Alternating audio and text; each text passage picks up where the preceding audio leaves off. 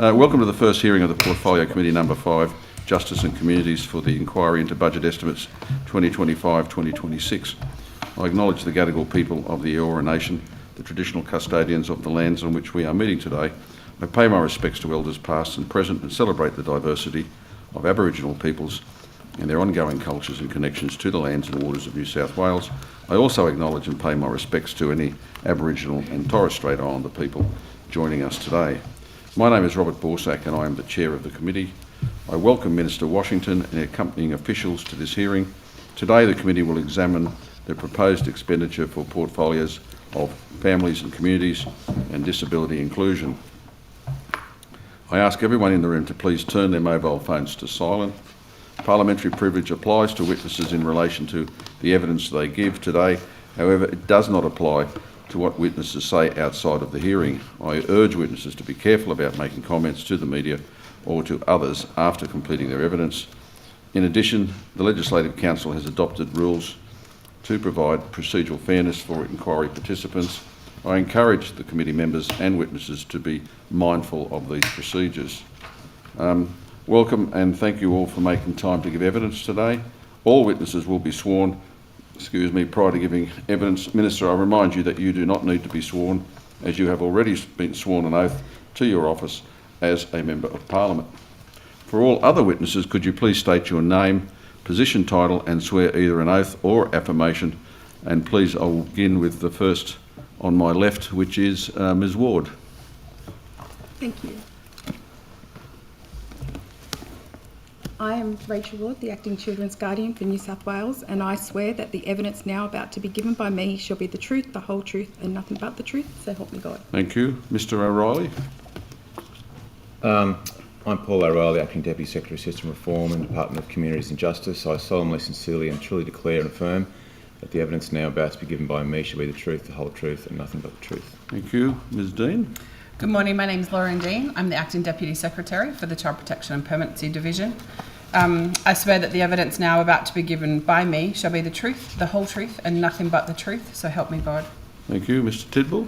Michael Tidball, Secretary, Department of Communities and Justice. I swear that the evidence now about to be given by me shall be the truth, the whole truth and nothing but the truth, so help me God.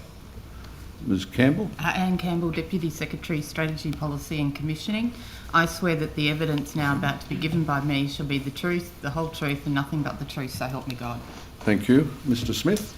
Jeff Smith, Commissioner, Ageing and Disability Commission. I solemnly, sincerely and truly declare and affirm the evidence now about to be given by me shall be the truth, the whole truth and nothing but the truth. Thank you. I might ask Ms Jarrett and Ms Dendel to step up just for the moment and swear.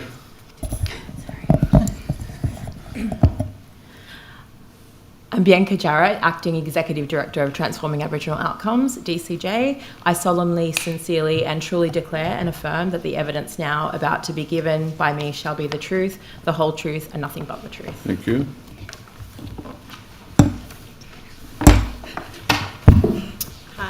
Zoe Dendel, Executive Director, Early Intervention Disability Inclusion. I solemnly, sincerely and truly declare and affirm that the evidence now about to be given by me shall be the truth, the whole truth and nothing but the truth. Thank you. I note, ladies, that if you're asked to come to the desk to give evidence, I'd like to remind you that you come forward to answer questions. Please bring your nameplate with you and place it in front of you on the table so that Hansard, ensuring that Hansard can identify you as the correct witness. Today's hearing will be conducted from 9:15 till 5:30. We're joined by the Minister for the morning session 9:15 till 1 p.m. with a 15-minute break at 11. In the afternoon we will hear from departmental witnesses from 2 till 5:30 with a 15-minute break at 3:30. During these sessions there will be questions from the opposition and crossbench members only, and then 15 minutes allocated for government questions at 10:45, 12:45 and 5:15. We'll begin with questions from the crossbench. Ms Higginson. Thank you. Good morning, Minister. Thank you for being here. Minister, can you please confirm that the not-for-profit out-of-home care provider that was the subject of the final report from Project Mariba was Alambi Care? Morning, Ms Higginson. And And yes, I can confirm that the provider, the subject of that report, is Alembi Care. And if I might, I would like to say that I'm willing to name that provider today because I'm honestly fed up. I'm fed up that we have a system and we inherited a system where funds that are intended and ought to be going to support vulnerable children haven't been going where they should be. Can you confirm that's a provider that receives around about $70 million per year from the New South Wales Government? Yes, I can. I think it's one of the largest providers in terms of the funds it receives from us in the out-of-home care system, not in terms of the number of children in its care, but by virtue of it being largely a residential care provider. I understand this year it's around $76 million that they'll be receiving. Can you confirm that it would appear that the provider ran a senior employee incentive scheme where employees purchased houses, as I understand it, 12 by various senior executives, and then rented those premises back to the provider at a 20% above market value? Yes, I can, Ms Higginson. That was revealed in the report. It was also something uncovered in the system review that was co-authored by Ms Dean. Is it correct that in their annual report of 23-24, the provider claimed that, in quotes, times are tough and the demand for our support is greater than any time in our 40-year history? I haven't read that myself, Ms Higginson. I have read Project Mariba report that we received from the forensic auditors, but I believe that that's accurate based on what you're saying. So, Minister, can you please explain what steps have already been undertaken to stop what would appear to be significant misuse of public funds from continuing? In relation to this particular instance that is the subject of this report, and it's not just limited to the staff property investment scheme that you've referred to. There are other issues that have arisen as a result of the forensic audit that we've had undertaken. What we have done in terms of this specific scheme is ensured that it's not continuing. When I first became aware of it last year, the department started looking into it. We continued to have concerns. It became apparent through the system review, and then by virtue of the system that we have where there are contracts in place with a lot of outsourced providers where we have very little visibility of what's going on, the only way we were really going to get to the bottom of it was with a forensic report being undertaken. That report has revealed that there are funds going where they ought not to, and we have, when that became known to us, I wrote to the provider, wrote to Alembi Care and said that this kind of scheme is not okay in the system.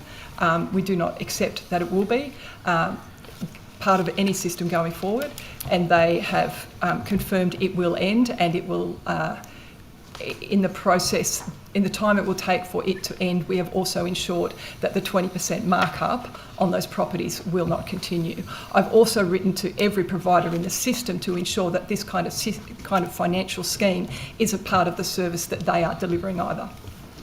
Is there any work being undertaken to be able to attribute any of the misuse of public funds to the denial of care or the negligence in care, or how children may have been in a position where they have gone without because of the misuse of these monies?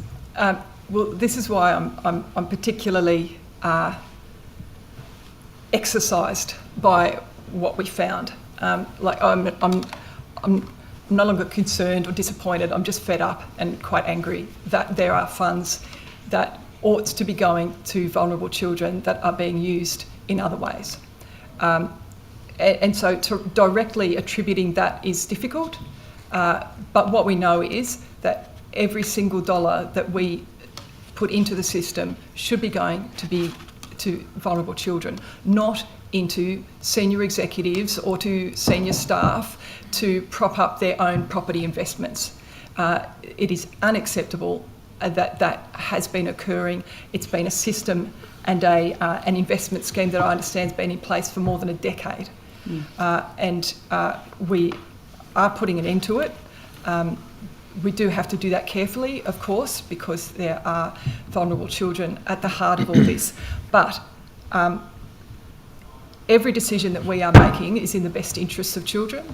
And when we see providers making decisions and setting up schemes where apparently supposedly designed as to be an incentive for staff, which does reap reward instead for those senior executive and staff members that are participating, and some partners of staff even who are participating in that scheme. What we know is it's not just that 20% markup on the rent. It is also significant funds that were used to set up the properties, including $20,000 spent on painting a property before it was even used for the purposes that they intended,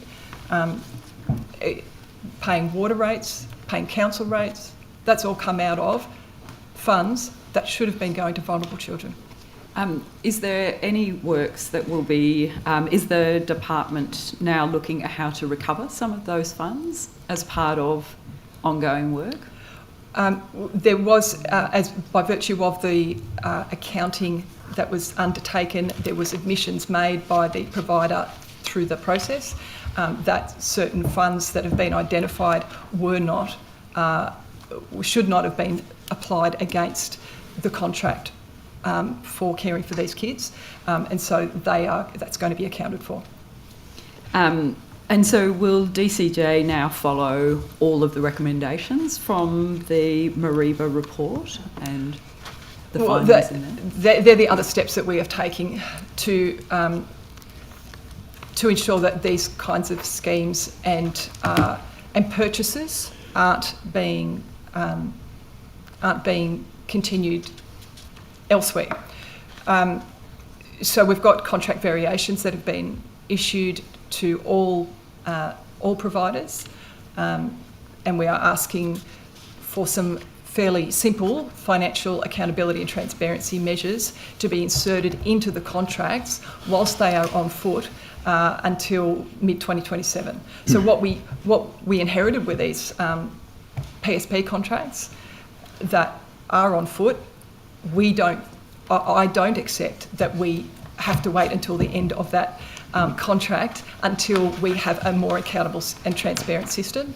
We want to ensure that we are doing everything we can to prevent the types of things that we saw in this report from occurring elsewhere. Have you had particular consideration in relation to the variations and how they might impact on the ACOs in a particular and detrimental way? Are you looking at how to implement any variations in co-design and partnership with the ACOs? Certainly had lots of conversations with a number of ACOs and with ABSEC about that issue. What I have said very clearly is that I do not think there ought to be two separate systems of accountability and transparency when it comes to the contracts. We have been working out, trying to ensure that the measures that we are asking don't impact on them differently, and we haven't found that that's the case to any that the impacts will be detrimental to them particularly. We cannot identify anything from any of the conversations that we've had that will be the case. So my view is that every single provider that we are funding to provide services to vulnerable children ought to have the same level of accountability and transparency when it comes to financial accounting. Thank you. I'll come back to the variations. Thank you. Minister, I'd like to turn now to wheelchair access taxis. After the last government's deregulation, the number of wheelchair accessible taxis dropped significantly, making it harder for people with disabilities to get around. In your press release, you said, and I quote, "We're working hard to clean up the mess left by the former government. Their decisions literally left people with disabilities stranded." Minister, your party supported the total deregulation. Surely the government is also responsible for the current problems. Minister, can you advise what the actual drop in numbers has been since the last election? Thanks, Chair, and it's an important question in terms of the availability of wheelchair accessible taxis, an issue that's particularly challenging in regional areas. I don't accept the support provided, that there was support provided to us for the direction taken by the former government. What they did was walk knowingly into a different way of operating, which has seen wheelchair accessible taxis coming out of the system. And they knew that before they made the decision. They were meant to act, they were meant to put things in place before they did do that, and they didn't. And the consequence is many taxis coming out of the system. I can find out those details and provide them to you in terms of the sheer numbers. But what we've done in response, and when we came into government, we held roundtables in Sydney and across regional areas with a lot of taxi operators and providers and people with disability to work out what we needed to do to get more taxis, wheelchair accessible taxis, back on the road. And that's why we've now got a $15 million emergency package, which we hope will see provide the incentives to taxi operators. Well, Minister, to increase the numbers on the road. I note that as of March 2025, the number of registered wheelchair accessible taxis in New South Wales has fallen from 941 in 2019 to 625, a decline of around a third. I note also that the Premier has rolled out a funding package, which is what you're talking about, I think, to support the wheelchair accessible taxi sector, including a one-year $2,500 grant to cover operational costs and driver incentives. There's also an interest-free loan scheme to help taxi operators buy or modify vehicles so they're wheelchair accessible, helping get more taxis on the road where they're needed. Minister, have you consulted with the taxi industry itself in relation to how effective this grants program is? And will that, in your view, increase wheelchair accessible taxis, not just in Sydney, but across the state, especially in the bush? Well, the package was designed in consultation with the taxi industry. Taxi Council was at the roundtables that we held. They have been in close consultation with the Point-to-Point Commissioner, who was also in attendance at those roundtables. This has been led by the former Minister and now Minister for Regional Transport, for Transport, and it is a scheme, both, as you say, both in terms of support for operational costs, as well as an incentive to make the alterations to taxis through the interest-free loan of up to $125,000. So we are, based on the consultation that we had with the roundtables and in close consultation with the taxi industry itself and the Taxi Council, we are hoping that these measures will start to see a turnaround. We've also got a different way of operating in terms of the taxi transport subsidy, and we are seeing early signs that there is an increased markup on that. What we've allowed in that scheme is greater variability to ensure that there are different rates applying to in the evenings, on weekends, and during public holidays, because they were times when we knew that it was even more difficult for people who needed wheelchair accessible taxis to access them. When you talk about different rates, what do you want to elucidate what that means? It just means that the transport taxi subsidy, as I understand, can vary an increase depending on what time of the hours week of it is. operation. Is Indeed. that what you're saying? Indeed, to try and address the greater difficulty of catching a wheelchair accessible taxi in the evenings and during holiday periods. Does rural and regional New South Wales get any special consideration in relation to that program? Well, the program applies across the state, but it's certainly designed with a mind to the acute need in regional areas to see an increase in wheelchair accessible taxis. That's why we held the roundtables in Wagga, in Orange, in Ballina, because we wanted to hear from regional communities. I live in the regions as well. I know how difficult it is and how sparse they are, and more than that, how important it is to ensure that people who need wheelchair accessible taxis can get them when they need them. Well, can you detail how that increase will actually come to effect in rural and regional areas? I mean, what special fine tuning are they going to get that's going to guarantee that they're going to get an uplift in disabled taxi access? Well, as I said, the emergency package is available across the state, and then so that any taxi operator anywhere, and including regional areas, can access an interest-free loan to do the modifications to their vehicle or access the additional support for operating a vehicle of $2,500. Does that program apply to Uber drivers and their cars as well, or is it just the taxi industry? As I understand, it's just the taxi industry. I might have to get some... I was just wondering whether rideshare would be able to put their hand up. As I understand, as I recall, with the point-to-point commissioner, it was more difficult to engage with the rideshare industry in terms of these conversations.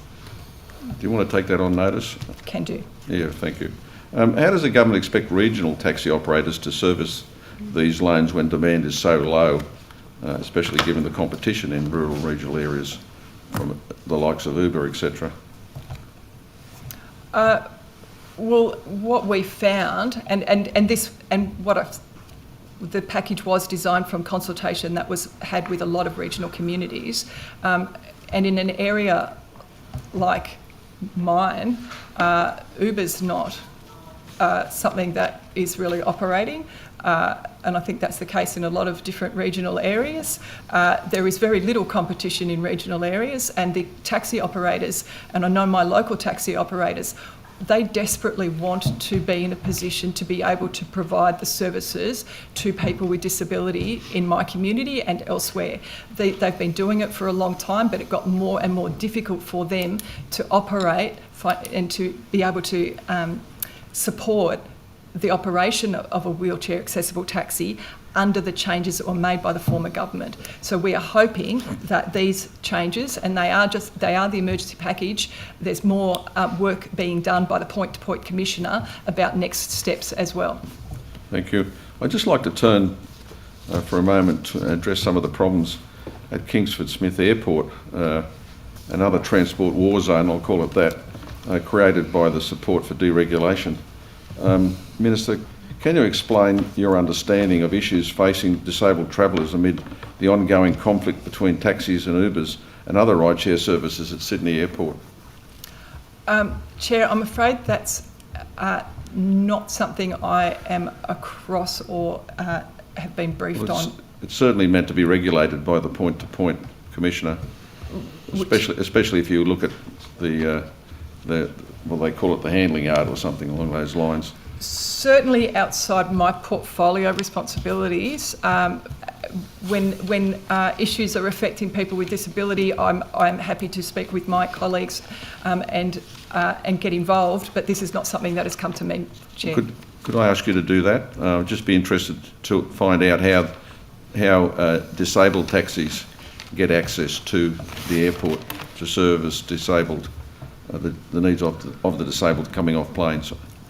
Certainly, absolutely. Thank you. And I see I've got to the end of it.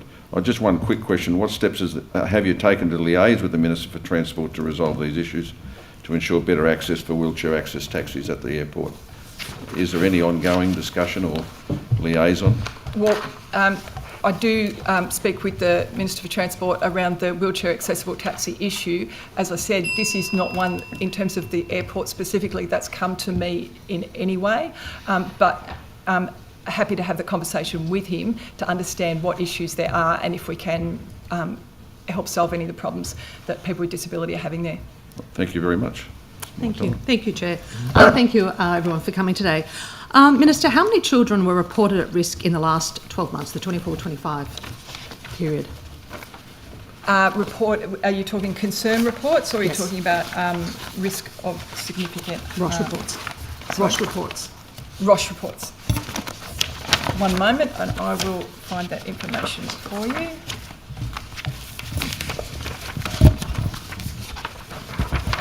This is all on the public dashboard and I'm just going to look at... I'm looking for the 24-25.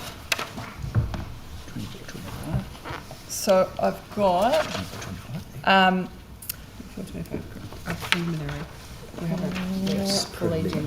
Yeah.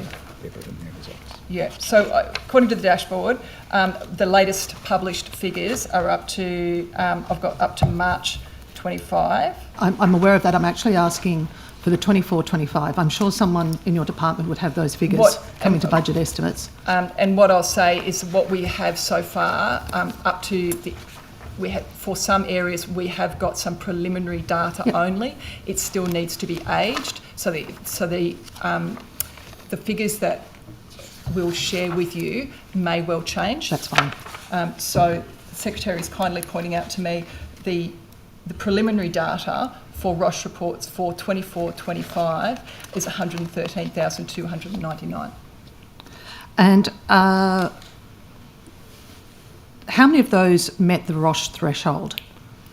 So is that the total figure of reports made, or That's the threshold. that's the threshold? That's the threshold. concern reports that are suspected ROSH, and that's 130,000. And then how many were actually reports made? So that's the non-threshold and threshold combined. So the total... Well, that's not how it works, but the concern reports is a different question. No, it's the same question. How many reports were made? So there was a number of concern reports to the helpline. Again, preliminary data, 242,846 so far. So last year, it was the 23-24, it was 158,795. So that's quite a significant jump, even though it's preliminary data. In terms of overall reports made. Concern reports? Increased. Yeah. How many ROSH reports were closed due to competing priorities during 24-25? Sorry, I'll just go back to that question though. Around the number of ROSH reports having increased. What hasn't increased is the number of, as I recall, is the number of children involved in those ROSH reports. Is that accurate? And I think I've got a graph that demonstrates that the number of children involved in those ROSH reports hasn't increased, and in fact the trajectory we're now on is lower than the trajectory under the former government. So if I might just table that report. The chair's not there. The acting chair. Thank you. Deputy chair. That's fine. I might actually, I've been provided some data, and Ms Dean, you would be given accurate information up to date for the financial year. It shows that the number of reports that have come in is 27,838. Does that sound about right for this financial year? I'd have to take that on notice, Ms McLaren-Jones. So you haven't been given a up-to-date records for ahead of budget? You're talking about this financial year? Yeah, this financial year sorry, from 1 Ms July. McLaren-Jones, I was distracted for a moment. Are you asking for data since the end of this? I'm asking from this financial year, 1 July. Right. I've been provided data from someone that states, and they've run a report, and it shows that 27,838 reports have been made to date. Can you table that report? No, the because data it might that, indicate who the individual is. because it's not. If you're suggesting we might have data that's from the end of financial year, which is only, I don't know, 5 weeks ago. Let's just say we look at the previous quarter. So around 58,000 reports were made, and this is the public record, for January to March. Yep. So what I've been given is the last 6 weeks, which estimate to be about 27,000. So that sounds about right. That there is no fidelity in that data. It has not been tested at all, given that's only 6 weeks old since beginning of financial year.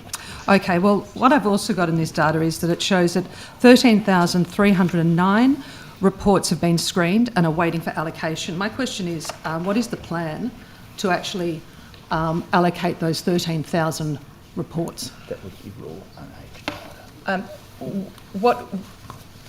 data.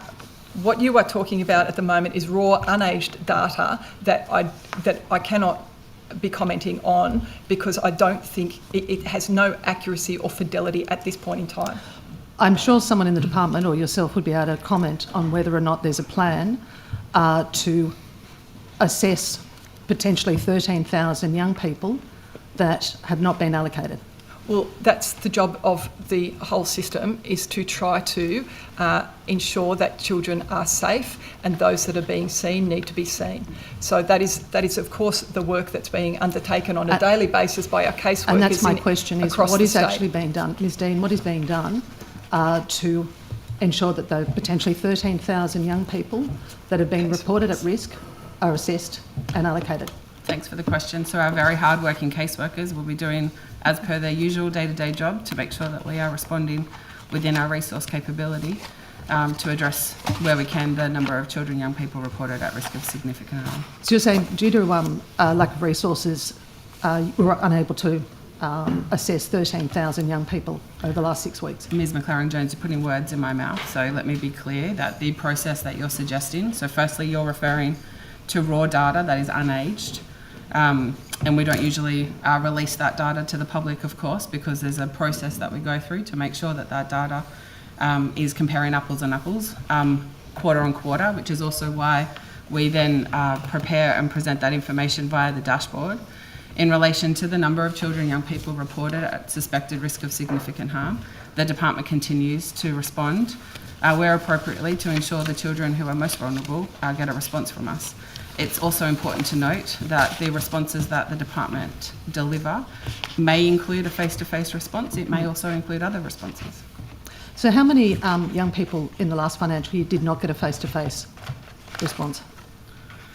If you give me a moment, we can find that number for you. And whilst Ms Dean's finding that number, I might add, this is what we are doing is trying to address the crisis in the system that we inherited, where there were not... Minister, you've been in government for 2.5 years. We're finding that close to 30,000 reports have been made in the last 6 weeks, and potentially 13,000 of those have not been looked at. Chair, I'm just going to raise a point of order, if I can.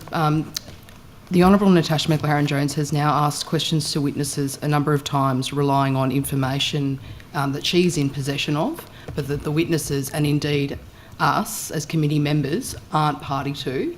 So I would ask that you direct her to table that advice or whatever document that is that she's referring to, just in the interests of procedural fairness, not only for the witnesses but also for committee members. I don't think it's procedurally fair to be asking questions to these witnesses when we're relying on untested or unverified facts and information that not all committee members are privy to. And the member is actually now wasting time. It's not unusual, particularly in budget estimates, to be given material that is not provided to witnesses, because it could actually reveal where it's come from. And it's also the opportunity for the department to seek clarification on specific data if they want. I'm sure there's a lot of people in the department watching this who would be able to run the report as this person has. Well, to that point of order, we can choose to redact that information from the document. So I'd again ask that you request that the member table that, and the committee secretariat can, as they do, redact any sensitive information. Do you have anything to table? I won't provide it because it will actually potentially reveal who provided it. Well, then I'd ask It you has a lot to of data. direct her to not continue this line of questioning Oh, where yeah. she's unless it is I can't do the that. case that you're willing to provide it to us You're all. wasting our time. Order. There's no point Table of the order. document. Good try. No Yep. point of order. Anyway, I will move on. I'd like an opportunity to respond to the question that was asked, and if you think that I could have resolved all the problems that we inherited in 2 years, Minister, I'm actually moving you on could to have done another it in line the of 2 years when you were questioning. minister, And I'm sure or the the 12 departments years you were in throughout government. today Order, could actually order. come up with run the report to actually verify, and we've got all day, exactly how many reports have been made since 1 July this year. And I'd also like to know how many reports have actually been or waiting for allocation, and also how many children are in care, because this report shows that 917 young people are in care that have had a further report made and are still waiting to be assessed. Ms McLaren-Jones, That's 6 weeks. what you are asking about is invalidated and unvalidated data. We won't be commenting on it today. That will be available to you at budget estimates later when that data is validated over time as all of our processes. Minister, Ms Dean actually said that the only thing that's made public is the number of reports made. It does not actually break down the number of people in care that haven't been allocated during that period, or the number of reports that haven't been reviewed at all. So will you provide that information for the last 12 months? Are you now, sorry, you've been asking questions in relation to since the end of the financial year in the last 6 weeks in a system that is Exactly. enormous. And you just now said you are that- asking for information for 24-25, is that accurate? That's accurate. About, As I just went through, Minister, this report breaks it down to the number of reports that have been made, those that have been seen, those that have not been seen, which we publish, and we have more accountability and transparency in the system than ever your government showed. That's okay. And so we are open and honest, have been since we got into government, about the problems in the system. We publish, we're not, there's no one here saying that the system is working perfectly. It's what we want to use is information that demonstrates any of the issues we've got. And so, yes, there are children that are in the system that are reported as at Roche. that are not seen.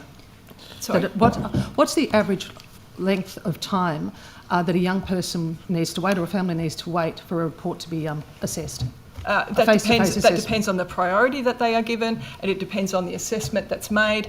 So, for example, if there is a child that is reported at Roche and is then assessed at a CSC, that they are no longer in a place that was causing them issues before, and their circumstances have changed, then they may not be seen because we know that they've got therapeutic supports in place. But if you're not supporting going them to because see the them, you system, wouldn't know that. The system is working. Minister, at has times. the risk of significant harm threshold changed? No. Is there any plan to change the categories or the threshold? We are looking at every aspect of the system to work out ways that we can make children safer. So you are and ensure intending to change the you are categories? You are absolutely putting words in my mouth. No, I'm just asking. The question was quite specific, Minister. Are you intending to change the categories of the threshold for a Roche report? I'm saying that everything is on the table when it comes to our reform. So I take that as yes, you are. And so what will be removed? You cannot take that as given. I'm just saying that we are looking at every aspect of the system to ensure that children who need support, children who need a response, gets it. So what that looks like in the future, it may look different. But that's because the crisis that we are trying to fix is still playing out. Minister, you're actually saying that you're going to potentially lower the threshold for... Did I say that? You said everything is on the table, and you didn't rule it out, Minister. No. Minister, this is not a game. I said that. Minister, this is not a game. Can I raise a point of order? I asked you specifically. In terms of the procedural fairness resolution, it's very appropriate for the Honourable Natasha McLaren-Jones to ask a question. It is not appropriate for her to then answer the question. That's appropriate she's for not the answering Minister. The Minister needs to be allowed time to actually respond It was quite a specific to question. a question that's being asked. No, I'll uphold the point of order. If the Minister can answer the question any way she likes or not, and I think it would help the opposition if she gets a chance to answer the question rather than you answer it yourself. Well, she doesn't answer it. Minister, here's a very specific question. Do you intend to remove underage forced marriages from Ross reports? And if you're not sure, I'm happy someone from the department to answer that. That is not something that has come to me at all, and not something that's currently being considered, no. Could I ask if someone from the department could answer if you intend, or does the department, have they issued any statements to staff regarding underage forced marriages being removed from... No. No. Not to my knowledge or Ms Dean's. Correct. Minister, are you aware of any children that have been left at police stations overnight because they could not be assessed? I don't. So, are you saying they are in the system or they're not in the system? A report's been made. A Ross report's been made. Are you aware of any young people that have been left at police stations overnight because there was no one available to see them? I am aware of instances where there have been children that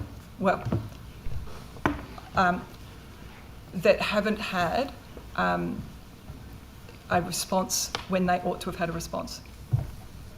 And they've been left at a police station?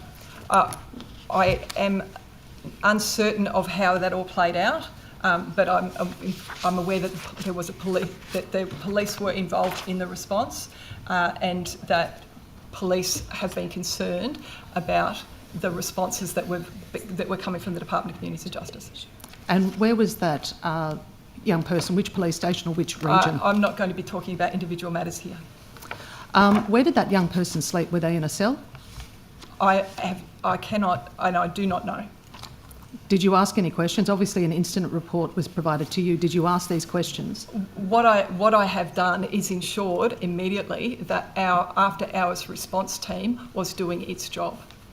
Because as soon as I heard about an instance, I raised it with the department, and the department has been doing an enormous amount of work since then to ensure that the after-hours response team was responding as it should. Do you know how old that young person was? I do not. Minister, you've said that, or do you know what date this occurred? I do not. Could someone else answer how young that person was? We're talking about a specific case here, and this forum is not appropriate for a specific case. Are you sure that this has not occurred anywhere else in the state? I have been, the department has been doing an enormous amount of work since that issue and others arose in relation to after-hours responses. Again, it is a symptom of the system that we inherited, where work was not, there were not enough caseworkers. We had a spiralling system. Caseworkers were walking out the door, as I and said, we've been you've doing been everything there we for can to 2.5 years. I've asked earlier questions regarding Ross reports and the claims that there are thousands of reports that have not been looked at in the last 6 weeks, and you're saying you're addressing the issue of a young person being left at a police station. What exactly are you doing? We are doing so much more than your government ever did. What we Minister, are doing I'm asking is you what you're doing. You've been there 2.5 years. You have thousands of young people that aren't being assessed, young people potentially at police stations and not being looked after. I'm asking you what you're doing. We are rebuilding the system that you left to us that was broken and spiralling out of control. And I do, given that you've had your platform for a moment, I want time to answer this question appropriately. What we are doing is valuing caseworkers for the very first time in decades. Minister, by providing, you have thousands of young people. You have asked what we are doing. Order. I have asked what we are doing. Point of... Who makes the assessments? You are the former minister, maybe you should know. caseworkers make exactly. the This assessments. is my point. And we this need is my point. caseworkers We've on got the thousands order. of young people who have had reports made and they're not being Chair, assessed. just a point of order around the number of interjections and refer to your previous ruling around allowing the minister to answer the question. Yeah, I uphold the point of order. We are recruiting and retaining caseworkers. We are finally seeing the caseworkers staying in the system that were walking out the door under the former government. That left us vulnerable and the system vulnerable and vulnerable children in the state not being seen because we Minister, did not have the chair. I would ask you to uphold your order Minister, where I how can many answer the question and caseworkers given have time to left answer the in question. the first 12 months? Order. I reiterate the previous ruling. Minister, Thank you, you were Chair. talking about Thank you, casework. Chair, which means Minister, I get I've to only got answer the limited question. time. Point of order. Upon your ruling, the minister's about to answer and the member jumps straight in. I just think that's flouting the ruling. I uphold the point of order. I've only got Thank you, one question left. Chair. Minister, What we are doing is valuing You can get your own members caseworkers. to There's ask you a $190 dictator million at the in the budget to ensure that caseworkers are getting increased pay. They'll get increased support, increased specialised training to do the difficult work that they do. They were walking out the door under your former government. We are finally starting to see that turnaround. That is why and how we're going to start seeing more children when we actually have caseworkers staying in the system, feeling valued, being supported, getting the training that they need. Thank you. Ms Higginson. Thank you. Minister, can we just flip back to the variations that we were talking about on contracts? I'm particularly concerned about how variations are being approached in relation to the ACOs. I understand that it may be the case that some ACOs or an ACO is struggling or has declined to sign onto a variation. I'm just concerned about, so as I understand it, 2 contract variations have been: 1, providers cannot keep unspent surplus funds over 2% of their contract value. I just want to revert back to the fact that we saw $70,000 spent on beanbags by a non-ACO provider. I'm just concerned that it may well be, I don't know, but it may well be that such a spend comes because it comes to the end of a contract or a year and we don't want to have monies unspent. I don't know if that's the case, but it could seem likely. I'm concerned that having that clause, whilst it may appear to be a safety measure, a transparency measure, an accountability measure, could it have unintended and perverse consequences if we're now going to impose this? Thanks, Ms Higginson. What we are doing with our contract variations is trying to address the very issues in the report that you first mentioned, Project Mariba, but also the issues that arose from the numerous reports that have landed on my desk since I became Minister, from the Auditor General, from the Ombudsman, the system review that we conducted, from the Office of the Children's Guardian. Everyone is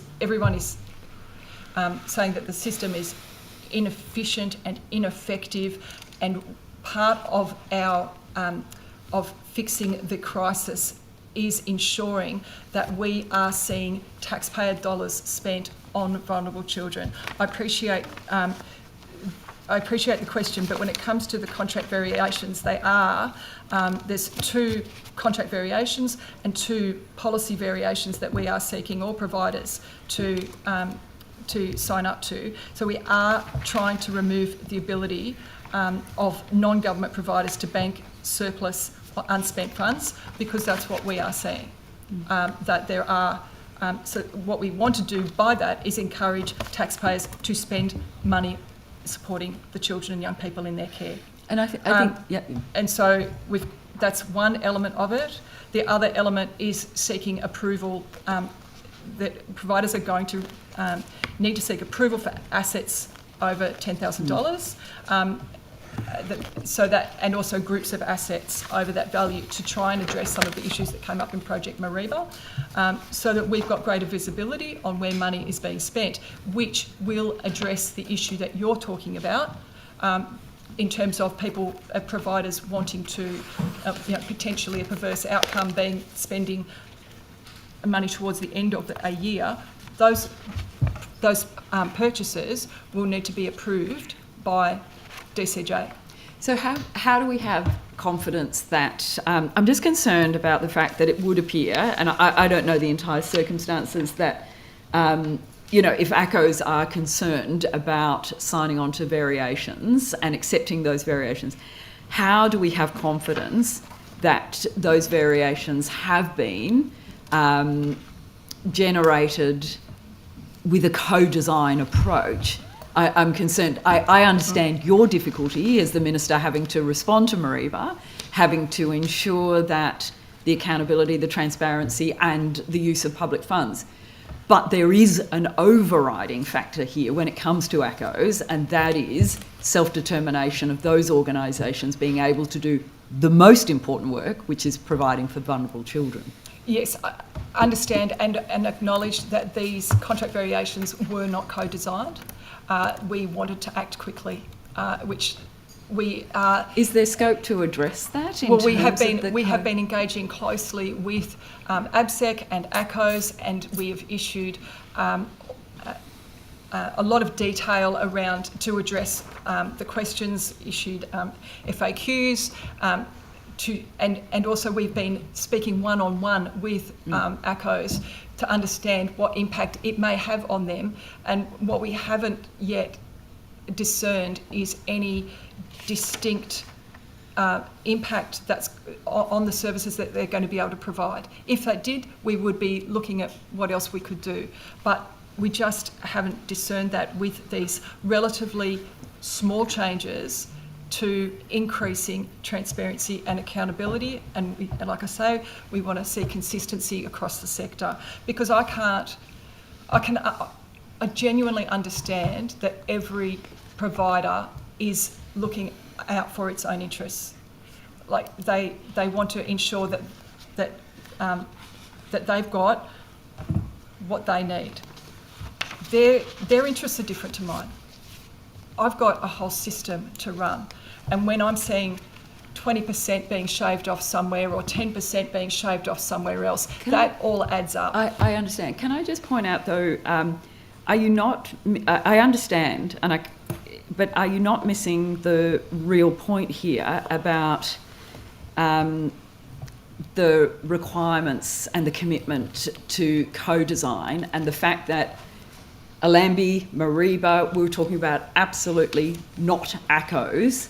My concern is about ACCOs right now. With the over-representation of First Nations, the commitment that the government says that it's made to genuine co-design, self-determination, I am really concerned that we're just not hearing that in this very important approach the government's taking to fix what we found in Mariba. Can I say that we have an absolute genuine and actioning our genuine partnership with Aboriginal community organisations and ABSEC. We have been partnering with them deeply on so many aspects of the system going forward. Those partnerships are ongoing, and a pure demonstration of the partnership and it translating to real tangible results has been the family preservation work that we have done with them, a 2.5-year consultation period, which has now designed a different way of working and with Aboriginal families and communities that will then result in up to 40% in our recommissioning of family preservation going to Aboriginal community controlled organisations. We're also just signed a partnership agreement with ALS, with ABSEC and DCJ, working together to work through some of the trickier, more complex issues around the long-term risk assessment strategy, around emergency removals, around the restoration task force. That is a genuine partnership to work through some of the really difficult issues. So when it comes to financial accountability and transparency, we had to move quickly. And yes, for this one aspect of a decision that we have made. I acknowledge that itself was not co-designed. We haven't been able, through our conversations, to discern how it impacts the self-determination and in terms of delivery of services to Aboriginal children and families through ACOs, how it affects those in a detrimental way. We haven't discerned that from any of the conversations we've had. But of course you're open that if there is evidence or information that would come forward to that extent, you're open to receiving that and working with that.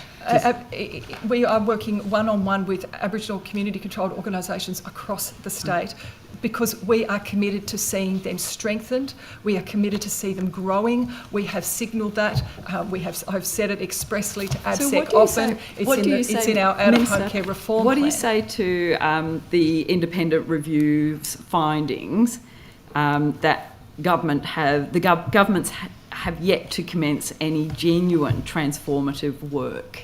There's in the Jumbunna Closing the Gap independent. Have you seen this report? The Jumbunna's Closing the Gap independent Aboriginal and Torres Strait Islander-led review.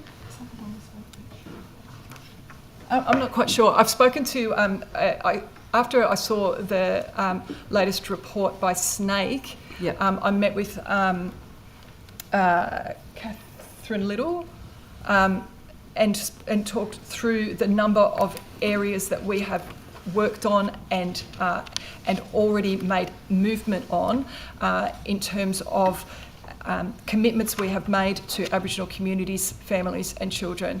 There are a number of pieces of work. They are really complex, but we are working across a whole range of areas, and we have seen progress in terms of risk assessment tool.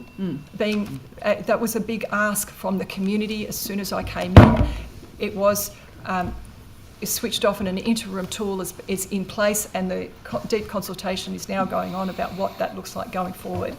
There's a number of really important pieces of work that we are doing in genuine partnership, but it does take time, and that's the work that we are doing right now. Thank you. I'll come back to the report in the next session. Thank you. Minister, just talking about inclusiveness for fishers who are disabled. Minister, fishing is obviously one of the most accessible and popular outdoor activities in New South Wales. As Minister for Disability, what have you done to ensure fishing spots and boat ramps are made accessible to the people that need proper disability access to those facilities? I couldn't agree with you more. I can't say I share any expertise in fishing, but I certainly know that it is something that is on the rise, and a lot of people are engaging in it in a really positive way, and I see that particularly in my community in Port Stephens. It is a pastime of many, and as a result, I know that a lot of the programs and the changes being the boat ramps and the expenditure from the program, I think it's the Boating Now program, and I might have to correct that, is on making sure some of our boat ramps are more accessible. I'm aware of those particular changes being funded in Port Stephens alone. So, Minister, are you up to date yourself, or are you leaving it to other ministers to implement those disability access programs? We work across government on all aspects relating to disability, whether it's fishing, wheelchair accessible taxis, transport, education. We are working across all areas to improve our inclusion and access, and that is reflected in the disability inclusion action plans that every department is currently engaged in their development of or rewriting of, depending on whether they've got them in place already or not.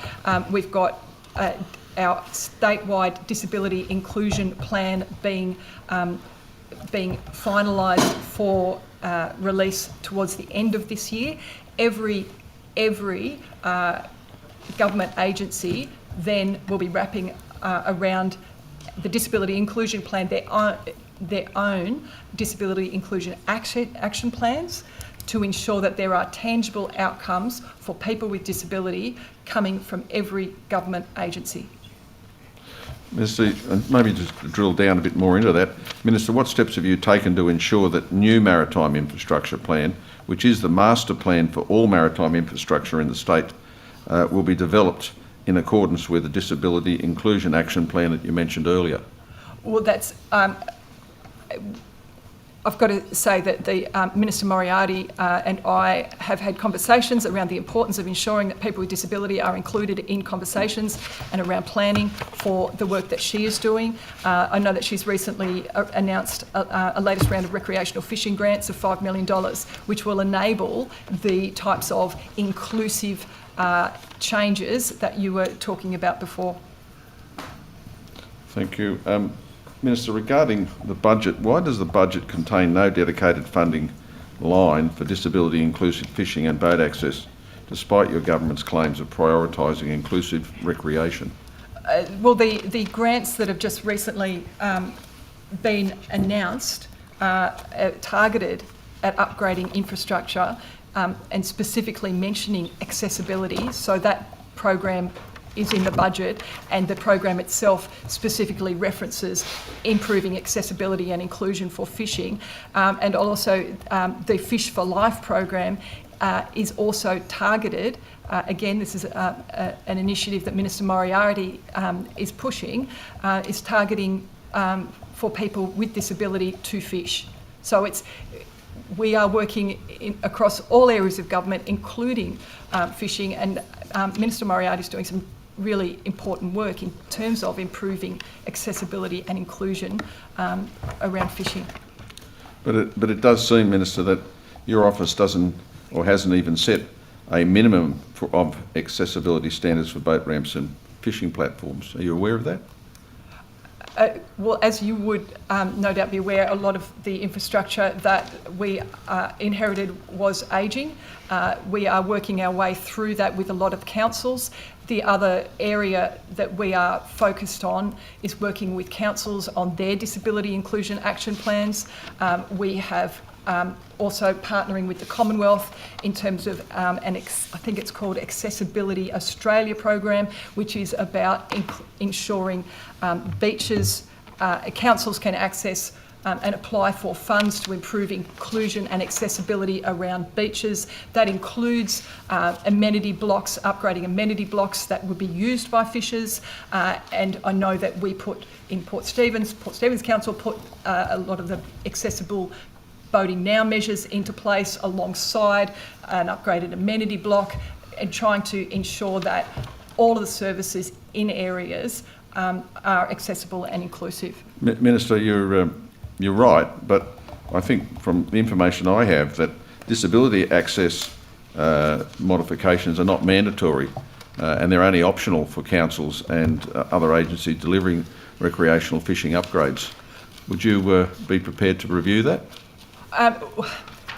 What we are working with councils across the state on is ensuring that their disability inclusion action plans are genuine and tangible and lead to tangible outcomes. We want to see infrastructure across the state for all people with disability to be able to access all kinds of activities, whether it's going for a swim at the beach or fishing or just visiting different areas. We are looking at all ways that we can improve inclusion and accessibility in New South Wales. But would you accept that it's really a matter of luck for people who want to go fishing, who are disabled, actually being able to access the areas that they think they want to access in relation to the sort of fishing locations they want to attend? Absolutely, we've got more work to do. There's no question. Like we are. I'm very proud of our government's approach to ensuring inclusion and accessibility is part of the decisions that we are making when it comes to improving infrastructure. But we have got a lot of work to do to overcome a lot of the legacies of the past. Minister, just talking about and thinking about communities and clubs that going through doing these modifications, is your department liaising or building partnerships with clubs and councils to ensure inclusive fishing events are funded and prioritised for the disabled? Well, I did just mention the Fish for Life program, and that was specifically targeted at people with disability to ensure that, and all clubs across the state, as I understand, could participate in that. But I actually have to check that, how broad that was. Minister, do you accept responsibility for the fact that people with disabilities remain shut out of some of the most popular recreational activities and fishing areas? Well, like I said, I accept that we have a lot of work to do to improve inclusion and accessibility across the state. There is no question. And we are up for the job and making sure that new programs, new plans, councils' disability inclusion action plans, our government's disability inclusion action plans are putting disability and inclusion at the heart of decisions that we're making. Okay, thank you. Opposition? Thank you very much. Are all adults required to retain a working with children check to be a volunteer worker or mentor at a camp with people under the age of 18? If they are working with children, yes.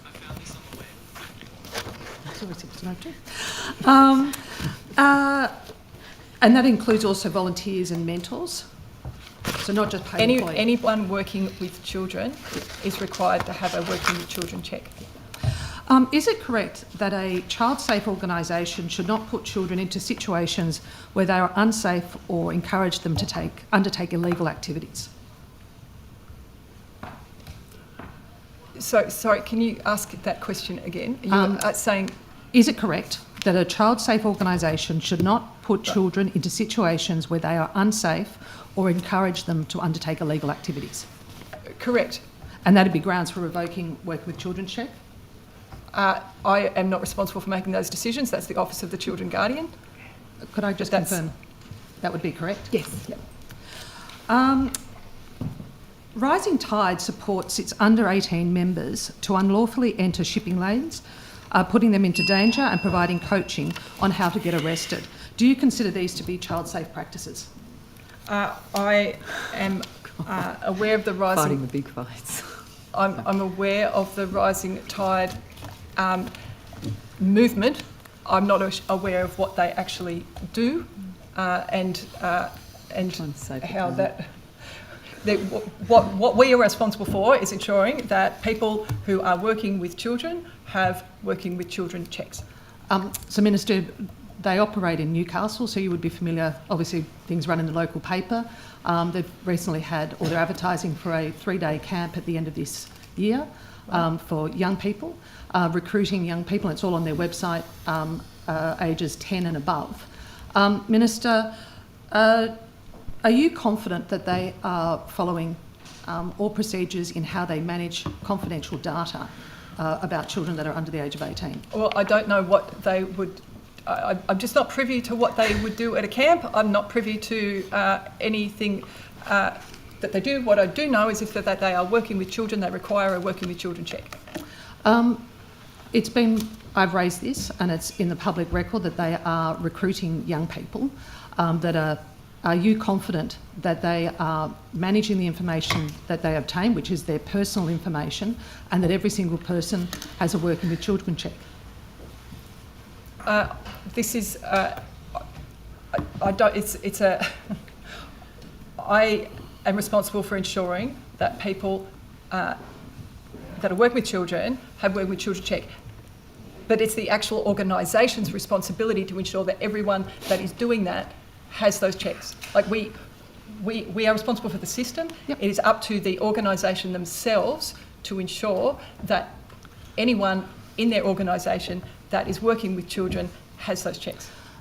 The fact that they're advertising upcoming camps, but also further blockades later this year, where they will be putting young people at risk on the water, do you consider this safe practices, and what action will you take?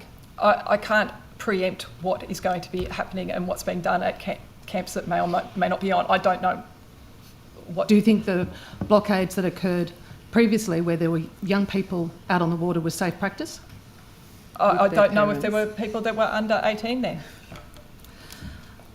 With their parents. Minister, I might move on to how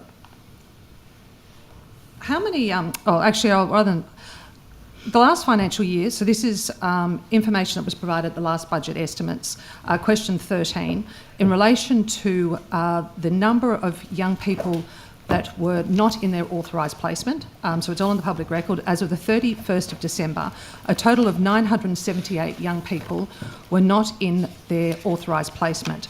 Of that, close to 950 were not with their carer. That meant that they either self-placed with a parent, they were self-placing but unknown to be where they were actually living, or they returned to their parent. Minister, what are you doing to support these young people financially when they're not at their allocated or their approved placement?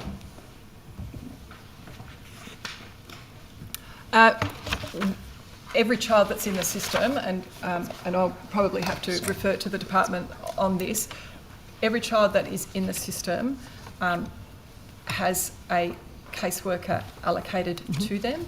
It is the responsibility when a child self-places, that caseworker stays connected to that child as best they can to ensure that they have the supports in place and to ensure that they are still safe. So Minister, where there's, and this says here, 266 young people, no placement or whereabouts recorded.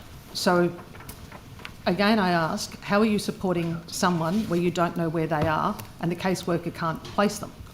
So how do you provide financial support? Because that financial support would be going to the carer. Well, it entirely depends on the situation.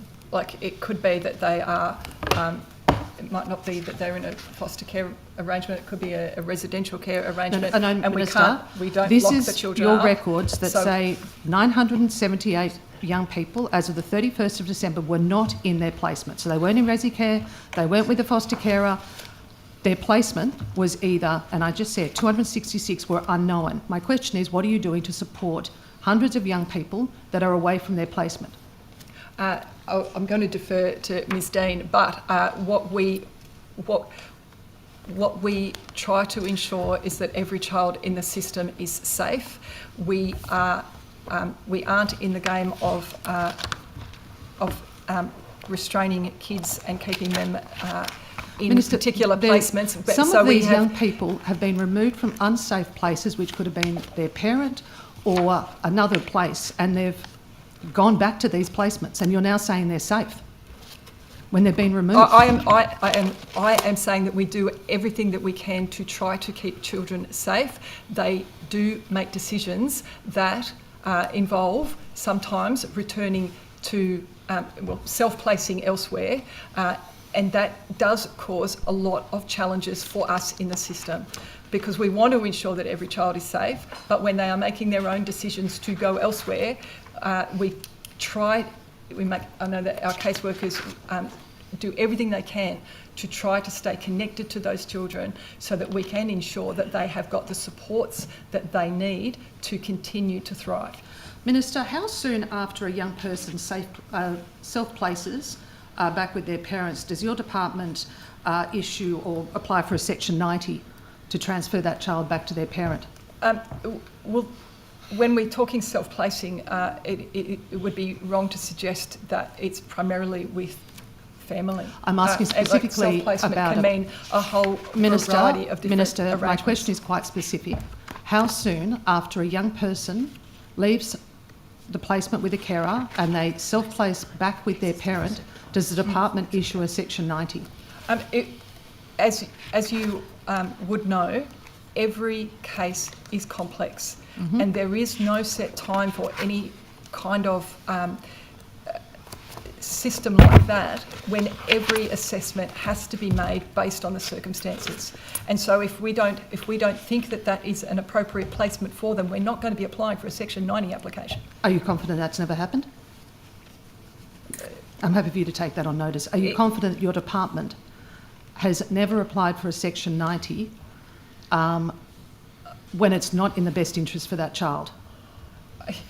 I am confident in that. So there's been no court... I am, and I do not want it misrepresented that I have said that we have not applied for a Section 90 in those circumstances. It might be that we have, because it might have been assessed that that was the best, in the best interests of that child. But there is no way that we are, and the department is ever going to be supporting a Section 90 application where we think a child is unsafe. How many of those Section 90s have been rejected by the courts in the last 12 months? I have to come back to you on that.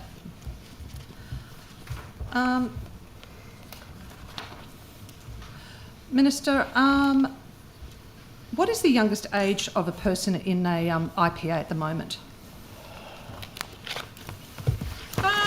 I will try to find that information for you in a moment.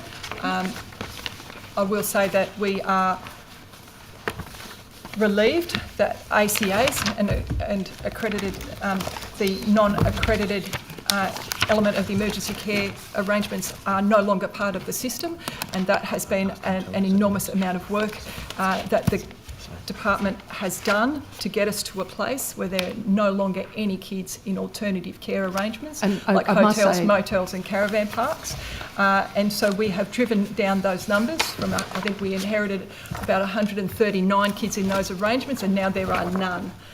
In terms of all other high-cost emergency arrangements, we are doing everything we can to drive down that number. And I think at its peak, there were about 503 kids in high-cost emergency arrangements. Yeah, I think, Minister, they may have the figure as the number of currently the youngest person in IPA at the moment.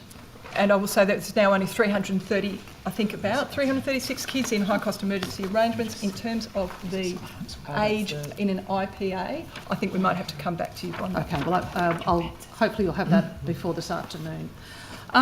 Minister, how many young people are currently in service departments? There are a number of, as I've just said, we have been doing an enormous amount of work to drive down the system that we inherited, Minister, where kids were going to high-cost emergency arrangements. Minister, service departments yes.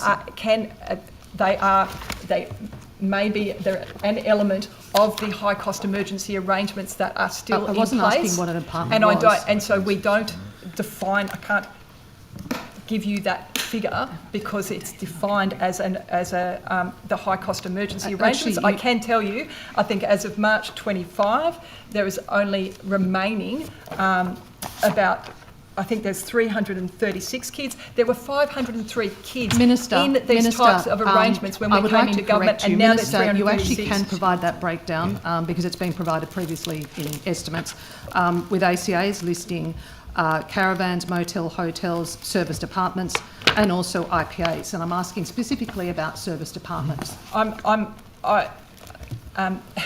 many young people are currently in service departments? What I'm amazed about, Ms McLaren-Jones, is that you're talking about a system where your government had kids going into hotels and motels and caravan parks, and which was the worst outcomes ever for them. What is the difference? Now there are none. Well, there are. There clearly are young people in service departments. What's the difference between a hotel and a service department? Apart from one gets service daily, the other's weekly. There is no child that is currently in an arrangement with an unaccredited provider, which is what you had set up in the system, baked into a system that we inherited. And I'd like to table. Minister, a Minister, graph how which many shows young people? The decline in the number of kids in high-cost emergency arrangements. Minister, you can do that during government time. A system that you established, and where kids were getting the worst outcomes possible. Minister, I have a specific question for you. Can you take on notice the number of young people who are currently in service departments? Now, the Auditor General's report actually said that the recommendation was to end the use of hotels, motels and service departments. But at the moment we see that you're still using service departments. How many for-profit providers are delivering IPAs? Minister, former Minister, I am still just gobsmacked that you are asking questions about high-cost emergency arrangements, which we have been Minister, open and honest about since we came into government, and you didn't talk about them at all. IPAs. Are you refusing to answer the question? Can I just a point of order? I wouldn't normally. I wouldn't normally do this. I would never ever normally interrupt. But I just can't imagine how Hansard is coping right now. That's my point. And it really, really matters how Hansard records budget estimates hearings. So please, both. Thank you. Thank you. Minister, I'll ask again, how many for-profits are delivering IPAs?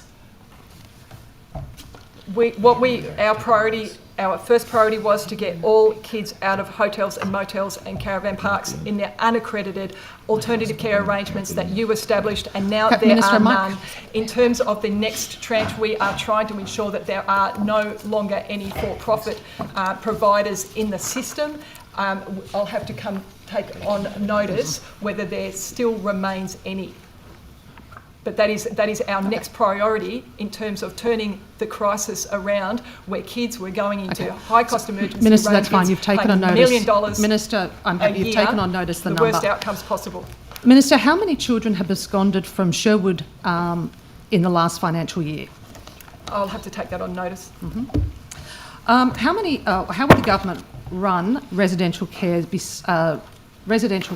cottages or homes be staffed, given there's no award provision for DCJ to be able to pay their residential staff directly? So as part of the measures that we have put into place to address the crisis we inherited, alongside recruiting foster carers, supporting caseworkers, we are now stepping into the game of standing up our own residential care places, and they are called the Waratah Care Cottages. We have stood up 4 of 5 of those. I'm asking about staffing, and we are they contracted? We have got in place DCJ house managers, and then under them we have got contracted arrangements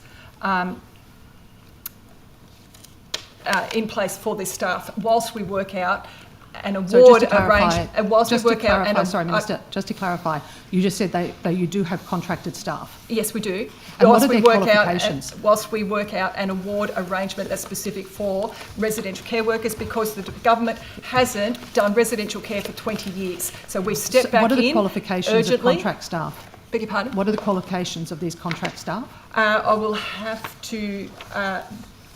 I do have that information somewhere, but I'll come back to you on that.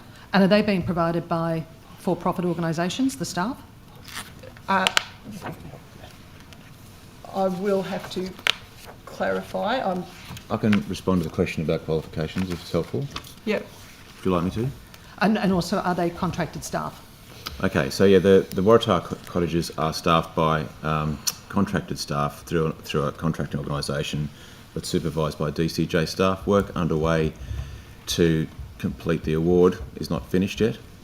When that work is finished, our view is that we want to move to a DCJ staff model, but that will take a bit more time. Staff need to be accredited and qualified.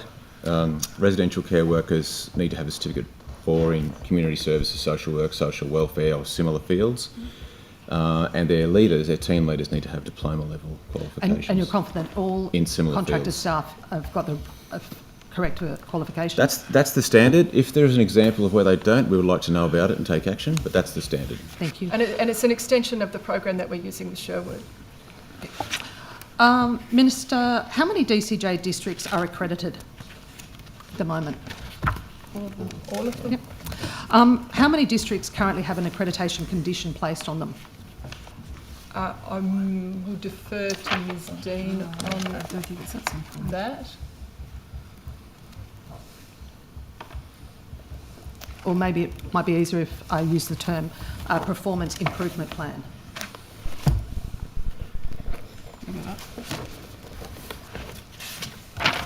Would you like me to answer the question? Yes, please.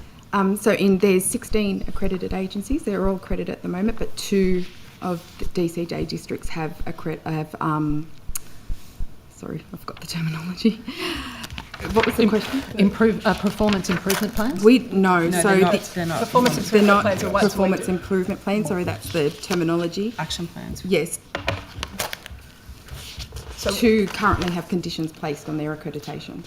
And what are the conditions for? To breaches of the standards, which I can come back to you after the break. Yes, the that'd actual be great. standards. Thank you very much. Minister, are you concerned that 2 of your districts have conditions placed on them and you weren't aware of it? We have got, I'm well aware of the pressures in the system across the state. I'm well aware that one of the biggest issues that we have, and one that we've been trying to address, is around caseworker vacancies, which does impact the work that we can do. This was part of the system that we inherited, where caseworkers were walking out the door. Ms Ward didn't actually say what the conditions were. I'm asking you, are you concerned that you were not advised that 2 districts have conditions placed on them? What I'm saying to you is that we have got a system that's been under immense pressure, and I'm unsurprised that there are areas, and I've visited a number of areas where they are really struggling because of caseworker vacancies. That is why we have prioritised support for caseworkers. It's why there's $190 million in the budget to improve caseworker pay, and we'll to get to improve caseworkers in a minute, their Minister. training and specialised supports. Minister, now that it's been brought to your attention that you have 2 districts that have conditions placed on them, what action will you take? The department is already actioning all of the stresses and strains across the system. They have been I'm doing asking it about for 2 2 years specific now. districts. And what we are doing 2 specific districts that have conditions placed on them that you were not advised of, and you have no answer as to what action you'll be taking to investigate what the conditions are, what's being changed. What action are you going to take? Well, there's already action being undertaken. We were well aware that there were districts that had conditions placed on them. Minister, I just asked you. The work is being and you done. couldn't answer. I wasn't sure if it had expired, if the conditions had expired yet. Obviously, that's up to the Office of the Children's Guardian to do that. Minister, I asked you specifically about it and you couldn't answer. Are you misleading the committee? I'm not misleading the committee. It's just that we have a lot of moving parts to a very large... It's 2 districts, Minister, out of 16, and they've got conditions placed. You were asked specifically about it and you failed to answer the question. Well, no, you asked about performance improvement plans. And we conditions. Don't do... The department does performance improvement plans on non-government providers. We don't do that, and the Office of Children's Guardian doesn't do that for Minister, the I asked department. about So there was a bit conditions. of confusion around the question you asked. No, I asked about conditions. You didn't have the answer. No, I can only assume that you weren't made aware of this. I've absolutely been made aware, and it's one of many moving parts in a system which we are trying to control, and the crisis that we inherited by doing a lot of work across the board with foster care recruitment, staff recruitment and support. Minister, I've just got a few minutes, if that's okay. I wrote to you quite recently asking and to the Secretary, asking if you were willing to look at undertaking some kind of workplace culture review of DCJ, and it came as a result of I have received concerns about workplace culture, management practices and the treatment of employees within the Department of Communities and Justice. And I put to you that I provided some examples, but I did put to you that it might be helpful, given the system and with your oversight is seeking to take a lot more control back into DCJ of providers and so on. Do you think that such an examination and review is appropriate, and are you willing to commit to something like that at this point? What we are committed to is through our reform of the system, is ensuring that there is a culture that is all focused on children and their welfare, and making sure that we have got the right system for their support.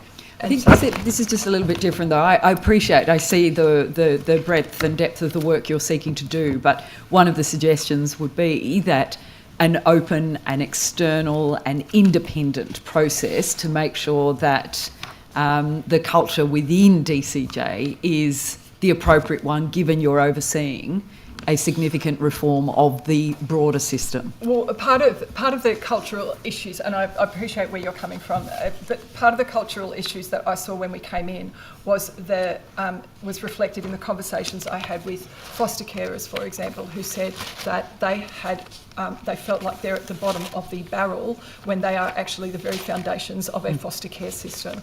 When I spoke to caseworkers who said that they hadn't felt valued for years and they felt like they were the former government's dirty little secret because no one spoke about them. So those are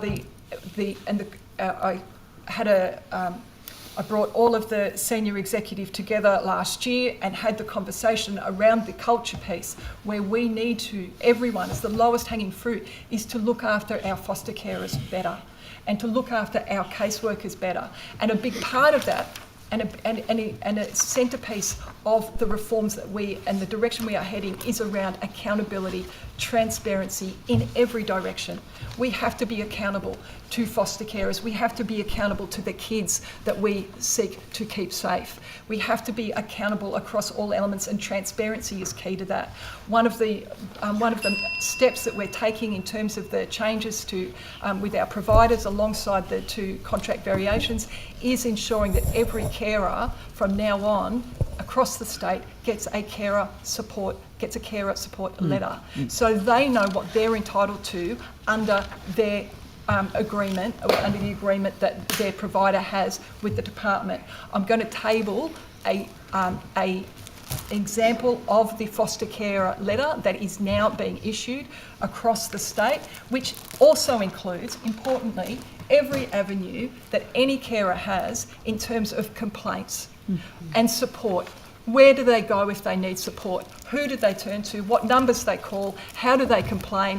That is all part of trying to address the culture piece that I think you are concerned about, as am I. Thank you. Okay, we'll now go to government questions. No questions, Chair. No government questions? At this time. No, we're very satisfied with the Minister's response. Very comprehensive, detailed. No comprehensive examination of the Minister? No, thank you. The Minister's answered all the questions appropriately. Okay, thank you. All right, we'll now take a break and return at 11:15. Thank you, Chair. Thank you, Minister.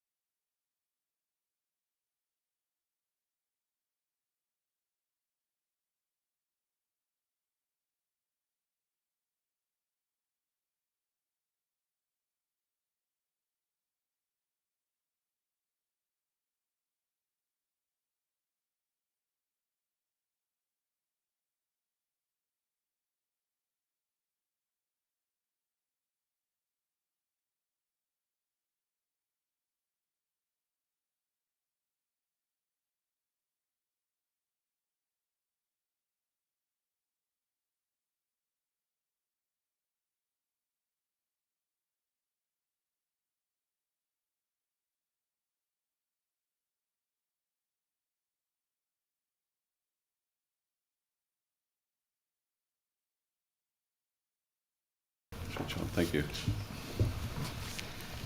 Over to you, Ms Boyd. Thank you, Chair, and good morning to all of you. Good morning, Minister.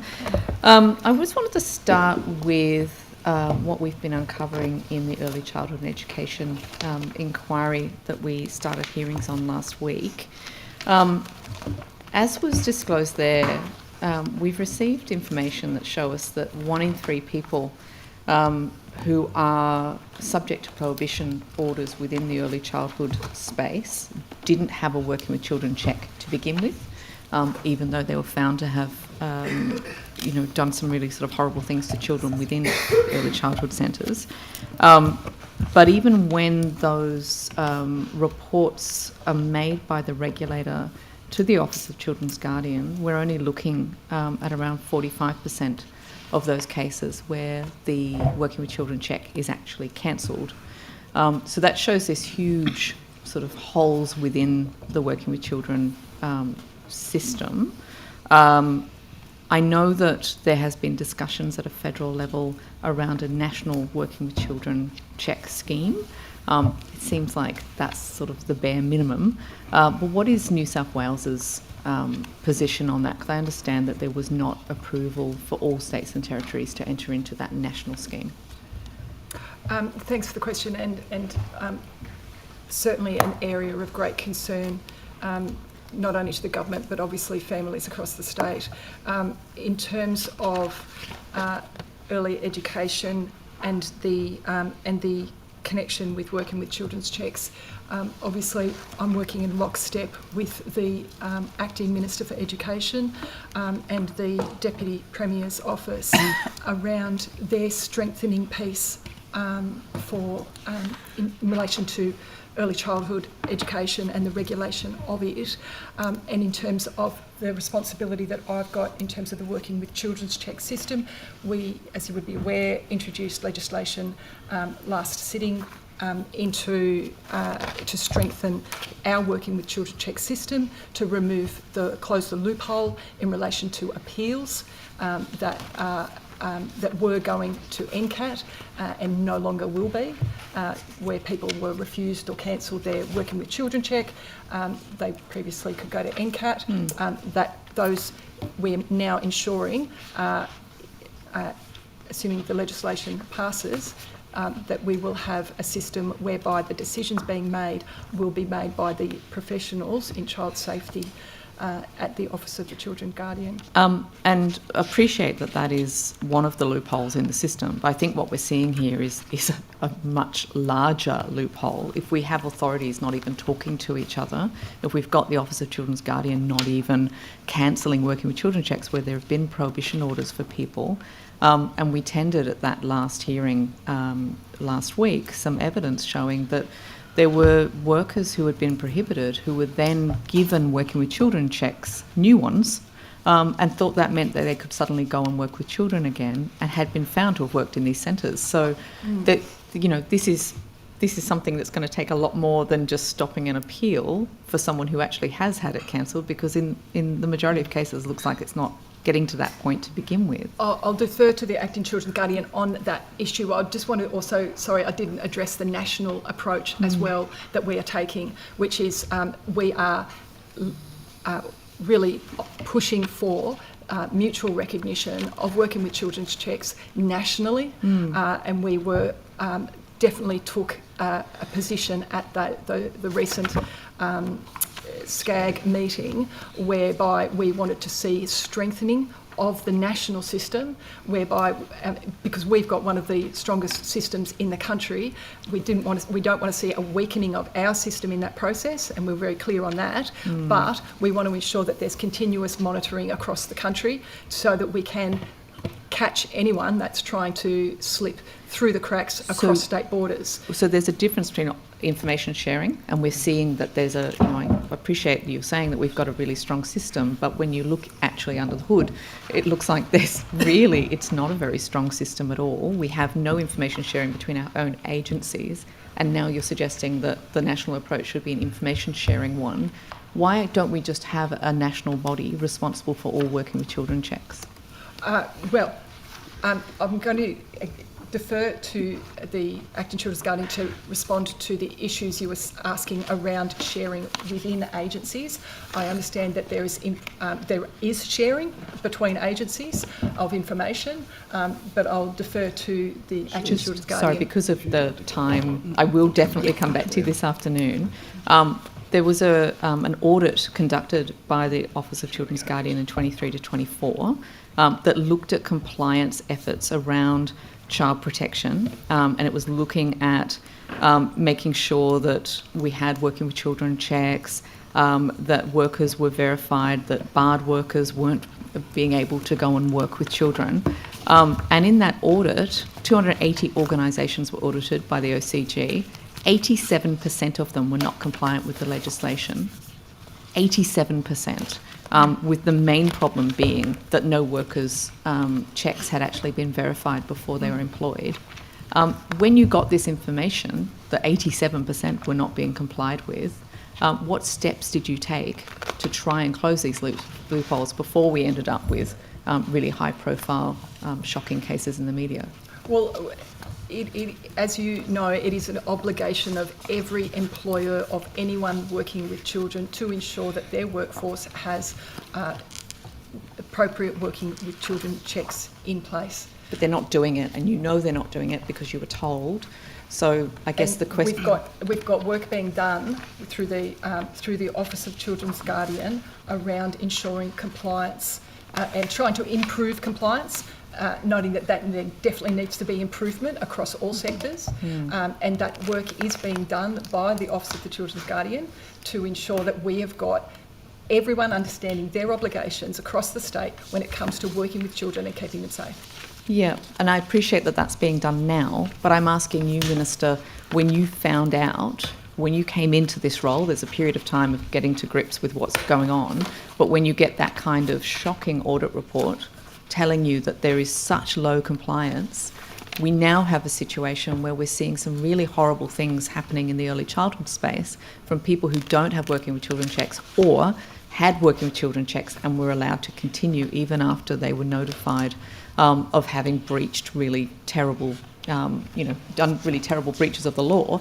What have you done prior to that point to make sure that it's not just a responsibility of organisations, but something the government's taking seriously? Well, we do take it very seriously, and we had, prior to introducing the legislation just recently, we have already had work being undertaken on how to strengthen the Working with Children Check scheme, and there's going to be a paper. I know the Office of the Children's Guardian has been working on a consultation paper that's going to be issued later this year to try to ensure that the system is working as it should and that organisations are aware of their responsibilities, their legal responsibilities, to ensure that every employer and every volunteer in their organisation that works with children has a check. Thank you. I will come back to that this afternoon as well. Just in the interest of time, I'll just move on. In the Federal Senate estimates in February 2025, so this year, it was revealed that around 50% of NDIS eligibility reassessments are resulting in removal from the scheme. I know that we've spoken before about foundational supports and the progress of that. But we're still having this situation where people are being chucked off of NDIS before they have the foundational supports at a state level.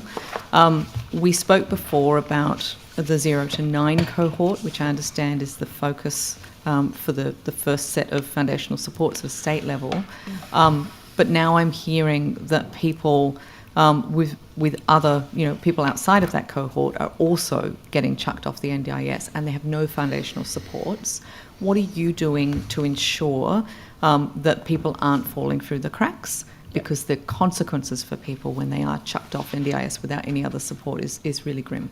Yes, I'm very concerned about what I'm hearing in terms of the NDIA's decision making at this point in time. What the state has signed up to is to, with the Commonwealth, is to try to work with them, making the scheme sustainable. What we have not signed up to is anyone who's eligible for the scheme missing out. So we have made it very clear with the Commonwealth, and we have constant conversations around our my responsibility that I take very, very seriously to ensure that our $4.1 billion contribution to the NDIS annually translates to support and services for people with disability that ought to be getting them. And I know you raised this at the last budget estimates, and I asked if you've got concrete examples of people who ought to be in the scheme being kicked off, please provide them to me. I don't think you gave us any after the last one. I think we have, but yes, I will check. I didn't see them, and I'm after any examples because I'm happy to take that up with the Commonwealth any day. Thank you. Minister, I have been made aware that a report has shown that 200 Aboriginal children in the past 12 months may have been transferred from ACOs back to DCJ. Can you tell me something about that?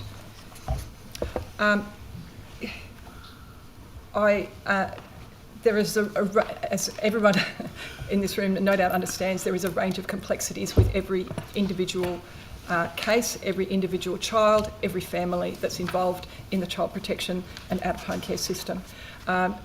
There is a range of different circumstances that would lead to a transfer of an Aboriginal child back from ACO back to DCJ or even to NGOs, as has occurred. And it can be around level of complexity. It can be the decision of the carer, and I'm sure that Ms Dean can go further into some of the situations that might give rise to that. But it's not something that I can assure you, we remain firmly of the view that Aboriginal children are best served being supported by Aboriginal community-controlled organisations.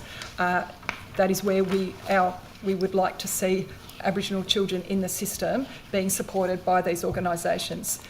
It's extraordinary circumstances where we might be having children coming back to us out of an ACO, but Ms Dean could no doubt provide more information. And I will come back to this. Thank you, Ms Dean. I know it's always seems really rude. I do want to know, but I know I have more time with you a bit later, if that's okay. Minister, does the figure, though, of 200 children, kind of with this reverse transition, is that a number that really concerns you? As I've said already today, is that we are committed to seeing a strengthened and growing Aboriginal community-controlled sector, because I remain firmly of the view that they are best placed to support Aboriginal children and families. So can I just ask specifically? When the decisions for children to come from ACOs to DCJ or to NGOs is done in collaboration with where the ACOs are requesting. And what we would like to see is reducing the pipeline of kids going into non-ACOs, Aboriginal children who are coming into the system, going to non-Aboriginal NGOs. That's where we want to see more kids going into, more of the Aboriginal children going to ACOs. It goes to carer recruitment and support amongst ACOs to try and stop the pipeline. But when we've got kids coming back to us, and as Ms Dean's just reminded me, often at the request of the ACO themselves, because of capacity issues, because of complexity. So I think that's my question then, really, and that's what, if you could elucidate, what do we do when an ACO is saying, hey, we can't, we don't have the capacity to deal with this particular child in this particular, and it looks like there's 200 cases of that in the last 12 months. What are the thresholds for saying, well, actually, we'll give you this capacity now, rather than the threshold of the child transitioning backwards and forwards? Or well, it's certainly not a funding issue. The funding per child has been going up and up and up under the PSP program. It can be a workforce issue. It can be a carer relationship issue with the provider themselves. Fundamentally, we respect carers. We respect that they also have choices, and that we respect that they want to make decisions that are in the best interests of the children in their care as well. And so decisions are made. We obviously work with NGOs, we work with ACOs. We want to see the best interests of every child in the system being served, and it has seen a number of children coming back to DCJ for a various number of reasons.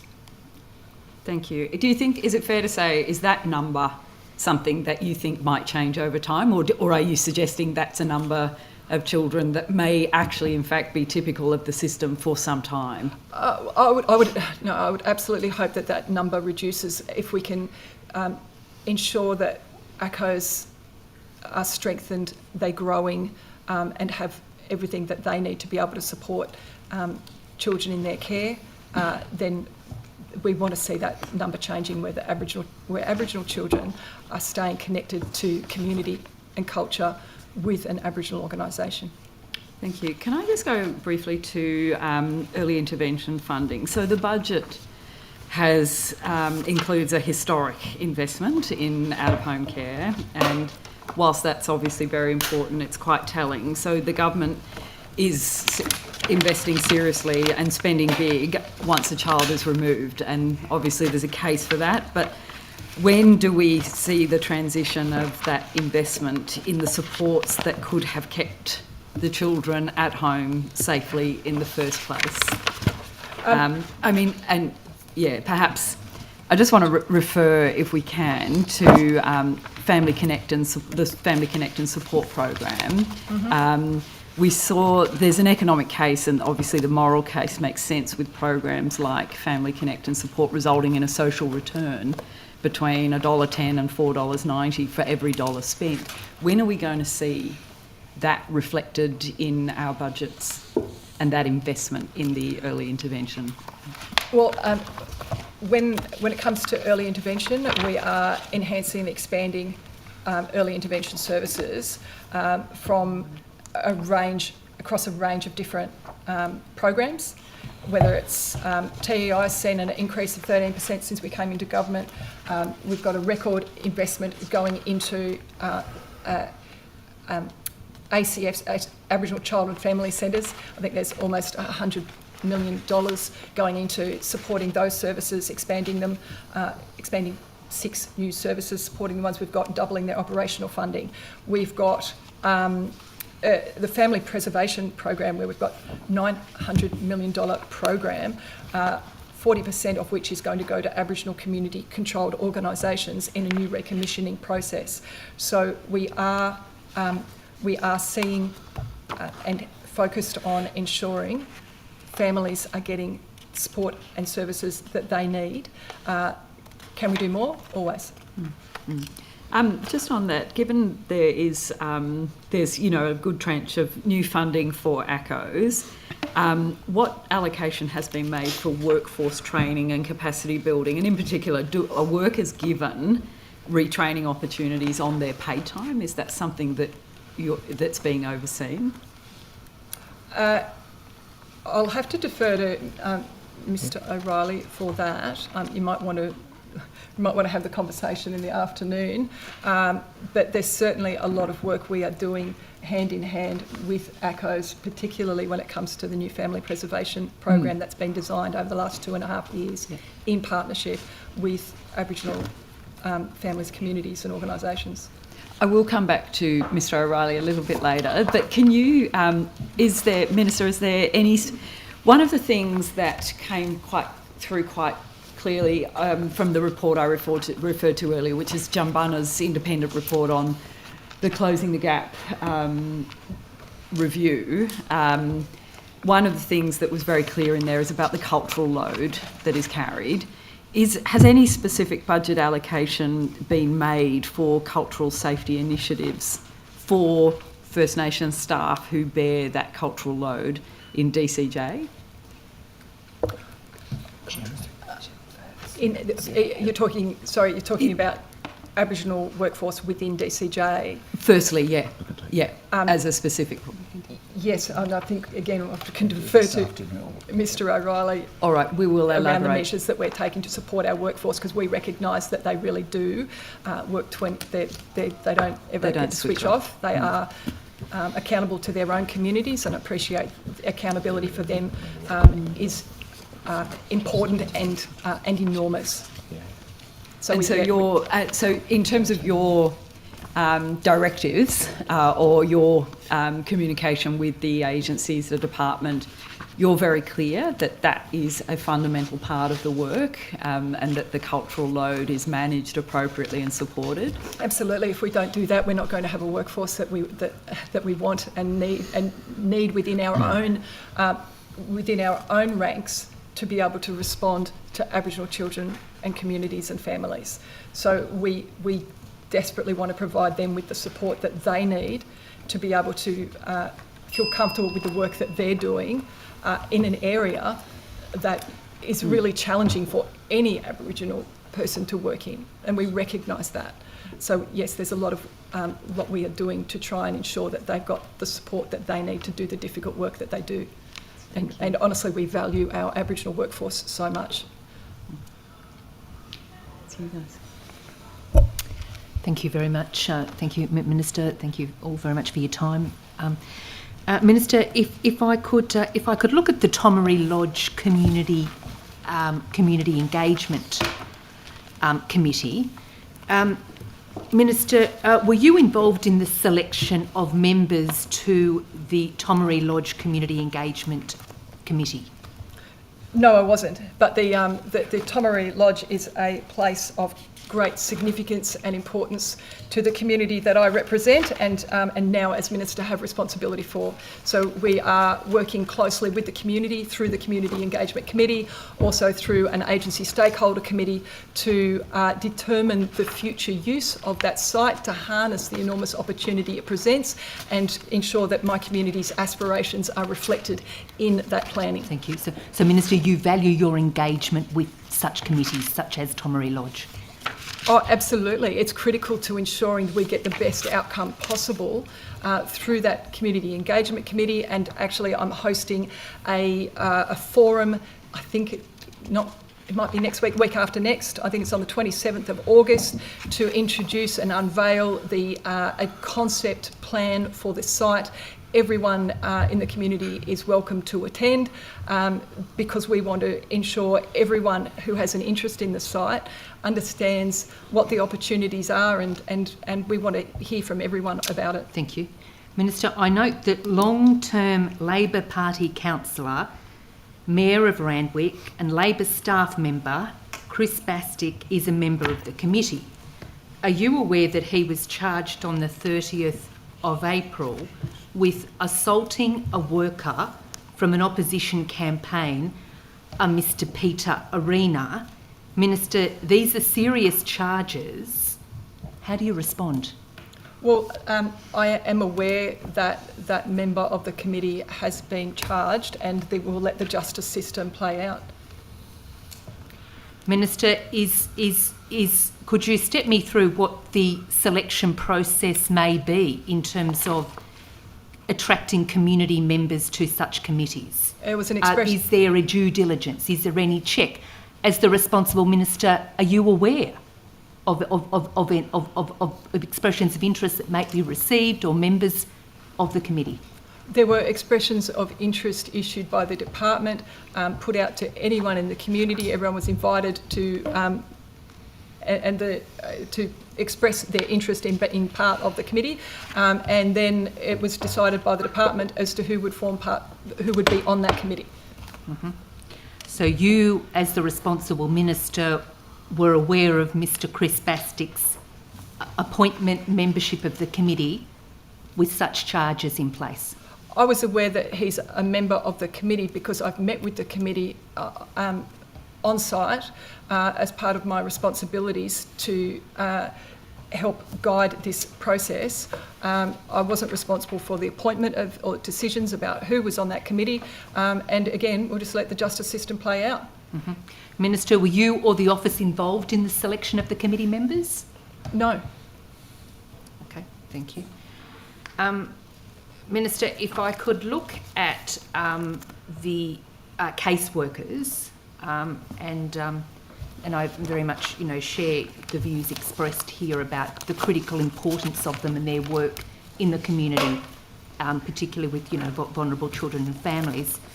Minister, of the newly announced caseworker positions, how many are genuinely new roles rather than refilled vacancies?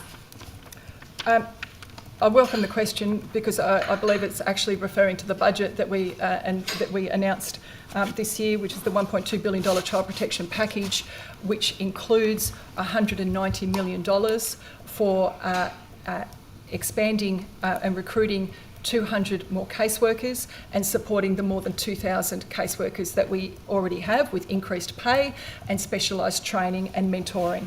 So as part of that package, we are ensuring that we are addressing the caseworker vacancies that we inherited, and the first step we took in that had a significant outcome was lifting the wages cap, which and I would like to table another graph for the committee's benefit, which shows that once Labor scrapped the wages cap that the former government imposed on our caseworkers, the vacancy rate started turning around.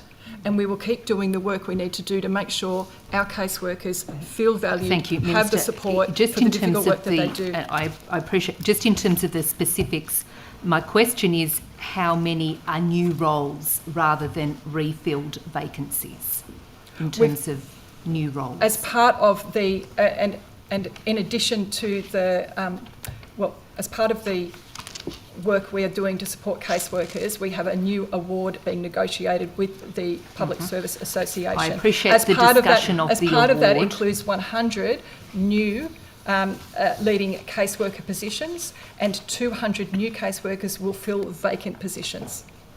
So the work that we're doing on a historic new award, the first time ever that child protection caseworkers will have their own award, that's been voted on by Thank you. We've covered the award. Thank you, Minister.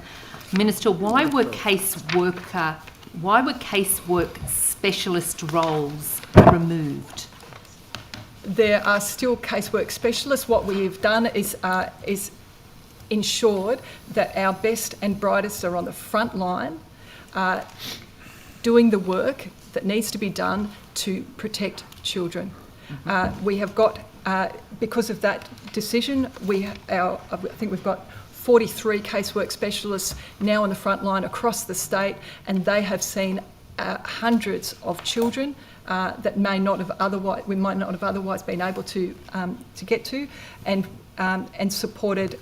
As part of their work, they are not only doing casework, they're supporting and mentoring some of our newest, youngest caseworkers and mentoring them in their roles in trying to improve their retention and their Minister, if I could just pick up, you talk about well. how critical the specialist caseworkers are, and you cite your examples there. But I'm talking about the removal of the specialist caseworkers. That is part of the award that we have agreed with the Public Service Association, that we are we are creating 100 new leading caseworker positions. This was an award. The award that's being negotiated is on parameters that have been voted on by the PSA, and 90% of the workforce has supported the changes and the proposal that we have put to them in terms of increased pay, in terms of leadership support, training and mentoring, and the positions that we are creating. 90% support across the workforce, and I'm told also that it was an extraordinary number of workers that contributed to that vote as well. Minister, in terms of the retention of caseworkers, what do we know in terms of how many caseworkers sort of leave in the first year of their tenure? The tricky point in terms of caseworkers and their tenure comes around the 2-year mark. That is why, as part of our reform, we are ensuring that caseworkers around that 2-year tenure time have got additional support. Now, in terms of increased pay, increased support, and what I'm hearing from the front line, from the caseworkers that I meet around the state, is that the decisions that we have made and the reforms we have got underway to support them better are seeing them choose to stay. I'm hearing that regularly, and for the first time in a very long time, I'm hearing directly from caseworkers who are saying they feel a sense of hope for the future. They lost it altogether under the former government. Thank you. And Minister, what data or metrics, we talk about sort of the discussions that you may be having face-to-face with the workers, what data or metrics are you monitoring regarding the retention? We are closely monitoring retention, and we are seeing caseworker vacancies heading in the right direction. As I said before, when we scrapped the wages cap, it turned around immediately, and I've just tabled a graph to show exactly how that happened. And then with our 12-month agreement to increase the pay of new caseworkers, which has been in place whilst we've been negotiating an award, that saw new caseworkers receive $8,000 in the interim. All of our new reforms will be felt by caseworkers as soon as we got the award agreed and through the court, but it will come into play for them as of 1 July this year. So they're going to see increased pay in their packets as a result of the reform and the budget that we announced this year. Minister, have you developed targets for these metrics? We just want to see it keep coming down. Currently, it's sitting at it's 7% in terms of vacancy rate. That is from a high that was around, I think, 9%. It is heading in the right direction because of all of the measures we have put in. It was 12% at its peak, I'm told. When we came in, this was a spiralling situation. It was out of control. I met with so many caseworkers around the state, and they were begging with me to say, why would we stay? What are you going to do? Minister, and so we have acted on everything we heard from the caseworkers in terms of their need for more support and to feel Minister, valued. Are we measuring retention? I mean, Absolutely. We talk of vacancy in terms of the data from how often would you get the data from the department on retention? Well, the vacancy data is based on retention. So it is something that we capture. We capture the recruitment, how many we are recruiting and how many we are retaining, and that determines the vacancy rate. Thank you. Is the data publicly available? Yes, it is. It's on the dashboard. Thank you. And Minister, how many caseworkers would currently be on workers' compensation? That one I would have to take on notice. I'm not sure.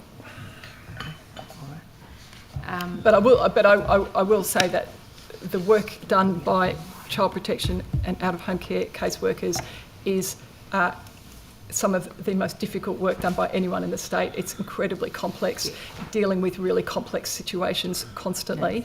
And I, as Minister, I want to do everything I can to make sure that they feel valued in the system. Thank you. Would we be able to have that information possibly for the afternoon session, if possible? We will, in terms of the workers' compensation. Yes, please. Yeah. We'll try to get that for you this afternoon. Thank you. Minister, if I could have a look at foundational supports. Yes. Minister, how were the appointments to the Foundational Supports Advisory Committee made? That was a process that... Oh, sorry, no, I know. Commonwealth. That was, again, through an expression of interest. Thank you. So it was and pick me on my terminology here, was it an open nomination process? It was targeted. Oh, okay.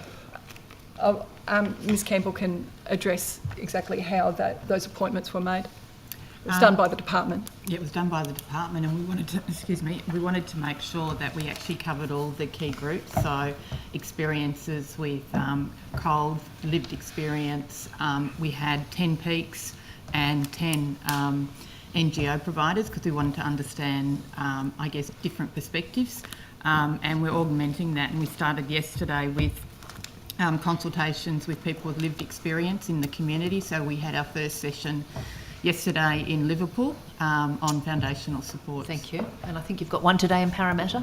Correct. Yes. Yes. Thank you. We're happy to elaborate in the afternoon if that's okay on that one.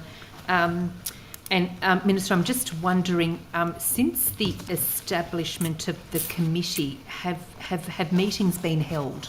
Yes. Is there public information on the reporting of these meetings? I don't believe so. I think the process that we're going through at the moment is consulting as deeply and widely as we can to get input into the design of foundational supports, because that is our agreement with the Commonwealth that we will work with them on designing foundational supports. We were hoping to have agreement landed with the Commonwealth by now in terms of what parameters, exact parameters we will be working within. We don't have that agreement yet, but we can't wait any longer. We want to ensure that we have got the time that we need to be able to do the deep consultation that the community deserves. Thank you.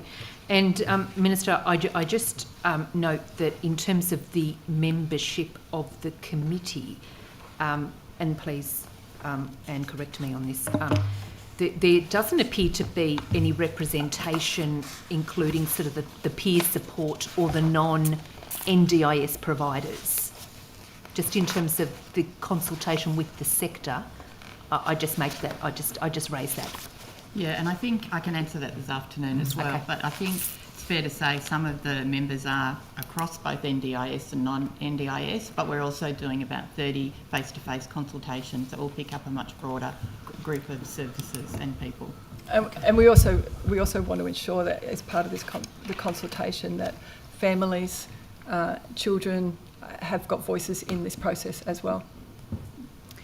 Thank you. All right, so just in terms of engaging with the New South Wales disability community, we have the foundational supports. I'm just, what else is taking place? I'm not quite sure in what regard. Just in terms I've got the New South Wales that... Disability Council that advises me, and I go to it, and I was at one of their meetings just last week. We've got the New South Wales Disability Advocacy Network that meets regularly as well. I attend their meetings too. So I'm personally hearing from a range of different organisations through NDAN and those that have been elected to the Disability Council on a range of matters, and including the NDIS rules that have now that the Commonwealth has decided won't be canvassed until next year, as I understand. And Ms Campbell's just reminded me that we've also got an NDIS rules committee for engagement set up so that when the NDIS rules do change or their proposals are put, we're ready to go with a group that can help us with that, with the decision making around those rules, because we've got tight timing when it comes to the decision making on those. Thank you, Minister. Just in the remaining time, was there any funding allocated for foundational supports in the budget? And if so, how much? Well, the funding for foundational supports is our funding essentially to the NDIS, $4.1 billion every year. So because that's what the government, the agreement with the bilateral was for the Commonwealth Government to do that. Now, we have agreed that we are all going to work together. In last year's budget, there was $7.1 million allocated over 2 years, so that's still in play for us to have our task force that has been established to do the work that Ms Campbell's talking about, the consultation and the debt consultation around the design of foundational supports. So there's no new money for foundational supports. It'll be what it needs to be rolled out when the announcement's made towards the end of this year. That's a decision still to be made. That decision will be made once we reach agreement with the Commonwealth around foundational supports and what the future is of them. But there's no money. So there is no. There's no agreement yet to stand up services, and that will be a decision that we will make. And of course, it will necessarily involve new money. But if there's no money allocated in this budget, if an announcement is made towards the end of this year, you're saying that you won't be able to stand up any services till 1 July next year? We will be working our way through these issues with the Commonwealth around these decisions, and we are standing ready. If we can land agreement with the Commonwealth, we see we see foundational supports as an enormous opportunity and a game changer, and we stand ready in New South Wales, based on the deep consultation that we're doing now, to move on foundational supports. It will involve another conversation with ERC. Where the funding is coming from? Will it be taken from existing programs? Will you be looking to health, education? Because at the moment you're saying there's no money allocated in your department. I just said it will involve... Oh, sorry, keep going with the question. I'm asking, how will you fund foundational supports once it is announced? Because there's nothing in this budget in your department. So I'm asking, are you confident the Treasurer has that money? Is it coming from health, education? How will you fund foundational support? Because the services, or the sector out there is very nervous. It will be a decision for government if we can land the agreement with the Commonwealth in terms of future funding. How confident are you that you'll land a decision and you'll be able to fund it? Well, I'm not, in terms of, that's two questions there. In terms of the negotiations with the Commonwealth, they are being had in rooms that I'm not in. And in terms of funding, it depends on how much we are talking and what the agreement is with the Commonwealth. And that is necessarily tied with a long-term health agreement, and we are not signing up to foundational supports unless we understand with NDIS and health that our state will be better off overall, and I don't think the people of New South Wales would expect any different. And are you the lead minister responsible, or are you the lead minister responsible for this and the negotiation, or is it another minister? Those negotiations are being had by First Ministers. Thank you. I might start. Yeah, thank you. Just directing your attention, Minister, to vision impaired target shooting. We did talk about it last year. As you remember, last year it was one of our hot topics in relation to impaired target shooting. We spent a significant amount of time liaising with the Minister and the New South Wales Police trying to resolve the situation. In the end, not really satisfactorily in many cases. Minister, could you elaborate on how you kept in touch with Minister Catley and the New South Wales Police to stay abreast of the solutions being reached with vision impaired target shooters? I was, as you said in your question, we met about this issue and the vision impaired target shooters, and certainly been closely involved with the police minister and the requirements around regulating those. My understanding of that was that there had been a landing that the vision impaired shooters were comfortable with, in terms of trying to address some of the transport issues involved in going to a different shooting club, because as I recall, the club that they were associated with was no longer going to be able to support them. And so it then became a question of how and where they could shoot.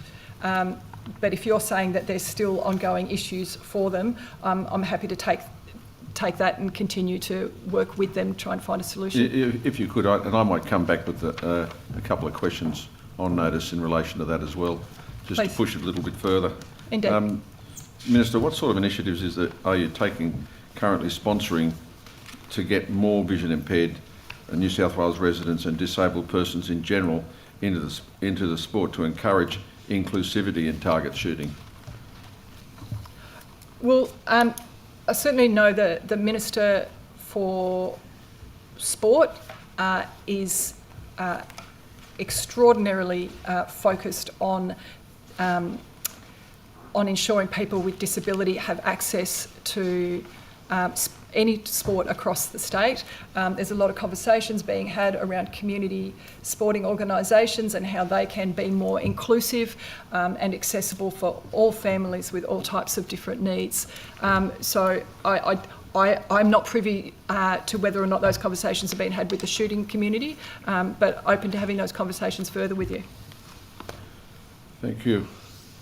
Minister, can you elaborate on how much, I might talk about, the Minns Labor government has announced $250,000 funding to boost New South Wales school students that aims to increase the number of Australian para-athletes in the lead up to the Brisbane 2032 and challenge stereotypes about people living with disability. Can you elaborate on how much of this funding will go towards target shooting? It's a very popular Paralympic sport. I appreciate the acknowledgement of the program, and it reflects, as I said earlier, the Minister for Sport's focus on improving inclusion and accessibility of all sports. But in terms of target shooting, I'm happy to have that conversation with him and with you to see how that can be accommodated as part of that program, or indeed if it may well already be. I'm afraid I'll have to come back to you on that. Thank you. And will you, or could you, advocate to have vision impaired target shooting become a Paralympic sport? I'm happy to have those conversations. It's not actually included at the moment. Happy to have those conversations. And if I might also just correct the record for an answer I gave you earlier around the boating. I thought it was a Boating Now program, but it's the Boating Infrastructure Communities Grants program that involved the improvement of improving disability access to a number of different boating infrastructure pieces across the state.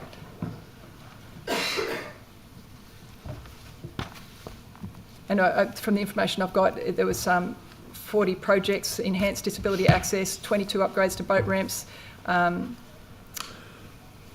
and yeah, so there is in that program. There's been a real focus in terms of improving accessibility. To your earlier question, well, maybe you could take it on notice, since you've got some information there in relation to that.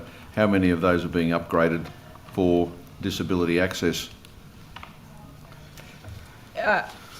I can certainly take it on notice. Yeah, I think that's the broader piece of work that's going on with councils in terms of their disability inclusion action plans and their access to other different grants to improve amenities and other areas as well.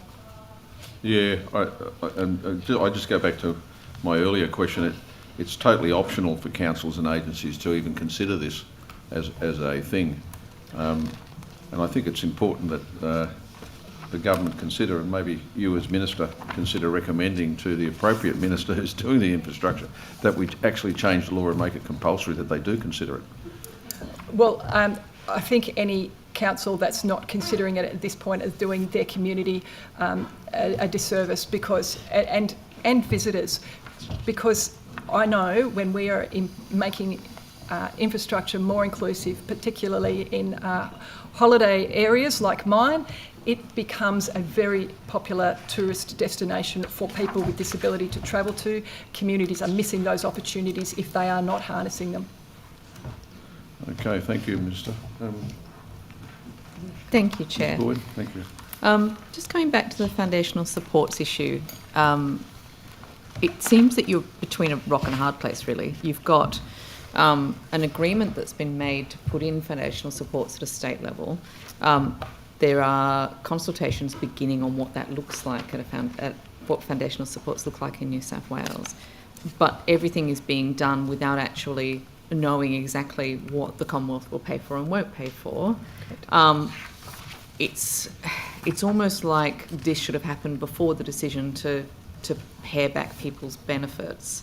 I guess that disability community's concern is that people are already feeling the brunt of the cuts that have been made. Those cuts were made by the federal government with this sort of, I guess, this shiny sort of silver lining of, oh yes, but the states will do everything for you. It's really looking like that's not the case. How do we give any kind of comfort to people with disability in New South Wales that they're going to have the support they need? Yeah, I appreciate that there's a lot of anxiety out there about the extent of the changes and reform that's underway. I hear it often. A couple of things in your question. We haven't agreed to implement foundational supports. We've agreed with the Commonwealth that we will work with them to design foundational supports. So there is no agreement for us to implement at this point, and that turns on the Better Off overall agreement that we have got to ensure that we're not signing up unless we've got that New South Wales is better off overall with the NDIS and a long-term health agreement. So that's where we're at in terms of current agreement and the work that we are doing. The other aspect, you said something else that I wasn't quite where we're at as well. But you're right, it is. We are obviously consulting on what we believe foundational supports are needed. That's right. The other aspect that you mentioned was cuts. The scheme continues to grow. It is not the Commonwealth is not cutting its funding. It's on a target for growth up to 8%. That's going to be our cap for any future bilateral agreement. That's by the agreements we've got in place at the moment. It is continuing to grow, but what the Commonwealth is only meant to be at this point, ensuring that the NDIS is operating in accordance with its original intent, which is to support people with significant lifelong disability. When they are now making decisions that are either to reduce plans or to remove eligibility. We want examples if that's happening to people, as I said before, that ought to be in the system. But we also understand that the Labor Commonwealth government came into place. They've expanded their ability to actually question some of the participants that are in the scheme already, because as we all know, the scheme was set up before under the coalition Commonwealth government that was not robust, that allowed fraud, rort and all kinds of exploitation. I understand that has been a narrative of fraud, and no one is saying that that people who are defrauding the system should be allowed to continue that. But I think what we're actually seeing is a significant number of people who otherwise should be getting support, not getting support. And my concern is with those. We heard from people, from students who came and young people who came to our foundational supports inquiry, who were saying, look, we don't care what's happening at a government level. It just seems like everyone's passing the buck. We have the need for inclusivity within our schools, within our homes, everywhere that we live. This kind of focus on the NDIS as being something that was supposed to come in and suddenly make life better for people with disability has not been realised. From a state level, we still don't have minimum accessibility standards. We still don't have, most schools being accessible for people in wheelchairs even, unless you make a request for it. What we have is a system and a society that is increasingly turning its back on people with disability, and we've now added this in. So I understand what you're saying about the technicalities between what the NDIS will cover and what New South Wales will cover, but if you're a person with disability who needs support, who genuinely needs support, at the moment you're going without. So I guess what are you doing to advocate at a federal level to make sure that the NDIS does do everything that we need it to do while you are looking at how to establish foundational supports in New South Wales? The NDIS has been an absolute game changer for many, many people with disability. We don't want to lose sight of that in any conversations around the NDIS. Does it need reform for it to be sustainable? Absolutely. And what we have done as a state is ensure that when there are rule changes in terms of eligibility, in terms of some of the changes that will impact participants in the scheme, that we have stayed ensured that all states and territories have a say in any of those rule changes.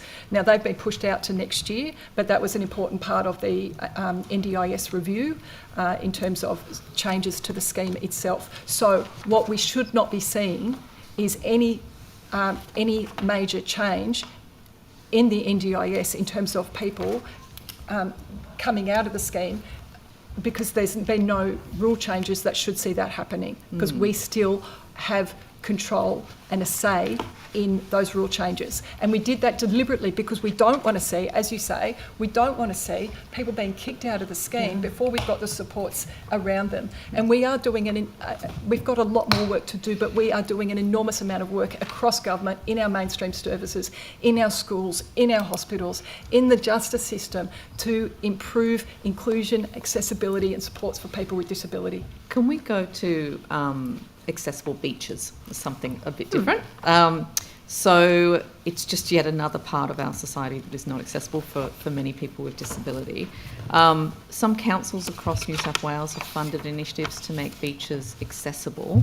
On the whole, though, we're doing a lot worse than places like Victoria, where we have even beaches that are sort of listed as accessible end up not being well maintained. They're closed, they're dirty, they're not doing what they should be doing.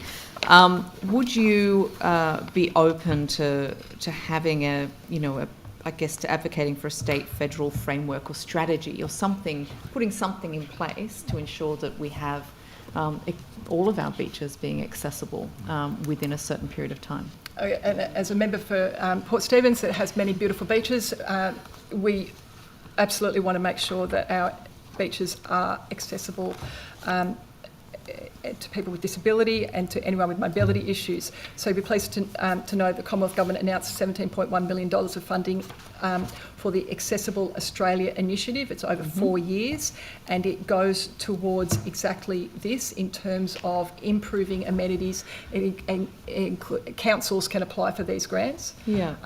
To improve accessibility of beaches, including Moby mats. So just on that, because you mentioned the 17.1 million from the Commonwealth. Yes. My understanding is that's for all states and territories, and it's also for not just for beaches, but for accessible national parks, changing places, facilities, play spaces. That's too small an amount of funding to possibly reach every beach. So what will New South Wales be doing to have a strategy in place to ensure that all of our beaches are accessible? Well, we will keep working with the Commonwealth and make sure our councils know that they have got the ability to apply for funding that will improve accessibilities of their beaches, like Port Stephens Council has done, like Coffs Harbour Yacht Club has done, Ballina Shire Council, Port Macquarie Hastings Council, Urbadella, under the previous grant, and this has now been expanded so that it can capture some of the work that council wants to do to make sure they become more accessible and be the tourist destinations that they should be as well. As I said, there's a lot of those beaches where they're listed as accessible, but you look past the flyers and, the beaches are poorly maintained, the matting isn't out, the toilets are rarely open. I'm not taking away from the work those councils have done, which has been great, but clearly they need more support. Will you commit to engage with peaks like Accessible Beaches Australia to learn more and discuss what a strategy could look like? Absolutely. Absolutely. Very, very happy to do that. It's important work. We've also been engaging with, as part of our commitment with Get Skilled Access, they've been doing a tourism piece with the government as well to ensure that there's greater understanding of the real-time accessibility of particular infrastructure and sites around the state as well. Thank you. I have raised year after year my concerns about the lack of funding for the Ageing and Disability Commissioner. Now, the Commission is doing what we hoped it would do, and that is it is growing in line with demand. It's receiving more complex and higher risk reports. It's getting involved in ensuring that the police can understand the situation where you have, for example, coercive control of people with disability. They're doing incredible work, but they're still not being funded on a demand-based model. Did you advocate for a demand-based funding model for the Commission in this latest budget process? What we have got in this latest budget process is $8 million over 4 years for the Ageing and Disability Commission to do its important work. And if I might just... It's additional funding. And if I might just also... Sorry, 8 million? Additional. On 8 top million of... additional funding. What it was previously. Yeah, what was the previous amount? Which was in part being topped up from the department, yes. which was placing the Commission in a very difficult position. If you're happy to. Please. And there was a real need to seek those funds from Treasury. That $2 million has been funded times 4 for the next 4 years. I very much welcome the appointment of Mr. Smith and will work closely with him to dialogue, but in terms of the base of the ADC this year, 25-26, actually is a significant step forward. Okay, but we're still talking about, for the almost 1.5 million people in New South Wales with a disability, we're talking about pretty small amounts of money going to a commission that can really advocate on behalf of people with disability in so many places and protect them from harm.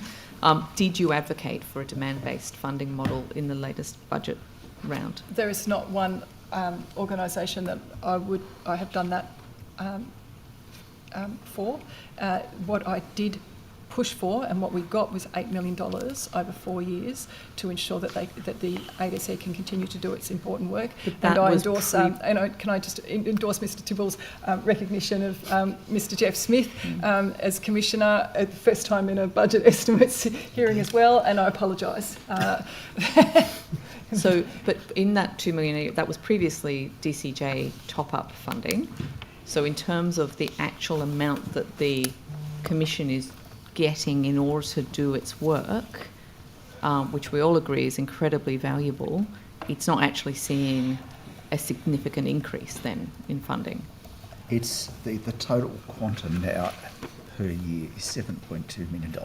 Right. So as I recall it, in the years I've been in this job, I don't think the funding is always supplemented by the department to the tune of $2 million, although I might check on that and clarify this afternoon. But in terms of certainty and the Commission being able to plan its work, it does place the Commission in a stronger position and provides a basis for us further to look at demand and other things and look at how we resource the Commission over the longer term. I would still say it's wildly insufficient. But in my final few seconds, can I just ask, the restrictive practices consultation closed about 6 months ago.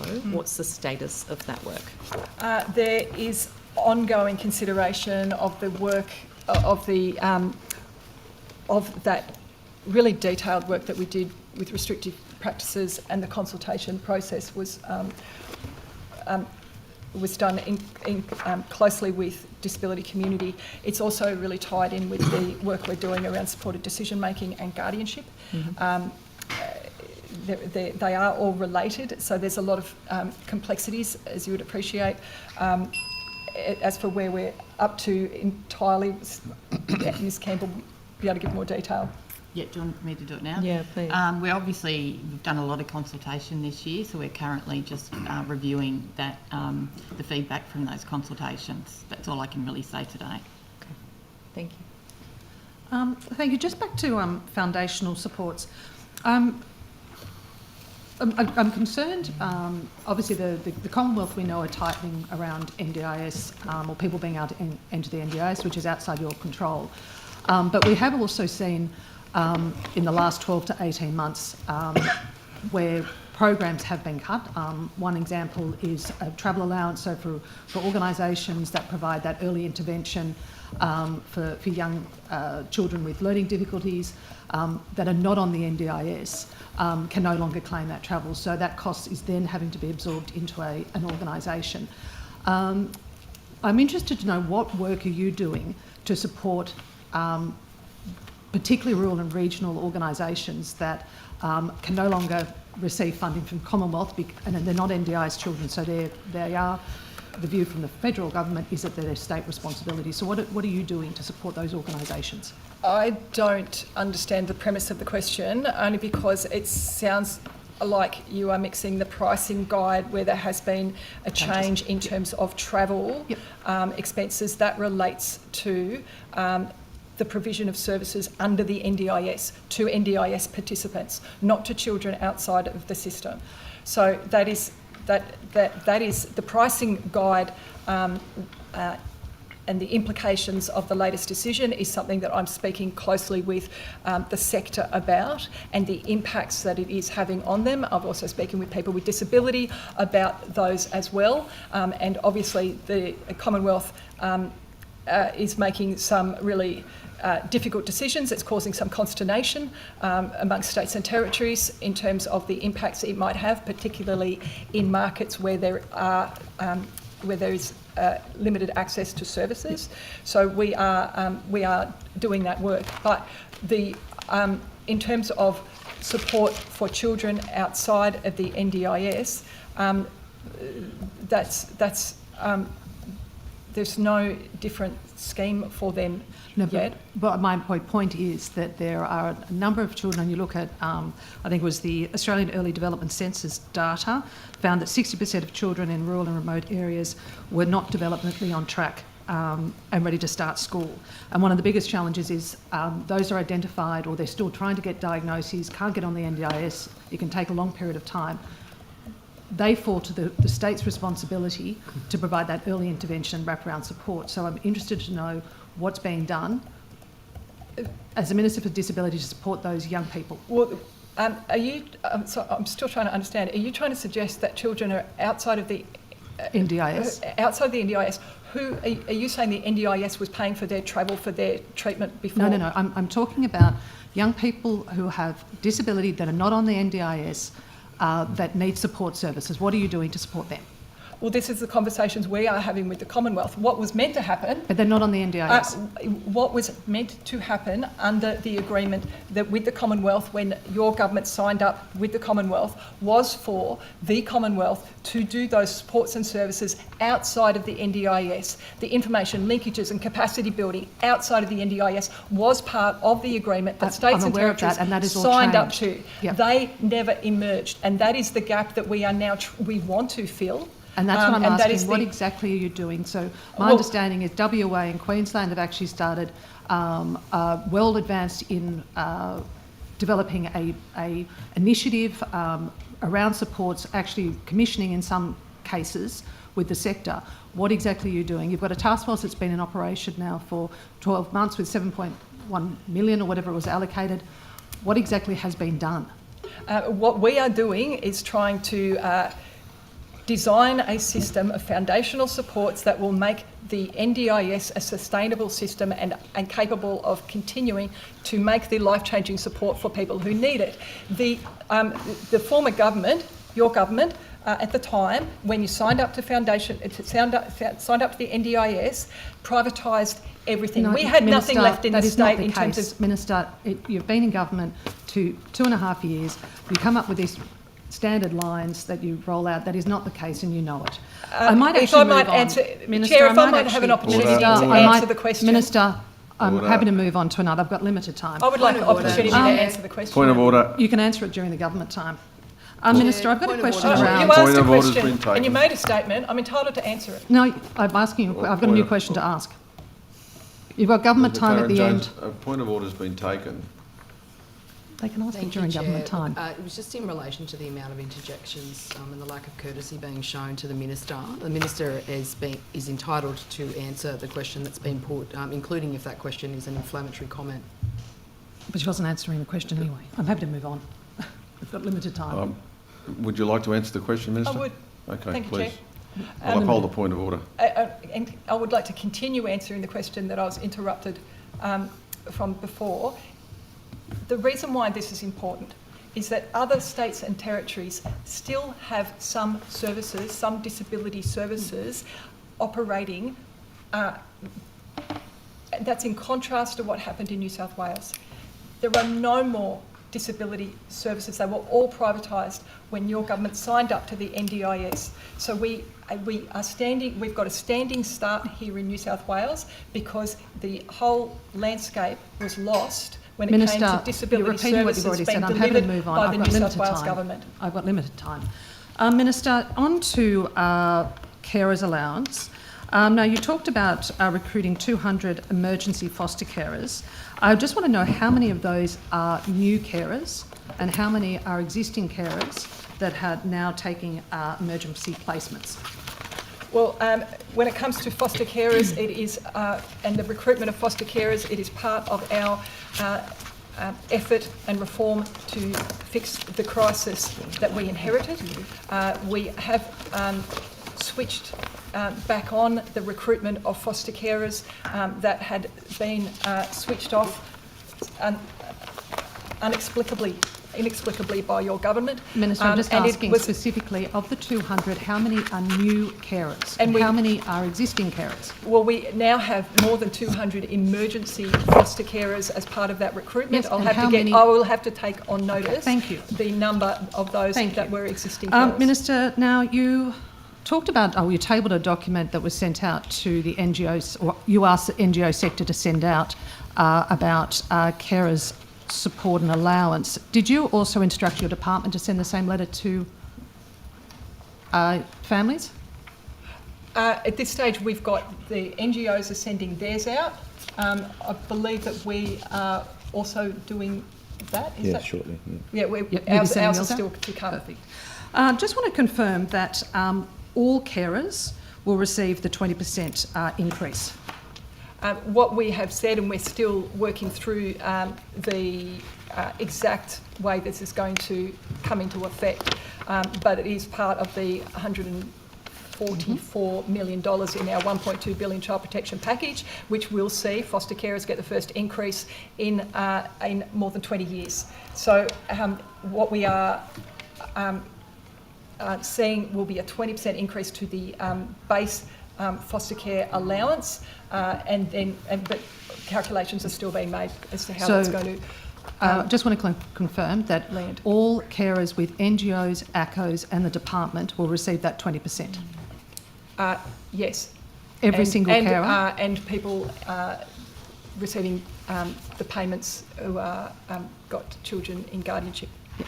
And when can the NGOs and ACOs expect to receive the additional funding to be able to pay the carers? The lift in foster care allowance, the first time in 20 years, is coming into effect 1st of January. And why the delay rather than 1st of July? Because we are going to take some time, because it is a complex system. If you are being critical of a delay of something that hasn't changed for 20 years. No, I'm just only because you could have done in government yourself if you want to be critical of it. No, there was an expectation, and we're trying to do it. And it's really there was complex. an expectation from carers it would be paid on the 1st of July in your announcement. That's all. I was just interested. We were very clear that this is going to be coming into effect 1st of January, and I am meeting with carers around the state who are relieved that it is coming and are grateful for the fact that they are starting to feel valued when they did not for very, very many years. Minister, was touched on before regarding the 200 Aboriginal children that have transferred from ACOs back to DCJ. I'm interested to know what work has been done to support ACOs, particularly around training and capacity uplift, and it's something I've asked about previously. Well, we fund ABSEC as their peak through a range of different programs. We've got this, obviously the Set to Peak program, but we've also got them, they have funded to support different other programs as well, and I think for this year they've got $5.7 million in funding that will go towards, in various programs and ways, the support for ACOs. Mm-hmm. Since the removal of the structured decision-making tool, how many children have Aboriginal children have entered care? I'll have to take that on notice, but we are working. We heard Aboriginal communities and families about the importance of switching off that tool and putting in place an interim tool, and the work on the redesign of the tool going forward is being done closely in partnership with ABSEC and ALS. That's okay, I can cover up this afternoon. Minister, you were received a letter from an ACO, and this in relation to contract variations. And the ACO has advised that they do not intend to sign on to the variation. What have you put in place to manage the return of these children? I understand it's around 50 or more from the case management at that ACO to DCJ. Well, it's part of the contract variations, which are our response to improving accountability and transparency across the system, and in response to the numerous reports that have landed on my desk saying that we need to improve accountability and transparency. Anyone that's not signing up to the contract variations, we have not said that their contracts end. Okay, that's good. That's our understanding it would. So, Minister, I might move on. How many children between the ages of 14 and 16 who've been reported at Roche are not in a secure home? I will have to take couch surfing or that on notice. And when a child or a young person presents to a homeless organisation, what support is provided by DCJ to ensure that they have a caseworker? That would entirely depend on the circumstances, on that child's circumstances, as to what's appropriate in terms of which service is providing that support. There's a whole range of options, whether it's through homelessness support or through the department. It depends if the child is in care or out of care.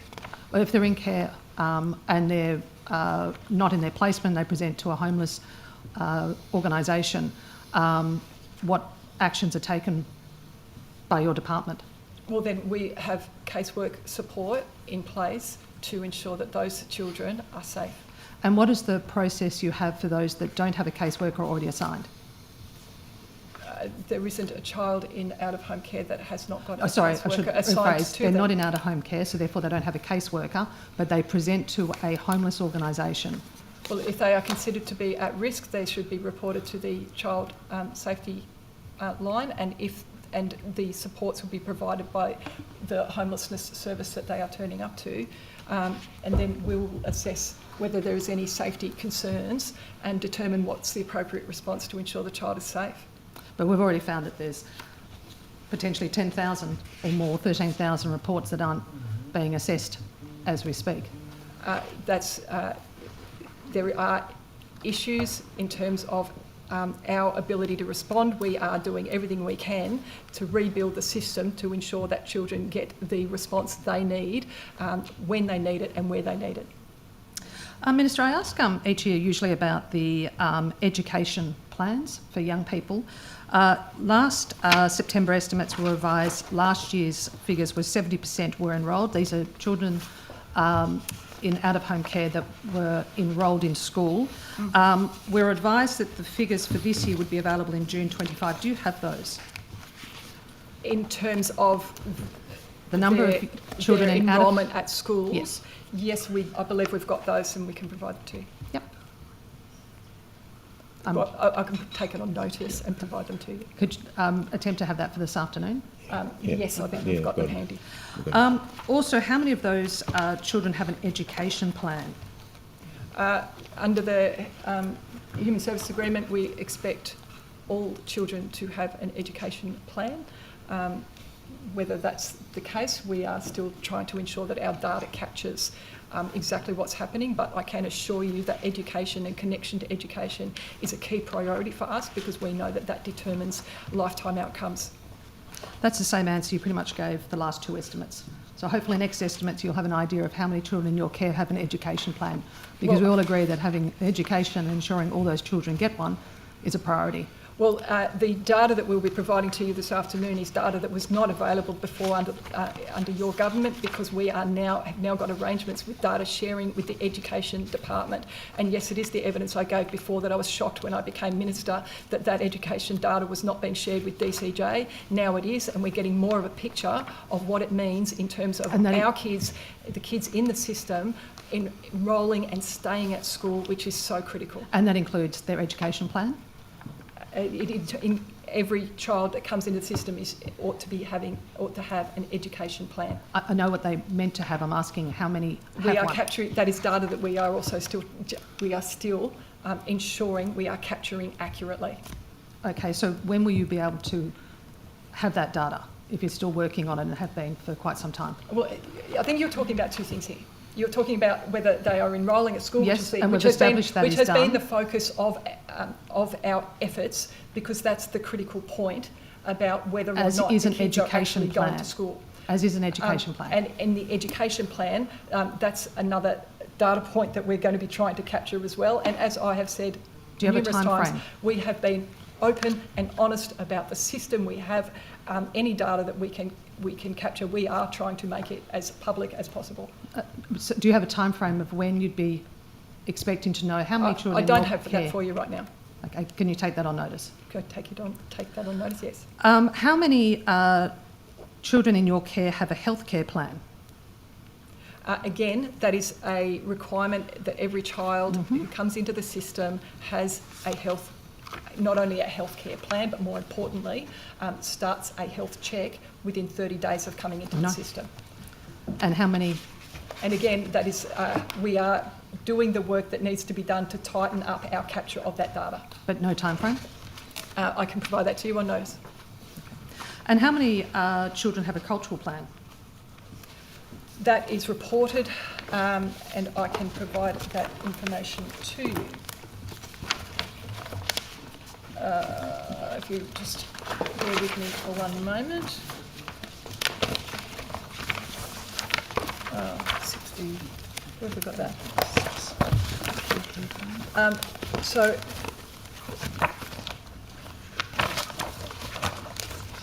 for Aboriginal children under my parental responsibility, we've got, as of June 2025, 4,329, which is 71.4%. Minister, why is it that you know how many children have cultural plans but you don't know how many are enrolled? Well, we are giving you that data this afternoon in terms of enrolments at school. We know how many children are enrolled. I just find it That's the data that we have been securing in a new arrangement with the Education Department that your government failed to do entirely. Minister, just looking at the family preservation funding, there's been 5.6 million allocated for implementation. How much will be allocated to NGOs or PECs for the implementation? Sorry, I missed that. Of the family preservation funding, Yes. in the budget it says 5.6 million has been allocated for implementation. Yes. Can you outline what that is and how much will be allocated to NGOs or PECs, if any? I'm going to defer to Mr O'Reilly because he is the expert on everything to do with the family preservation program, but as I understand, it is ensuring that we've got a rigorous evaluation program that sits alongside the new family preservation programs that we are recommissioning. Is that accurate, Mr O'Reilly? Yeah, there is certainly $5.6 million set aside for implementation, but the way that will be invested has not yet been determined. And there's a couple of reasons for that. Firstly, this model, unlike previous years, is a needs-based model, and so that will mean there'll be changes in some locations about where services are going to be increased. And we've just recently closed the tenders for that program about 2 weeks ago. The assessment of applications will commence shortly, and we'll have the contracts up and running by April. So in between now and April, there's a really complex transition plan coming together. Part of that is consultation with the successful providers to identify what is going to be most effective and helpful in terms of investment of that implementation funding. Thank you. Minister, is it the case that the numbers at the moment are that on average 15 Aboriginal children are being removed each week? Is that your understanding? Sorry, I missed the... Sorry, that 15 Aboriginal children per week are being removed from their families. Is that your understanding? I will have to check that, Ms Higginson. I think that was from your annual statistics report. That's the figure I'm working on.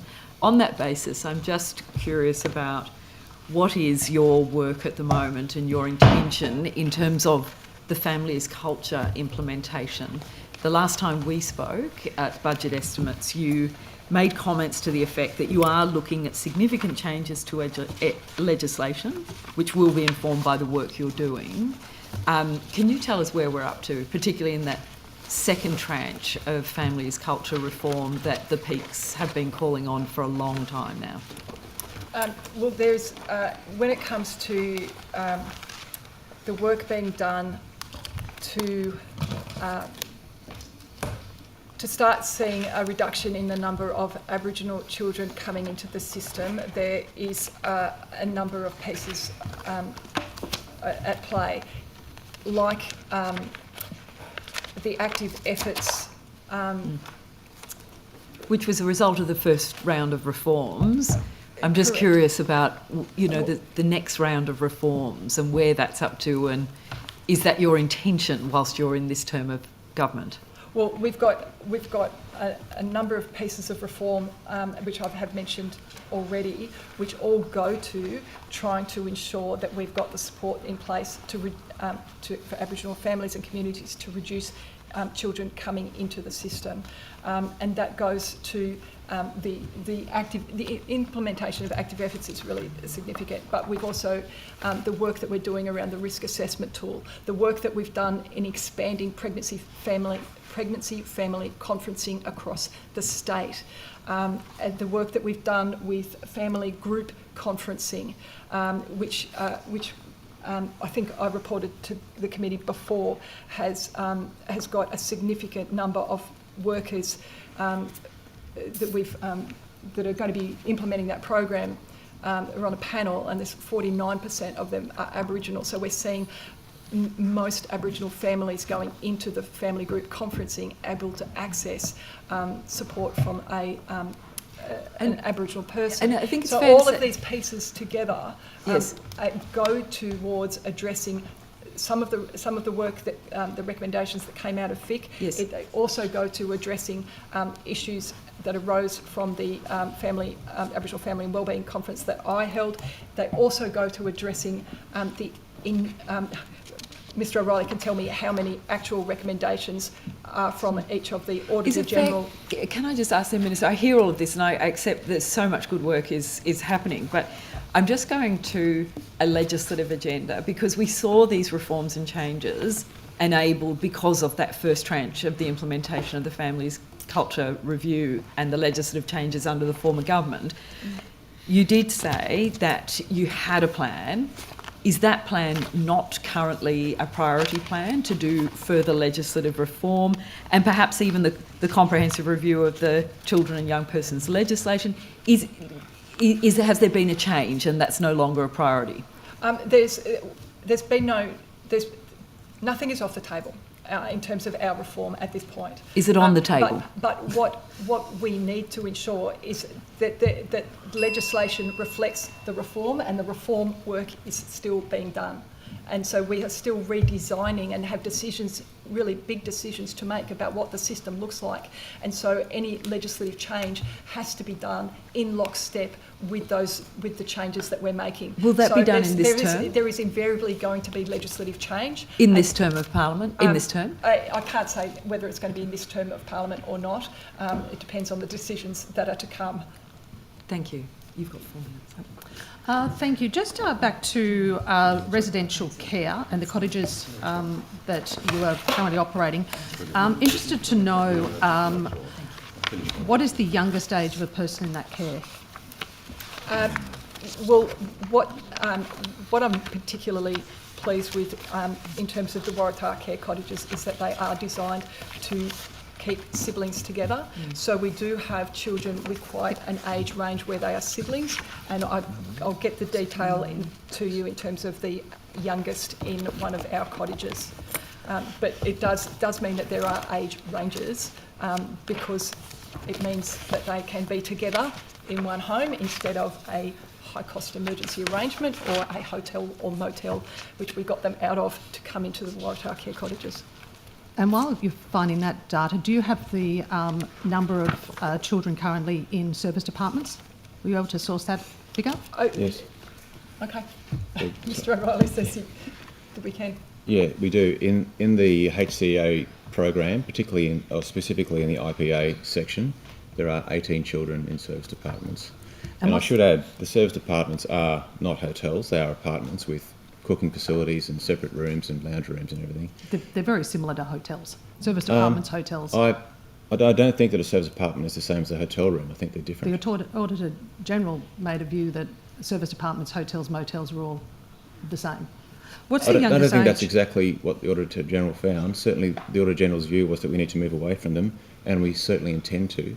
And we've dramatically reduced the use of service departments, but there are times when there is an emergency and something safe, secure with separate rooms is needed, and that's sometimes what we fall back on.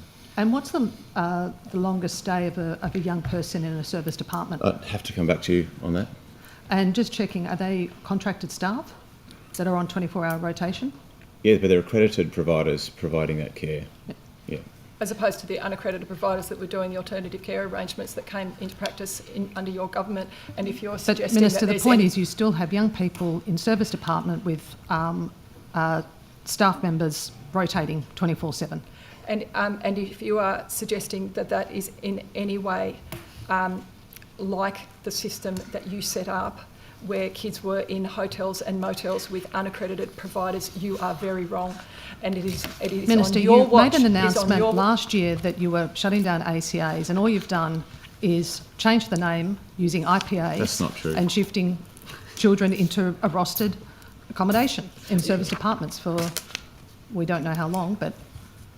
Changing names of high-cost emergency arrangements is your game, not my game. Well, Minister, what we have done is been... You made a stunt last year saying you were shutting them down, you're still operating service departments with rostered staff. What we have done is shut down the unaccredited emergency accommodation that your government set up, and when we came in there were 131 kids in those hotels, motels and caravan parks with unaccredited providers, and now there are none. Well, Minister, if you want to be critical of that, go I'm for not it. You'll be being the only critical, one in Minister. the I'm state. pointing out that you've been playing on words. You've got kids in apartments, potentially for weeks or months. That is not emergency placements. When you were in government, high-cost emergency arrangements IPAs are high cost as well. skyrocketed, and we have been doing everything we can to build out the basics and create more placements by recruiting foster carers, by supporting our caseworkers, by making sure kids have got You've somewhere else lost to over go 1,000 other than foster these carers high-cost since you came arrangements. into government, That somehow Minister, you've lost over 1,000 foster carers since you came into government. So somehow you are affronted by the fact that we have children with accredited providers in service There's departments on when rotational you staff had them in staying unaccredited in hotels and apartments. motels. Okay, questioning has come to an end. Now, I see Ms Sabal there chafing at the bit to ask detailed questions of the Minister. Thank you, Mr Chair. Minister, the Honourable Natasha McLaren-Jones mentioned the government's re-entry into the residential care space and the quality and qualifications of staffing. Do you have any further information about the Waratah care cottages that you wish to share with us? Thanks, Ms Saval, because there has been a suggestion today that somehow the Waratah care cottages might not be providing the care and support that these vulnerable kids need. I am particularly proud of the way the department has moved in a very short space of time to stand up residential care for the first time for 2 decades. So it's what we have seen because of that is sibling groups being able to be kept together that would otherwise be in high-cost emergency arrangements. Under the previous government, they would have been in hotels and motels separately with an unaccredited provider. We don't have those in the system anymore. They have been prohibited. And so Waratah care cottages, I've been to, visited 2 of them. They are places that are going to be able to provide therapeutic support and care for these kids, ensure that they are connected to school, ensure that they keep connected with their families as well. And pleasingly, what we have found through the good work of the Office of the Children's Guardian, that they have confirmed that the Waratah care cottages meet the highest standard of care in New South Wales, which is the New South Wales Child Safe Standards for permanent care. The review praised DCJ and the model for its responsive and holistic approach, including a tailored care for sibling groups, strong family engagement and coordinated case planning. I want to really thank the DCJ teams that have been part of standing up these really beautiful homes for kids who need them most, keeping siblings together. Any any suggestion today that they don't somehow meet any standards, that they somehow aren't supporting these vulnerable kids in the best way possible, I refute entirely. And if I might just also take this opportunity just to thank the amazing DCJ teams here. These people are leading the good work that's happening across the department. It's because of their good work that we were able to see the focus for vulnerable children become a centrepiece in this year's budget for the first time, certainly in my decade of being in Parliament, and I expect for much longer. Having a $1.2 billion child protection package in this year's budget will make a difference to vulnerable kids in this state. We are determined to make that difference, and the people here are doing a lot of difficult work to make that happen. I also really want to thank and the people that it wouldn't have happened without is the Premier, who's backing us and our reform. The Treasurer is backing us and our reform, and the Department is backing us and our reform, and all of the amazing workers who aren't here today behind the good people who are. Also want to acknowledge Ms Rachel Ward for stepping into a really difficult role. Apologies for not doing that yet today, but you're doing an amazing job in acting as a really important role in keeping kids safe. And again, Mr Jeff Smith for joining us as Commissioner. Thank you very much. Thanks, Minister. And do you have any further graphs that you wish to table, relevant graphs you wish to table and share with the committee in relation to, the government's reforms to turn around the broken child protection system that we inherited? As it happens, I do. Wonderful. I know.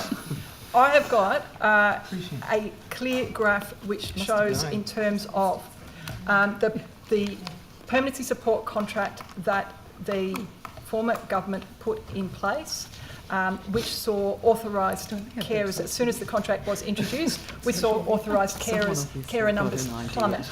We also saw, courtesy of that contract, funding per child increase, which demonstrates that fixing this system is not about pouring more and more money into it. It is about rebuilding the basics that we are doing right now. And we also have a graph that goes to one of the questions asked earlier around HCEAs, and we have a clear graph about the unaccredited emergency arrangements of ACAs, how they were at their peak at around 139 children, and now we are relieved to say that there are no kids in hotels, motels and caravan parks with unaccredited providers in New South Wales, and there won't be in the future. Thanks, Chair. All done? Of the table documents. Thank you. Thanks very much.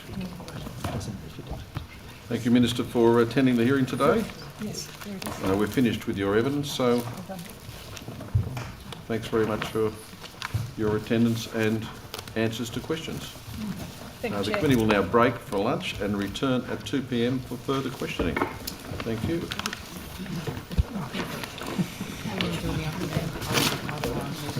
No, we do it.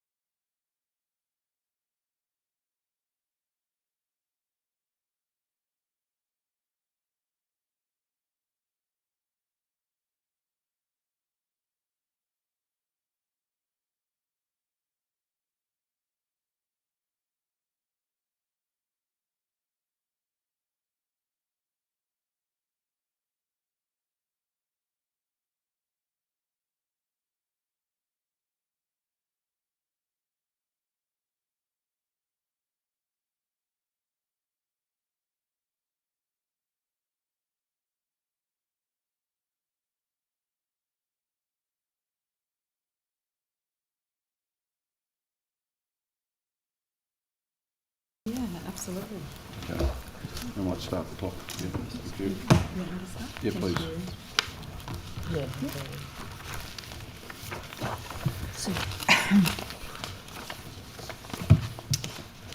She's going to bowl you a googly, Mr. Tidwell. Yeah, sorry. My apologies. It's Ms. Boyd. Oh, okay. Sorry, Miss Boyd. She'll bowl you a googly. Apologies. Please go ahead. Thank you. If I could start with Ms. Ward, just on the Working with Children check questions that I was asking before, if you wanted to provide a fuller response for us. Absolutely. That was in relation to the prohibition notices and ECECRA? So it was in relation to the what has been done in addition to, so we have the bill that has been announced now, Yes. which is designed to close a couple of the loopholes, but we're already seeing that there are lots of other problems with the Working with Children's check. Yes. The Minister suggested that there had been a broader review, which I understand was Already announced a couple of years ago. So, yeah, can you give us an update of where that's at? Absolutely. So before this amendment bill passed in relation to the NCAT appeal rights and having the internal review coming internally to the OCG, there was already work underway for the Working with Children Check Amendment Act, and that is slated to commence.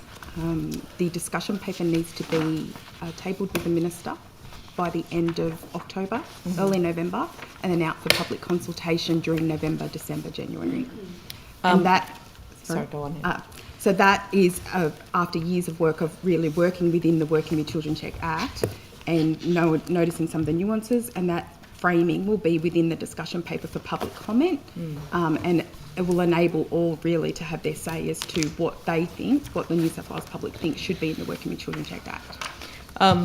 So there's been a few ideas floated. One of them has been a sort of more real-time Working with Children check. So instead of it being every 5 years, say, it's something that is a bit more nimble and will update people when there are changes to it, so that employers know straight away. Is that something that's anticipated to be part of the discussion paper and the review, and going forward what we might end up with in New South Wales? It is included in the discussion paper, but only to this end, to talk about it as a concept. Because for New South Wales, even though it's a 5-year check, we have a continuous monitoring system. So whether it's 1 year, 3 years, 5 years, 10 years even, that check, that continuous monitoring of New South Wales police and workplace records happens constantly. So if during, say, we get a hit one day, that same day a person can be issued an interim bar, and if they're verified, the employer will be contacted. Why would it be that some of the notifications from the Early Childhood Education Authority weren't coming through to OCG in a way that resulted in these checks being cancelled? Yes, so prohibition notices that are issued by the ECECRA, they're not captured within the Working with Children check legislation, which trigger an automatic risk assessment or disqualification. However, when we do receive the list of prohibition notices, ECECRA share that with us under Chapter 16A. Now that is a national register, so with the figures that you sort of talked about this morning, there was 235 in that list that you mentioned. They were not confined to New South Wales, so 21 of those were confined to New South Wales, and they were investigated and banned from working with children, as you rightly said. And there are a number pending in the list for risk assessment, and there may be further bars as a result, but they automatically, so if there's a check or there's somebody that has come through on a prohibition notice from another state, if they don't have a Working with Children check in New South Wales, it will just go into our system as a probative flag. But other than that, unless they apply for a check, we wouldn't find it until we did a records review. So a couple of things. So one of the issues, for example, that we gave you last week in our hearing was in relation to somebody who had been prohibited from working with children by the Early Childhood Education Regulatory Authority within early childhood, I should say. Yes. But then 2 years later was given a full Working with Children's check and thought that they could continue to work. How does that happen? Did you look into that already? I haven't, but I will. That's all right. I will need some more details for a particular case, and I really would like to look into that case to see how that would happen, because it shouldn't. Because if an employer is verifying everybody that's working within their organisation, which their legislative requirement is that they should be doing that, it should not happen. So that document was tabled, so it's part of the tabled documents on the hearing website. But that was one where it wasn't about the employer checking, because they actually had a working with children check. So the point was that they'd been issued a new working with children check after they had been prohibited from working in early childhood centres. My understanding is this is not the only one of these that is out there. So I guess, how does that happen? It could be the different, so I'd look into the particular case, but it could be the different standards. So a prohibition notice from ECRA or Department of Education, for that matter, can be issued for any number of reasons.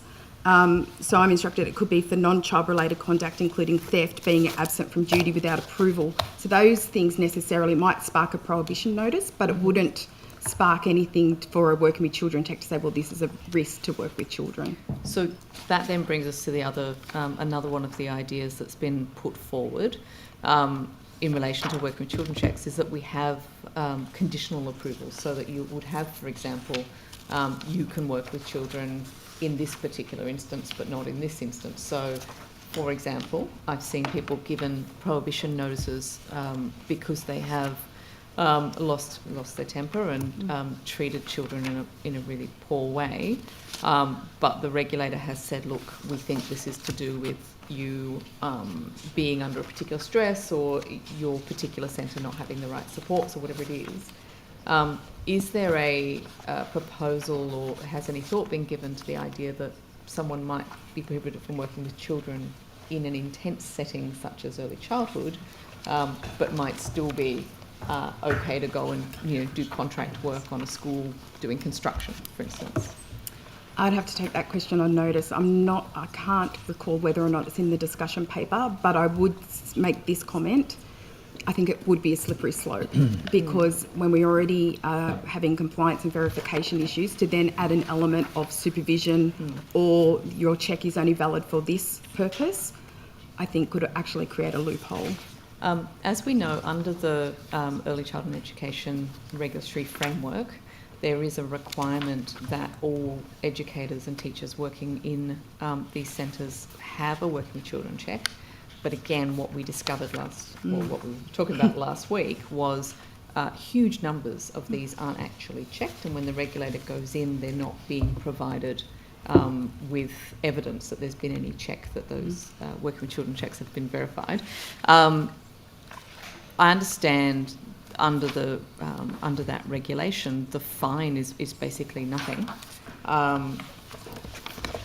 What should we be doing, and what will be done in future to ensure that every single person in an early childhood centre, whether they're on there, in the centre as a contract or in there as a permanent employee, has the requisite check? I think there needs to be almost a blitz to ensure current verification and compliance rates. I do have some figures which I can find for you in a moment, but I think, and we spoke about this on Thursday, we need to normalise the idea of checking somebody's working with children check. Whether you're a parent, whether you're a fellow worker, you can scan it on your own phone through the Service New South Wales app to ensure that someone is cleared and is working there that day with your child. Perhaps we'll take up the figures later, and I'm glad you say a blitz, because that's the word I used for. We put out a press release calling for a blitz.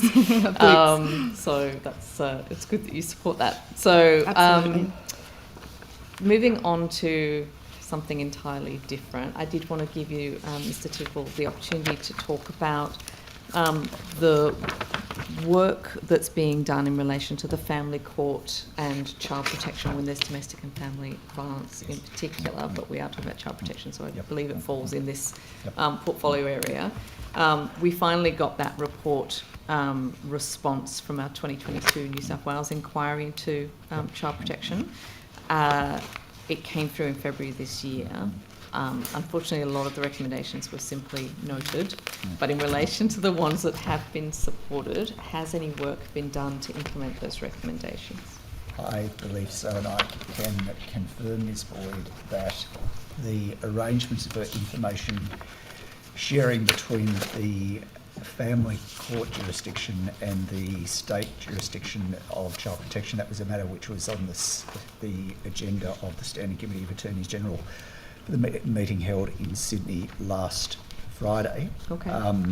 And as I recall it, there is a protocol that supports those arrangements to be updated. Mm-hmm. There is then the separate question of referrals from where matters are flagged or emerge in the course of family court proceedings, referrals to the state for a response pursuant to the state's care and protection jurisdiction. Those arrangements are still subject of regular discussion between the state, well, notably myself as Secretary, and the family court. Mm-hmm. And I am closely monitoring so if you recall it, in previous evidence, I indicated, I believe, from memory, that the referral rate was low. We've centralised the response to those matters when they're referred with a view to ensuring that there is rigour, and any matters that should be taken up by the state are in fact followed up.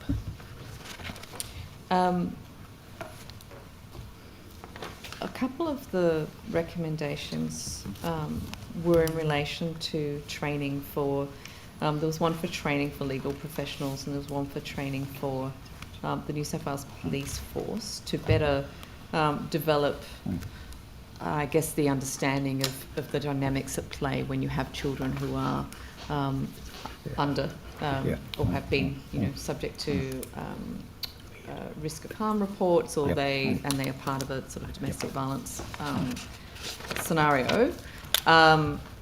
In relation to the Department of Communities and Justice working with the New South Wales Police Force to develop training and guidance, it was only noted in the response. Are you able to tell us why it was simply noted rather than the government supporting that recommendation? Look, it may have turned on resourcing, but I recall a recommendation. I would give you, I'd like to give you a considered response on notice, if I may, to that question. That would be great. And can I just indicate, if it is something which I am able to take up with New South Wales Police now, I would be, if I could just assess the merits of it, I would be happy to undertake to do that. Thank you. I just wanted to turn to, in the budget, there's a reference to $8.5 million to fund disability initiatives and upgrade government-owned disability properties. I understand it includes critical upgrades to Tomaree Lodge. What are the other specific disability initiatives that we've funded under that allocation? I'm going to turn, if I may, to Ms Campbell to respond, if you're able. Thank you. Yes, there's some money set aside. I think it's 3.5 million over 2 years to look at existing assets, so group homes, to actually upgrade them and make them much more. Some of the stock is very old and not fit for purpose, so it's really to assist in that process. So identifying some key properties in locations and improving the kind of environment for people with disability. Thank you. In addition, so we had the $8.5 million listed for that. We had the $8 million listed for the Ageing and Disability Commission, and that was an additional $8 million over 4 years. Over 4 years. Okay, so taking from memory the total from, I think it's 5.72 uplift to 7.72, correct? Given that additional $2 million a year is not coming out of DCJ anymore, but previously really was, does that mean that there is now scope for DCJ to top that up further? Look, as I've indicated in my evidence this morning, Ms Boyd, I look forward to working closely and collaboratively with Mr Smith, the new Commissioner. I'm sure he will not be backward, as have not other commissioners, in raising their need for resources. We needed certainty about the $2 million, so we had been needing to fund, and it hadn't always been $2 million, it had been, from memory, it had been less. With that addressed and with that certainty for 4 years, I am always up for discussion with the Commission as to how we can help them better do their work. For me to venture beyond that response would be perilous, but really happy to engage with the Commissioner and always happy to engage with him in working to progress the budget process. Thank you. It's a very diplomatic response. Thank you. Can I just add to that too, yes. Ms Boyd? Sorry, Secretary. Go for it. Of the $2 million, $1 million did come from DCJ and $1 million through the budget process. Okay. Yeah. But guaranteed for 4, which is the difference. Yeah. Yep. I understand. For 4 years. Thank you. And sorry, Ms Boyd, I just wanted to correct myself. I said 3.5 million. It was 3.9 million for the SDA group homes. Got it. Okay, thank you. In terms of overall funding of kind of new things, I guess, for the disability community coming out of the budget, that seems to be it. Is there anything else that was new that I've not found? No, that's it. Okay, thought so. Thank you. I just wanted to look at a lot of disability orgs are telling us that there's, look, everybody is very happy that we have the new portable long service leave scheme from a principled perspective. Everyone believes that that is something that's good for workers and good for the sector. But across the social services sector, there is concern that the government is not supporting the sector with that new cost. Is this something that DCJ has looked into or modelled or done any work on in relation to providing that support to the sector going forward? I can jump in on that one. Obviously DCS is leading it, but we have been very heavily involved given our workforce. And certainly we've looked at any additional costs or increase in costs. We obviously get indexation, which partially covers that, and it's above the CPI. Normally, service providers should be accommodating that anyway, pre the portable long service leave. An initial increase in cost, we've sort of assessed at about 0.5%. We've also looked at what other states and territories have been doing in this space, and our understanding from DCS's scan is that there has been no additional investment put in by state and territory governments in relation to this matter. So that's Victoria. They have a levy of about 1.65%, the ACT 1.85%, Queensland 1.35%, New South Wales 1.7%, South Australia 2.2%, and the Northern Territory have a proposed range of between 2.05 to 2.34. So we're on the lower end of the scale in terms of the levy. But in terms of, I guess it's this old age problem, we have services now looking, and again, happily, at longer term contracts, at least 5-year contracts coming out. But there is real concern about what gets, I guess, indexed into their funding amounts. You have to sort of look at what the base is and what the pressures are on these organisations to begin with. If you put, a 1.7% levy on services that are already hugely underfunded, that's going to be different to if they're better funded. So I'm not sure about the comparison being that relevant here. I'm more interested in what we do in terms of ensuring that services are actually getting funding that's moving with the times, with whatever new bits of levies and other things are put on it. Is that something that the department is looking into? Yes, definitely. We're monitoring it because there's obviously other impacts on funding as well. You've got, the insurance scheme, so our providers have raised that with us as well. So we are actively looking at it and then looking at what the ability of service providers have to deliver those services and the volume of those services given those costs. Just one last one in the seconds I've got available. New South Wales is the only jurisdiction not to give core funding to neighbourhood and community centres. Was that something that was considered ahead of the last budget round, and is it something that is being considered in future? I think it's always considered. What does that mean it means we would look practice, at all though? opportunities in terms of gaps in services and core funding, and I think I can say that the Minister certainly discussed it with us. Obviously it depends on the financial ability of the budget to be able to absorb those costs or get new funding. Yeah, something I'll take up with the Treasurer.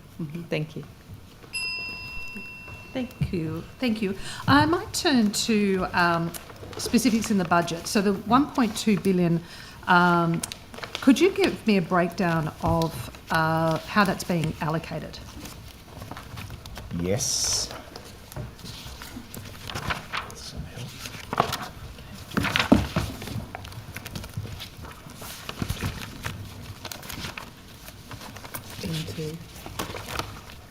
Sorry, Ms. McLaren-Jones.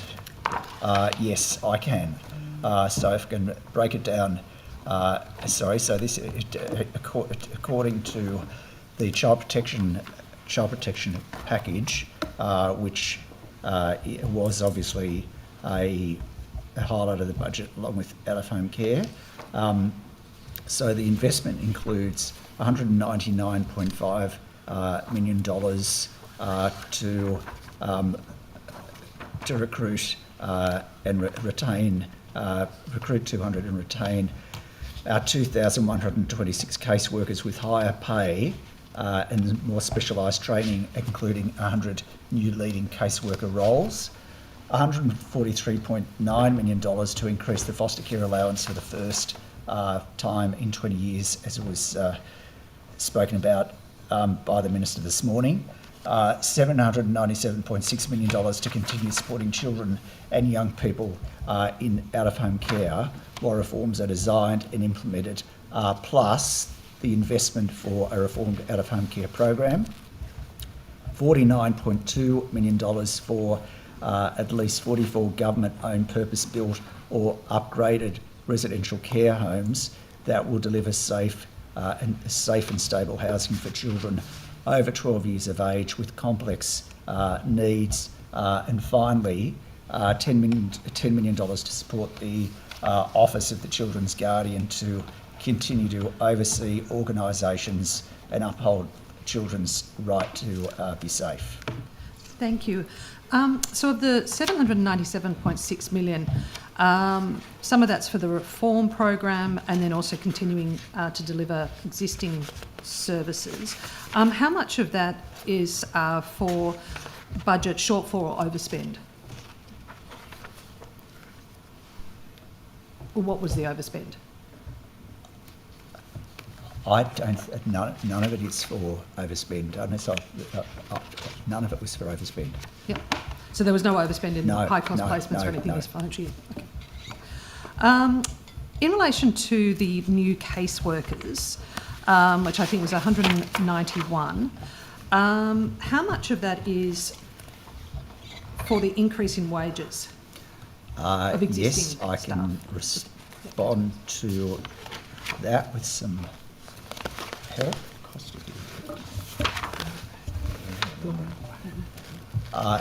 Can we take that on notice? We can provide the figure, we'll need to provide it on notice. And then how much is for new caseworkers, employing new caseworkers? Well, all of that effectively. So, sorry, 191.5 is focused on that caseworker component. Yes, and then some will be for the increase in wages. Correct. And yes. then some will be for new caseworkers. Specialised training. So the reality has been for our 2,126 caseworkers, there has been difficulty in recruiting and retaining those caseworkers. That money is focused on ensuring that we can do that and fully recruit. So yeah, if I can get a breakdown of how much is actually being spent to retain 2,126 caseworkers, and then how much is for existing Happy wages, to take that, yes. Happy to take that on notice. and then how much is for employing new caseworkers. Happy to take that on notice. Now, in addition to that, there's currently a vacancy of about 2,100. Yep. Has that been factored into that figure amount, can't or be is it? right. Sorry, just on the number of caseworkers. I'm It's a ballpark misunderstanding the premise of your question. I don't think that metric works. Okay, so there's currently over 2,000 vacant positions. Yes, a 7% vacancy of a cohort of how many caseworkers? We've got 2,126 caseworkers that we're retaining, so that's in place. And then on top of that, we currently have a 7% vacancy. Yep. Right. Okay, so when you're talking about retaining, is it filling those 2,000 vacancies? We don't have 2,000 vacancies. We've got 2,126 incredible caseworkers. Yep. And a vacancy rate of 7% of that figure. Okay. Now, in relation to the ITC services, has any work been done to compare the unit price of running that here in New South Wales versus similar in Victoria or other divisions? There certainly will be. There's a few things happening with that program at the moment. The Ombudsman's inquiry into ITC is underway. It was announced last year, and it's reaching a point where we anticipate preliminary findings from the Ombudsman reasonably soon. And that will look at a number of issues inside their terms of reference. In addition, the department intends to commence an evaluation of ITC very soon, and that will incorporate those sort of cross-jurisdictional cost comparisons. And are you looking at any other types of models? Yeah, what will need to occur with ITC is a redesign of the program to address the known issues, address the issues that we expect the Ombudsman, well, there will be issues in the Ombudsman report which we'll need to respond to, and there will need to be results in the evaluation we'll respond to. So it will amount to a redesign of the program, which will absolutely need to look at what are the alternative models. And then some options for the government to decide which of those options to go forward with. And when's the report due? We don't have a date, but we work closely with the Ombudsman in response to their requests for information. We meet with them regularly. We broadly expect it'll be in the next few months, but we don't know exactly when. That's a question for the Ombudsman. So in relation to residential care, and in particular the cottages that are being stood up, was any costing provided to the Minister at the time in relation to starting up the first 6 and then the 44? First 6 and I think it was 6, the original ones that were announced. original 5 Waratah care cottages. So the cottages cost around $1.6 million per year per cottage, assuming they have 4 children in them. That's the general size. So that's broadly what the cost is. And there's 5 at the moment. The other announcement around the up to 44 new residential, that's the $49.5 million in the budget. So there's been no decision about how those properties will be deployed, whether they are an extension of Waratah cottages or whether they're an extension of the ITC program. Yep. That's to be determined. Okay. And that, I assume you haven't worked out where those locations will be either? No. Were any other options presented when you spoke to the Minister about the Waratah cottages? Were any other options considered? Not that I am aware of, but I was not in all the conversations myself, so I don't know. No, I'm not aware of other options being considered. Okay. The intention was to start, as we've said before, re-establishing DCJ's role and capability in providing direct residential care. That was the intention. And then it was a question of how quickly can we do that to take pressure off those younger sibling groups in HCEA. So that was the course that was taken last year. And was that a advice or recommendation from the department to go down the residential care path, or was it from the Minister? I would have to check exactly what the documents say about all of that and come back to you. And if you could also then look if any other options were presented to address that, that very issue. Yeah. Happy to. And just to confirm, the residential care, the 44, it's intended they will be only for children over the age of 12? Well, that was the announcement, yes, because it is ostensibly an expansion of the ITC program, and the policy settings for ITC, as you know, are 12 and up. That is broadly the approach, yeah. But the Waratah cottages can take kids over 12, but they can also take kids under 12. So is it intended that the 44 cottages could take children under 12? Not at this stage. Again, the announcement is for kids 12 and up, so that was the position. But as I said before, we're still working out the best way to deploy that capital investment as quickly as possible. Okay. Just in specifics around the actual properties, interested to know if the 44, whether or not you're using the old disability homes as part of that 44. So I can have a go at this response. So under the minimal use provisions, they can be used for a period of time, and there may be an opportunity to upgrade some of them using some of that money. But we also would seek to use some of that funding for new purpose-built properties where possible as well. So I would suggest it will be a mix of those things depending on availability and the government's determination on the use of those disability properties. Anything you want to add there? Yeah, I could probably add under the disability assets, so the group homes that are out there that are vacant, we've got 51 of those being used for out-of-home care. Yeah. So it's increased quite significantly and will reduce the vacancies.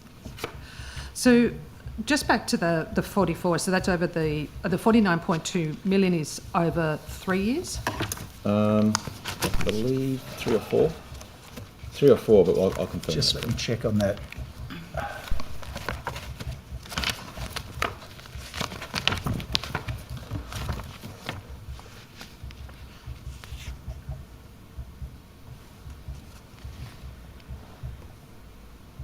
I will need to, hopefully before the session's out, I can respond to you with that.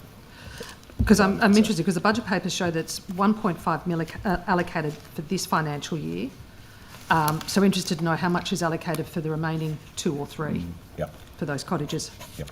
And then obviously this goes back to the time frame of when you're planning to start, I suppose, making those decisions of when they'll be stood up and how many and where. Yeah, it's a complex reform period ahead because that is happening at the same time as us responding to the Ombudsman's ICT report, the evaluation, the redesign of ITC. They're all these things are happening at the same time because the need is urgent. So it will be complex, and not all the details are known yet because each of those work streams in itself is complex and is still unfolding. So our job will be to put options to the government for decision about those 3 work streams in the next few months. Okay.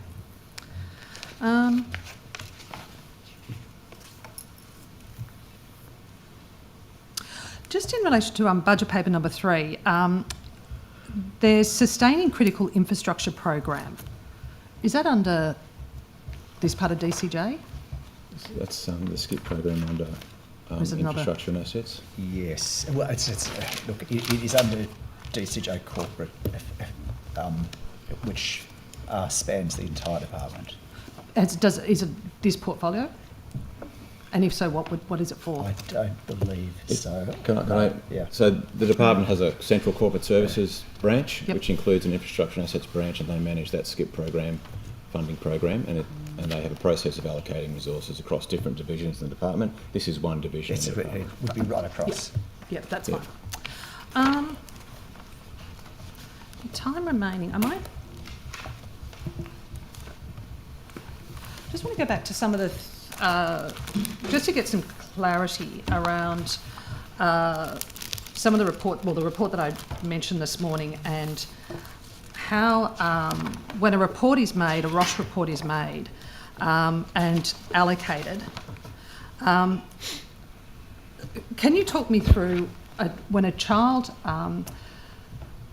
basically the header is children with allocation decision pending, and then children with allocation decision pending less than 28 days. How does that process work in it being allocated out to CSCs?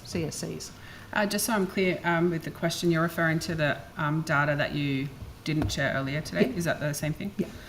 So that data, of course, remains unverified, and because it's raw data, it changes all the time. So I can give you a kind of general answer, but without being privy to the data that you're looking at, or in fact an understanding about when that data report was taken, I can't speak to it specifically. But generally the process is all information received by the department is reviewed. Of course, it's then prioritised. There's multiple pathways to then deal with that information. Obviously, issuing or delivering a face-to-face service is just one of those responses. In addition to those responses, we also engage with our family preservation avenue as well. In addition to that, there's some other things that come into play with that information. So our caseworkers are constantly determining whether we have sufficient information, insufficient information, what other supports are available, or working with families. You'd appreciate that the information that we receive is sometimes fulsome and sometimes less so, and that our caseworkers and managers do a terrific job trying to prioritise and respond to the children and young people that need us to respond most. And I totally agree. Like, the caseworkers do an amazing job, but I'm just interested in, so that first column is the children with allocation decisions pending. What does that mean? I can't talk to something I can't see, with all due respect. But does that category exist? Oh, you're reading off a report, so I'm not sure. I can't, it's unverified, the report that you're referring to, I'm unsure. But you'd obviously be aware what's in your own database. Does that category exist?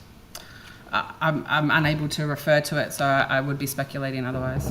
But do you know what's actually in your databases? I do. And is that category in that? I'm unsure.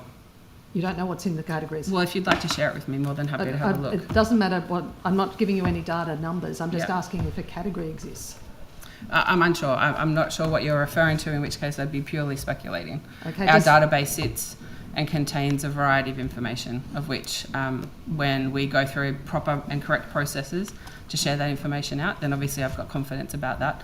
In relation to information that's shared that's actually, not consistent with our approved process, then I would be purely speculating. But I'm not of asking which I about don't think it's appropriate for the me accuracy to do. of the data, which I did ask if you had any of that information, you could come this afternoon in various categories. I'm actually asking if things like children in care reported at Roche that are waiting for an assessment, does that exist in the category?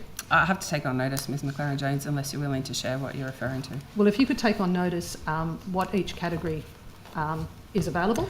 So that would include children with allocation decisions pending, children with allocation decisions pending less than 28 days, children allocated field assessment not commenced, children in care reported at Roche awaiting assessment, and then also children with allocations decisions pending greater than 60 days. Happy to take those items on notice, Ms McLaren-Jones, but not beyond that, given the size and scope of our database. And then also, could you then provide the breakdown for the financial year? So I'm not asking for this 1 July, the last 24-25 data, which you would have, I assume, would have had it looked at and cleansed by then. I'll take that on notice. We'll supply what we can. Just on to, and I asked a little bit about this, the Roche threshold and whether or not the criteria has changed. And I asked specifically around the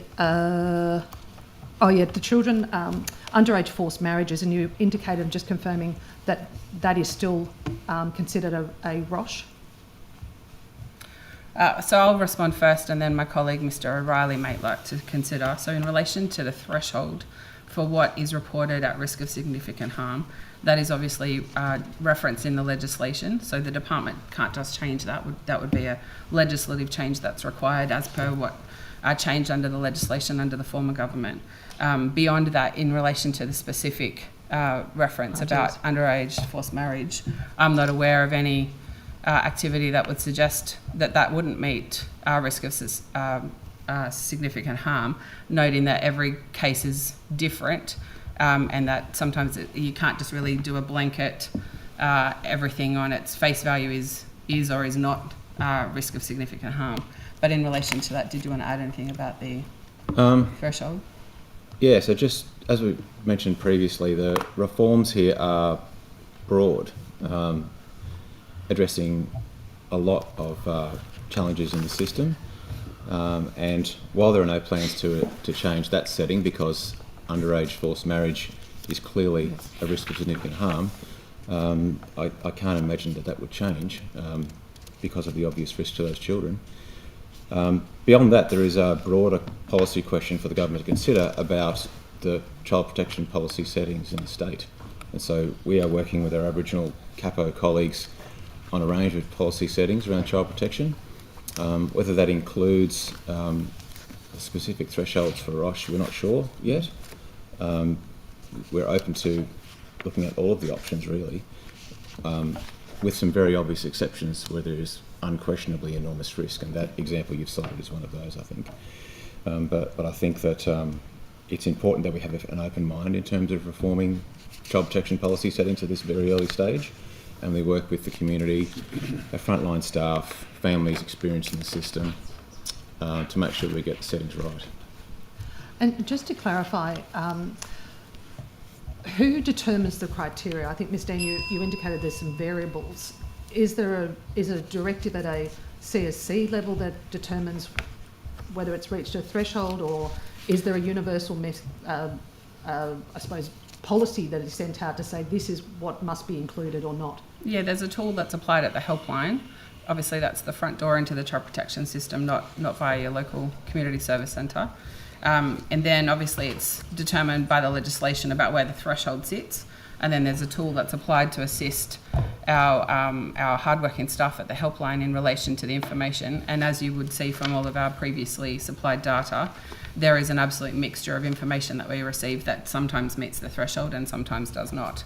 The reality is also the more fulsome the information that is shared with us in the first instance, we are more likely to have a more accurate outcome that determines whether that information does or does not meet the threshold. Okay, I'll come back.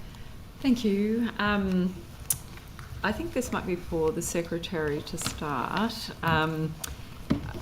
Sorry, firstly, can I just go back? Are you aware of the... I am. Yeah, Well, I assume so. Thank you. So yes. some of the recommendations in the independent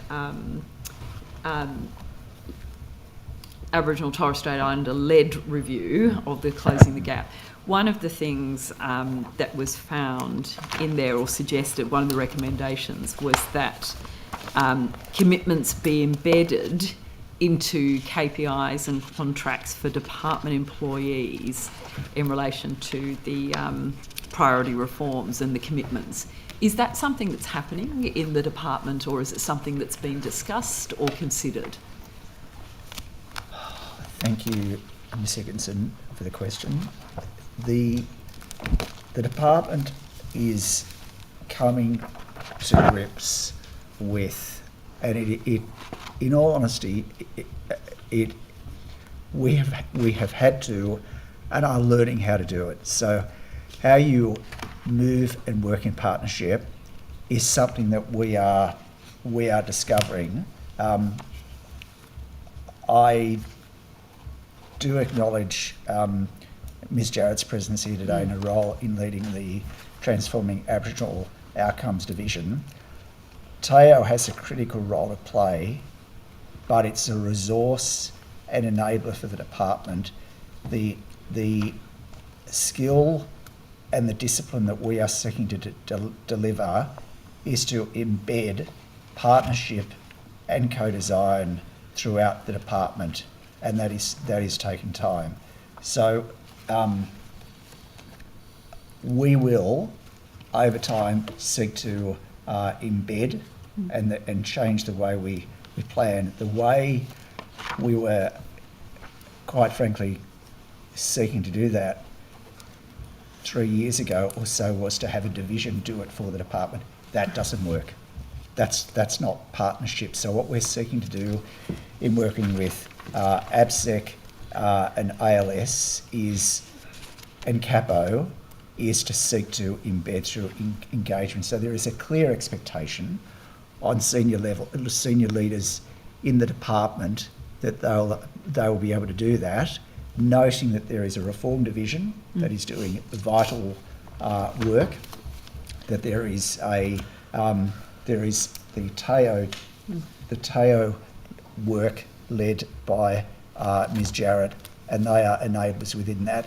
then there, at any one point, there are many, many pieces of project work happening throughout the organisation. The most critical relevant to these estimates today is the reform work being led under the leadership of Mr. O'Reilly within the Reform Division.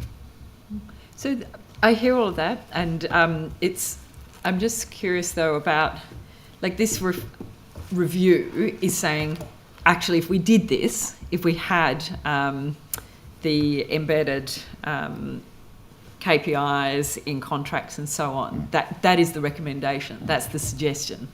So are we saying that, I think, like, is the reluctance to actually just do that or enliven that recommendation, is it because we know we're falling short on the targets and it's kind of a cart and a horse, or how do you get it to change? I'm not, and please don't get me wrong, I'm not suggesting that the individuals right here, right now are responsible for why we're falling short on some of the really important closing the gap targets, but I can see Mr. O'Reilly is scratching to say something, but I'm just trying to understand at what point do we not come and ask this question, you know, will this report not need to say this anymore because it will say, we attempted this, we've embedded these KPIs, we've done this, this is how, because this is what the independent Aboriginal Torres Strait Islander led review is telling us we should be doing now. So my answer would be,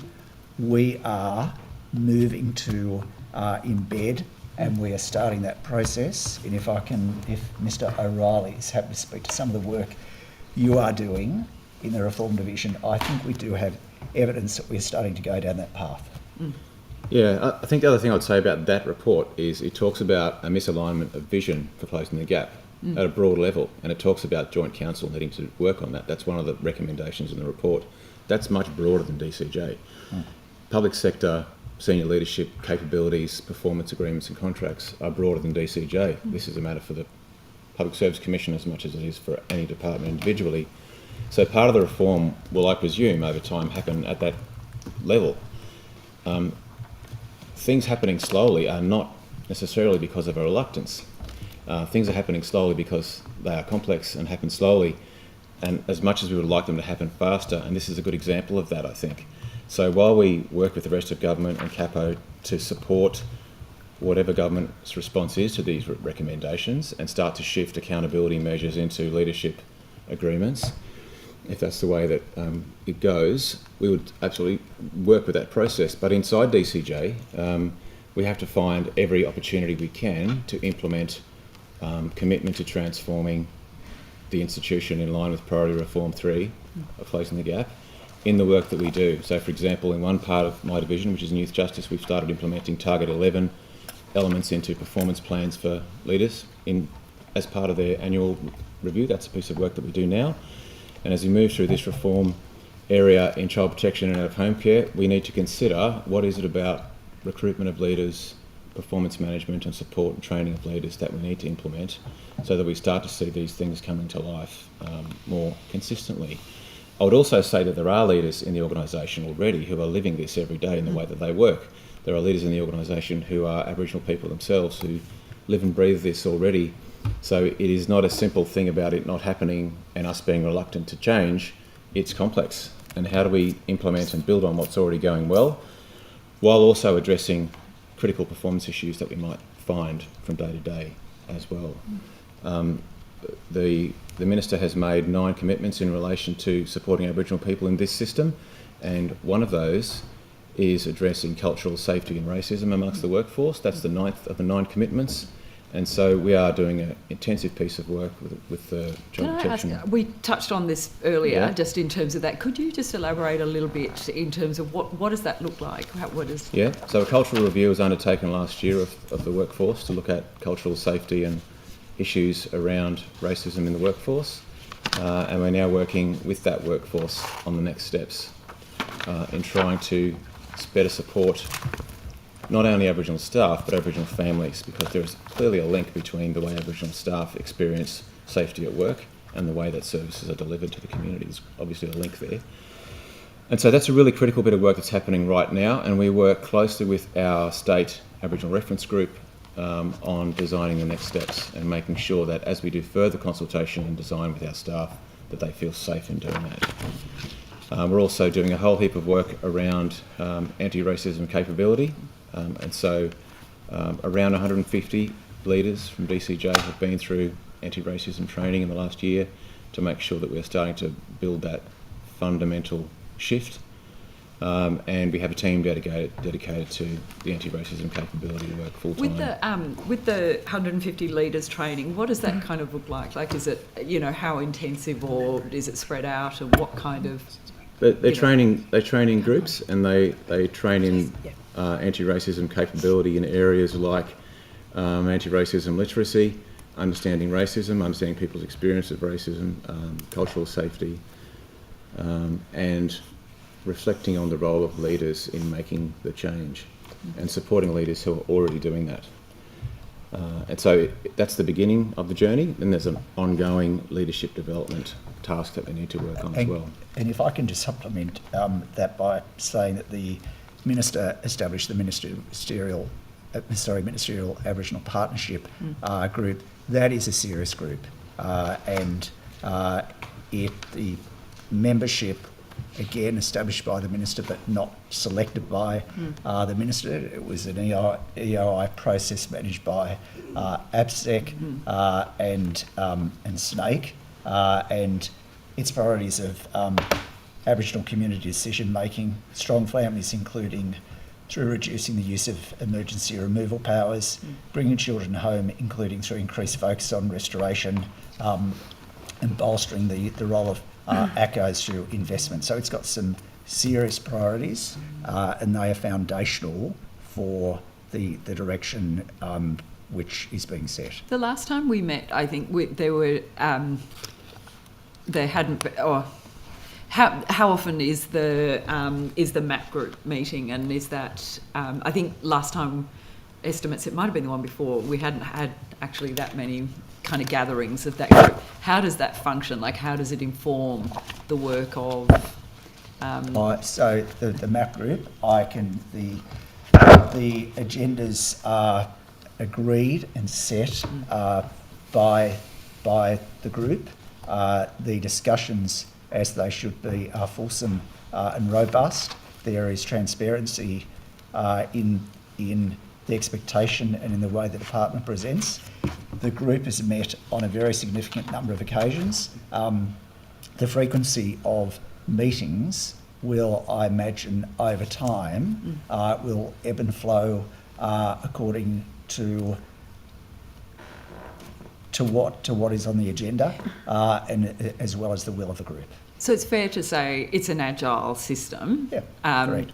And so if, say, ABSEC or what the PIC wanted to convene that group, it has the power to do that? Is that kind of the way it functions, or is it a little bit different to that? Jump in here. Yeah. So the group, the frequency of the group they meet bi-monthly. There have been a couple of one-off workshops that members have called for, and we have also had a couple of ad hoc workshops to work through particular issues if we wanted to consult with them on a particular initiative or proposal. But standard meetings at bi-monthly currently. Great, thank you. In relation to the ACOs right now, in terms of the out-of-home care providers and the accreditation process, there's ACOs that are still undertaking that accreditation process? There are. Yeah. I'll answer that question. There are two. Two, yeah. And is it something that is the process for achieving that accreditation? Is that again, an agile process where assistance is sought and received? Is that Absolutely. That's been done under our new model of direct evidence gathering. So there was a point in time where it was an assessment process which probably very much felt like an assessment process to an agency wanting to be accredited. However, now we work much more collaborative and in partnership, and are actually out there to help them achieve their goals in obtaining that accreditation. So I would say it's a much more hands-on process from the assessment and monitoring team from our office. And are the two organisations in the process of achieving that accreditation, does it look like they're on track? They're on track? They're on track. Great. And so how many ACCOs are actually in existence now in the out-of-home care? 24. That's right. Thank And you. one has been accredited this year, and we have the 2 in progress. Right. Is there, what steps are currently being undertaken in practical terms to shift from that sort of the short-term competitive tendering to the direct investment models for those ACCOs? Perhaps that's to you, Secretary. Yeah. No, I'm sorry, I didn't hear the question. It's. I'm happy to repeat it. Funding. I know what it's Please- like. It's please like repeat it. Funding question. It was. Yeah. It was about. It's about the money and the. You know, what steps are being taken in relation to changing the model? Again, look, it's come from the broader review in terms of the targets, but what's the department doing to shift from any of that short-term competitive tendering to the direct investment models for those ACCOs? Have we transitioned to that system? In out-of-home care? Out-of-home care, yeah. Yeah, so whether there are any changes to the funding model or the commissioning model will need to be determined through the out-of-home care strategy, which will be submitted to Cabinet in a few months. That's where those considerations, things like market mix, things like commissioning approach, all those things need to be considered there. So I can't really give you a definitive answer on what will change or if it will change. But so is the approach to that, is there a co-design happening in that at that level at this point in time? There is not a co-design happening at this point in time in relation to the development of that submission for Cabinet. This is what's challenging about implementing Closing the Gap in the way that it's intended by Jambana and others, because Cabinet processes are different they have their own characteristics and restrictions in relation to that. So it's difficult to be as open as we would like to be. Partnership is difficult. So is DCJ making some? Obviously, it's like the Closing the Gap obligations fall particularly burdensome on DCJ. There's obviously other departments, but particularly so on DCJ. Yeah. Is there something that you are doing internally to communicate, to convey back to government to say we need some kind of exceptional circumstances so that we can co-design at a higher level, at the level that we know will make an actual difference? I'm not trying to be difficult, I promise. No, I totally understand. One of the reasons why we are not communicating that is because there are a lot of different things to manage here. We have to respond to the findings in the Ombudsman reports, the Audit Office report, the system review into out-of-home care, which all point to areas of the out-of-home care program, the PSP program, having gaps in terms of performance, value for money, client outcomes, client safety, and financial viability. So they are really important reform drivers for us that we have to get right. So a lot of the work involved is in shoring up those risk areas as quickly as possible in the design. And so they are urgent, and government needs urgent advice from us in relation to those things. That is the priority at the moment. And it's Ms Higginson, it's a whole of department, whole of agency challenge. To that end, if I can just ask Ms Campbell to supplement what's been said. Yeah, we've actually commenced doing the co-commissioning in the Staying Home Leaving Violence program, particularly out in Western New South Wales, to look at how we co-design that particular program, given it operates differently in Aboriginal communities, and I think that's been a really positive process. We've also used other approaches to competitive tendering, like select tender for ACCOs, so we've done that with a number of programs within the domestic and family and sexual violence portfolio, which I know is not subject to discussion today, but it's not that there isn't things happening in DCJ. Thank you. No, I wasn't suggesting there wasn't things happening. It was just I wasn't sure.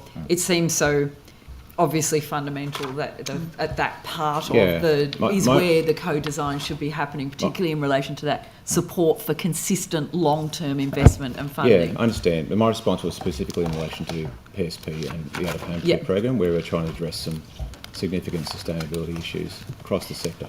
So can I just ask, what resourcing, if any, has been allocated within, sorry, just go back one, has the department established any dedicated targets or benchmarks for reducing the over-representation of Aboriginal children, again, aligning with the outcome number 12? There's probably a few people going to, but my response to that is that we certainly have a goal to reduce the level of representation, but we have not reached the point where our policy reform has matured to the point where we could set step-by-step benchmarks for that at this stage. Mm-hmm. So Can I just please, add? I understand the place from which the question comes. Clearly, with a statutory processes where we have obligations to the court, we need to be. There is a level of care and caution that we have to have about that, simply because we have very clear statutory obligations, and fundamentally we must honour those. Now, clearly there is reform and resourcing that enables and empowers change. That is the way to do it, in my view, rather than setting targets. I do see, with particularly statutory processes, a risk in targets.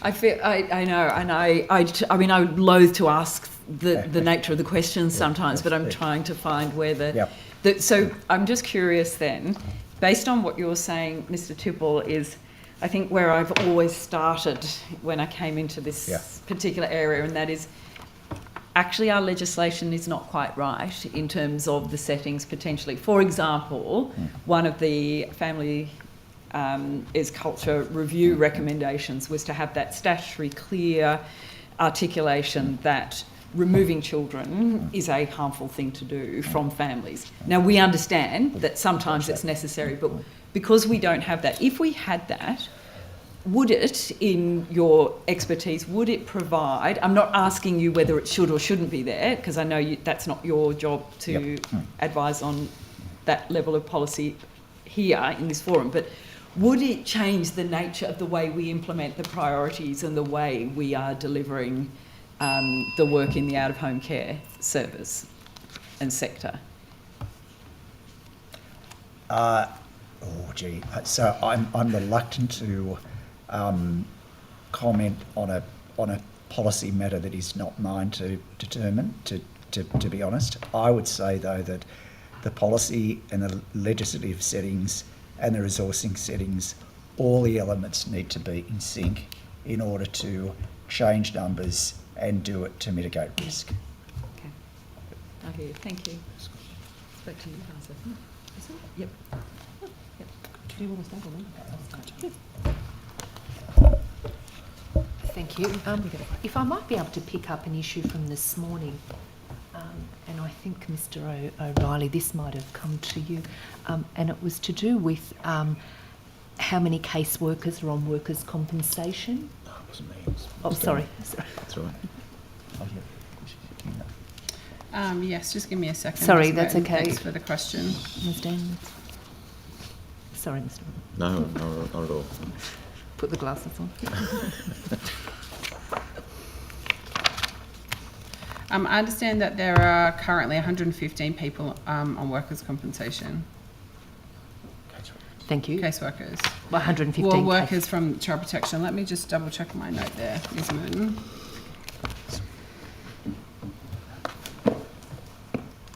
Ms. Dean, you can take this on notice if you want it, and then you can be more full in your response if you like. Happy to hear the rest of the question if that's useful, while I'm also looking for... Oh, that was it, yeah. Okay.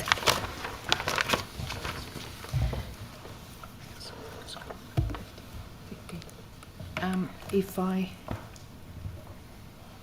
could just pick up the issue my colleagues raised earlier relating to the... and I'm just making reference to just talking about the gender equality budget statement here, which is 10.15, and it's titled Gender Impact Assessment, Investing in Purpose-Built Housing to Deliver Intensive Therapeutic Care, and this relates to the budget investment of 49.2 million in the construction of a number of fit-for-purpose intensive therapeutic care homes for children and young people in out-of-care home and upgrading a number of homes for residential out-of-home care.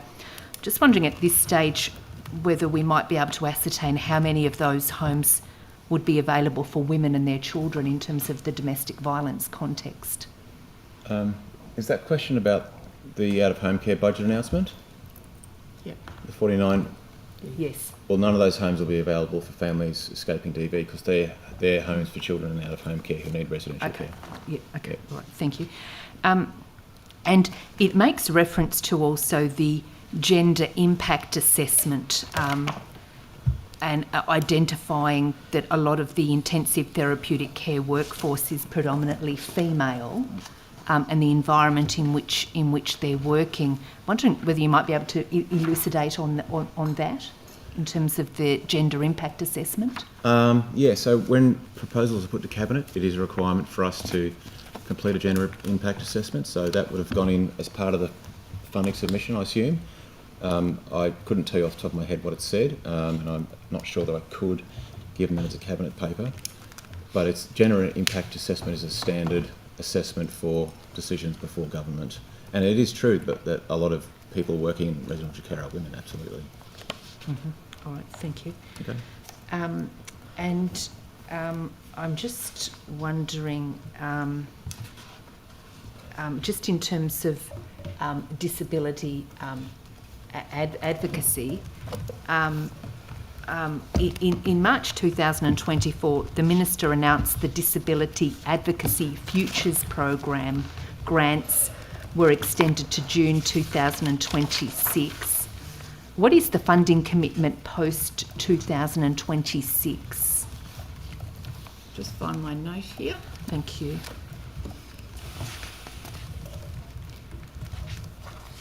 So 15.7 million has been allocated to deliver the program this financial year, and that includes 19 organisations funded to deliver disability advocacy, as well as $1 million for special purposes and projects and sector development grant in 25-26.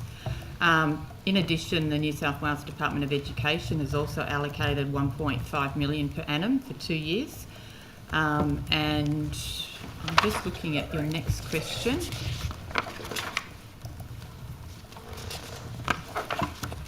I might just hand over to Ms Dendel if you can just talk about the budget post 25-26.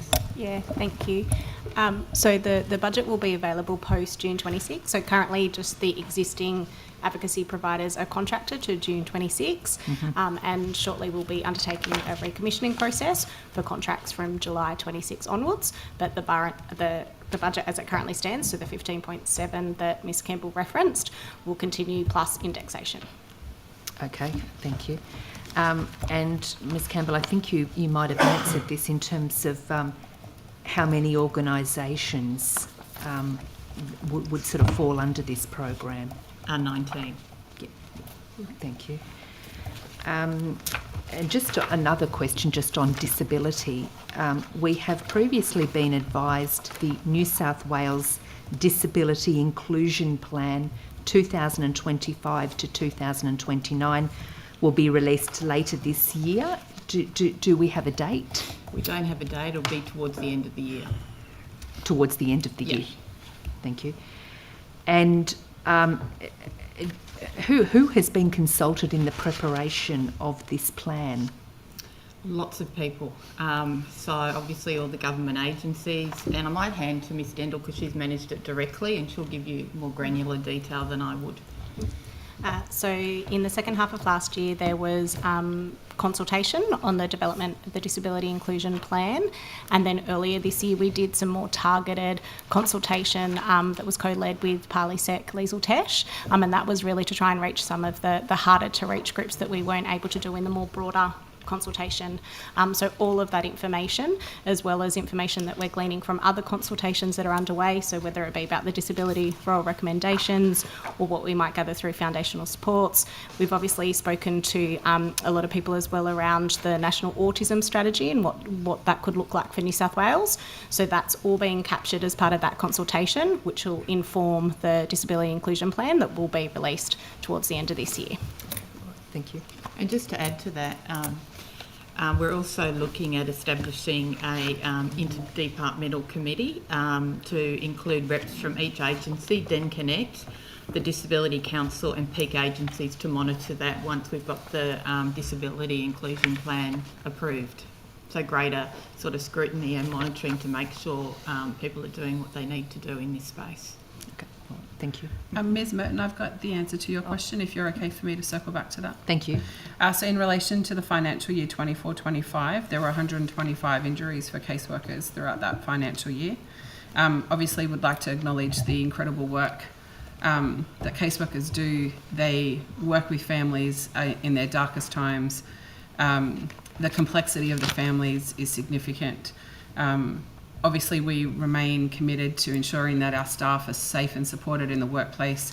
We understand the impact of the current environment that they're working in as well, and I'd like to acknowledge that whilst we continue to work on a reform agenda that gives hope and promise for the future, the absolute need for our staff every day in the current environment also to make sure that they are taking every opportunity that's before them to change for children, young people and families in the current both child protection and out of home care cohort is very important. Obviously, I acknowledge the staff that are currently absent from the workplace. I wish them the speediest recovery, and we welcome them back to the workplace as soon as they are fit and able. Thank you, thank you.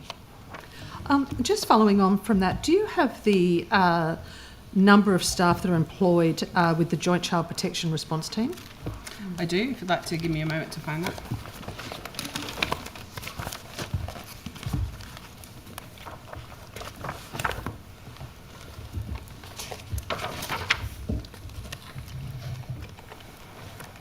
So there's 119 caseworkers allocated to the JCPRP area of work. Just to call out to them, they do an immensely, incredibly difficult job each and every day, working with the tri-agency of the police and New South Wales Health as well. Yes, they do. And how many vacancies are there? I might have to take that on notice, Ms McLaren-Jones. I don't think I've got a specific JCPRP vacancy rate, just the overall vacancy rate of 7%. Yep, and if you could provide that by district as well for the JCPRT. The district rate for vacancies? Yes. Yeah, we can do that. And also, do you know how many are on workers' compensation? Well, the number I just gave was 125 injuries, caseworkers who suffered an injury through the last financial year. I don't think I've got the number of current caseworkers that are absent from the workplace. I believe it's 115 in total across the entire division, noting that the division is full of caseworkers, managers, casework, MCSs, and a range of other positions that are supporting the incredible work of our frontline staff. Could you provide that as a breakdown by district and also those that are on workers' comp from the JCPRT? I'll take it on notice as long as the number is large enough that we maintain confidentiality. Yeah, that's fine. Sure. That's fine. I understand. I might just touch on family preservation programs. In the DCJ funding approach paper, it states that there'll be additional funding for the culturally and linguistically diverse communities. Has that funding been allocated, the amount? I don't have the funding approach paper with me right now, but I think what that comment or that statement refers to is the build-up of the funding model for the client group. And so people providing services to those clients will have a particular funding model for those clients. But I might take it on notice to provide a more detailed response. And also around the cold advisory service and when that will be implemented. I'll come back to you on that.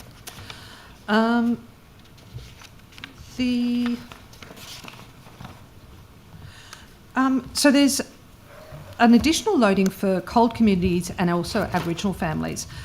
Was consideration given to rural and regional remote communities? It was a very long consultation and co-design process before I started here. So in this program, so I will check whether that came up in any of the other conversations or considerations and come back to you. It was a very long and complex process. No, that's fine. And then looking at the funding paper, and I'm mindful that you don't have it in front of you, but could you just outline how the funds were allocated to the various districts? Because some have got a lot more than others. Yeah, so this is the first time it's been allocated on the basis of need, and as opposed to just a historical refunding by location. And some of the differences that we will notice when we go live with the new program is that some of the metro locations will have less and some of the regional locations will have more. That is one of the changes, because it has become evident in review of need, child protection data, for example, that is where there is more need, which is not a surprise given some of the socio-economic issues in some of the regional locations. And so what were the, I suppose, the data that was analysed? So Yeah. I noticed that the Hunter got a lot more versus somewhere like the Illawarra. Yeah, well, the Hunter is a good example. The Hunter is a very big, complex area. It has a very high demand for child protection and out-of-home care. Surprising to a lot of people, the level of demand up there. So it's not surprising to me that it would get more need identified in the family preservation resource allocation model. That makes sense to me in terms of a needs-based approach. But in order for, if I was to give you all of the need metrics accurately, I don't want to mislead you. Yeah, no. I will take it away because that's fine. it is complex and I don't want to mislead you. Yeah, no, that's fine.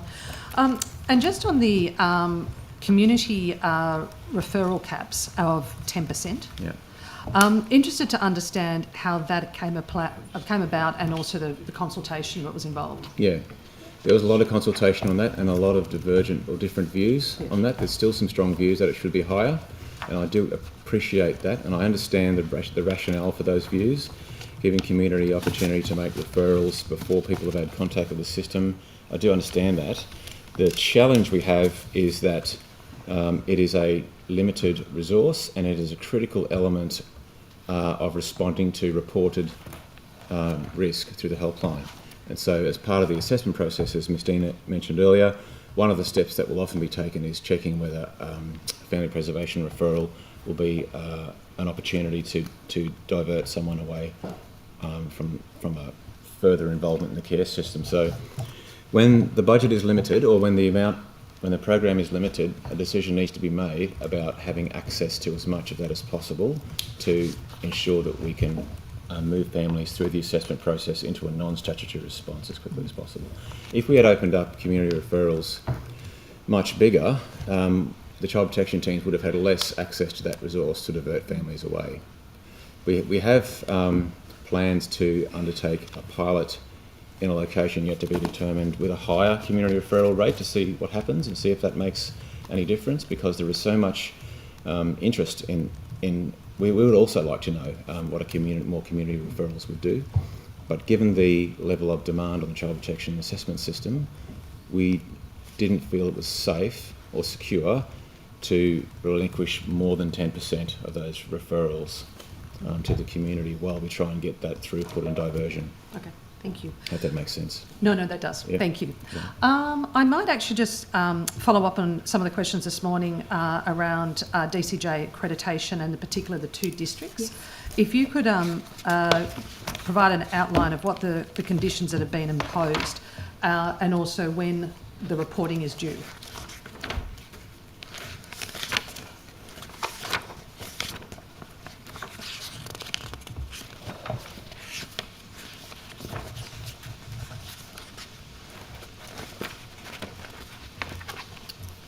Okay, so as I stated this morning, all 16 individual agencies are fully accredited through DCJ.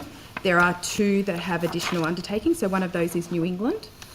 The condition was imposed following concerns regarding safety, welfare and wellbeing of some children and young people, and requires the district to provide an action plan and regular reporting on actions to address non-compliance with standards 1, 2, 3, 14 and 15, and I can table those standards so you could, I won't read them out. The Children's Guardian also referred 10 matters of concern, like individual children, to the department requiring urgent attention, and the New England district remains under active monitoring, which includes additional monitoring visits at short notice, and they are complying. Mm-hmm. The second district that's subject to additional conditions is the Far West district. A monitoring visit occurred in December 2024 and found significant gaps in practice. The conditions being imposed on the district's accreditation, it requires the district to prepare an action plan setting out how it will meet the requirements of standards 2, 3, 11, 12, 13 and 15. The condition also requires regular written progress reports to the OCG, And as I said, to date, both districts are fully compliant with the conditions. Okay, great. Can I just add to that also, please, just to call out, because we do have staff and leaders working incredibly hard in those districts to ensure compliance with the standards. We do, as you would appreciate, have significant staffing recruitment challenges for both of those areas. So it's important to note that whilst we continue to focus on the increase of recruitment and retention for those two areas, by natural numbers, it does mean that it's continues to be an area of focus for us to make sure that the service delivery for children and young people in out-of-home care is consistent with the out-of-home care standards, whilst also acknowledging that we do struggle to recruit staff in those areas, and would appreciate any assistance from anyone in the room or listening in relation to checking out employment opportunities to come and be caseworker for the department. We think it's a great place to work. We've got an excellent authorising environment, and obviously these two particular areas we're looking at every strategy we can to help ensure we recruit the right people to work in those areas. That brings me to just my final bit, basically what is actually being done by the department to increase recruitment. Obviously there's money being put into it, but what exactly is that? Yeah, so we know that the vacancy rate largely sits across our hard to recruit areas. So in our metro areas, we've got lots of caseworkers or lots of people willing to come and work for us. We know that there's some hard to fill locations. We're looking at a range of strategies. We're looking at other cross-government or cross-regional kind of incentives to get the right people to those places. We are about to initiate a recruitment strategy across all of our current and existing trained staff that says, would you be interested in moving to the country? Obviously for either a shorter period of time or longer period of time. We acknowledge that that impacts families, friendships, relationships, but we are also keen to make sure that we have the best staff working in those areas. In addition to that, we're working with our talent acquisition team who are working tirelessly to try and help us find the right people to come in to work as caseworkers. So we have a number of social media activities on place or in place to be able to help increase the kind of profile of the department and really provide clarity about the great role that being a caseworker is. In addition to that, we're working with universities to make sure that we've got a pipeline of people who are finishing their social work degrees. We also know that we are stronger as a division with a myriad of multidisciplinary work. So there are people who were once nurses, people who were once childcare workers, etc., who are moving to become a caseworker as well. And so we continue to look at all of those avenues. And are you confident that if you are able to recruit the staff into those two districts, it would address all the conditions that have been placed on DCJ? Yeah, so recruitment's part of the story. The other part of the story is support and training. It is absolutely about retention. We know that we're, as the Minister mentioned this morning, we do have a challenge in the retention space post 2 years of the work, and that's because it's hard work. Every day you're giving your best self to a number of children, young people and their families and communities in their toughest times. So we know that it is hard work and trying to retain our staff. That's why obviously the award negotiations, the influx of the budget as well to increase pay and conditions only goes some of the way. We know that increasing support, mentorship, as well as giving career progression for caseworkers as well is also part of the whole strategy to help us move forward.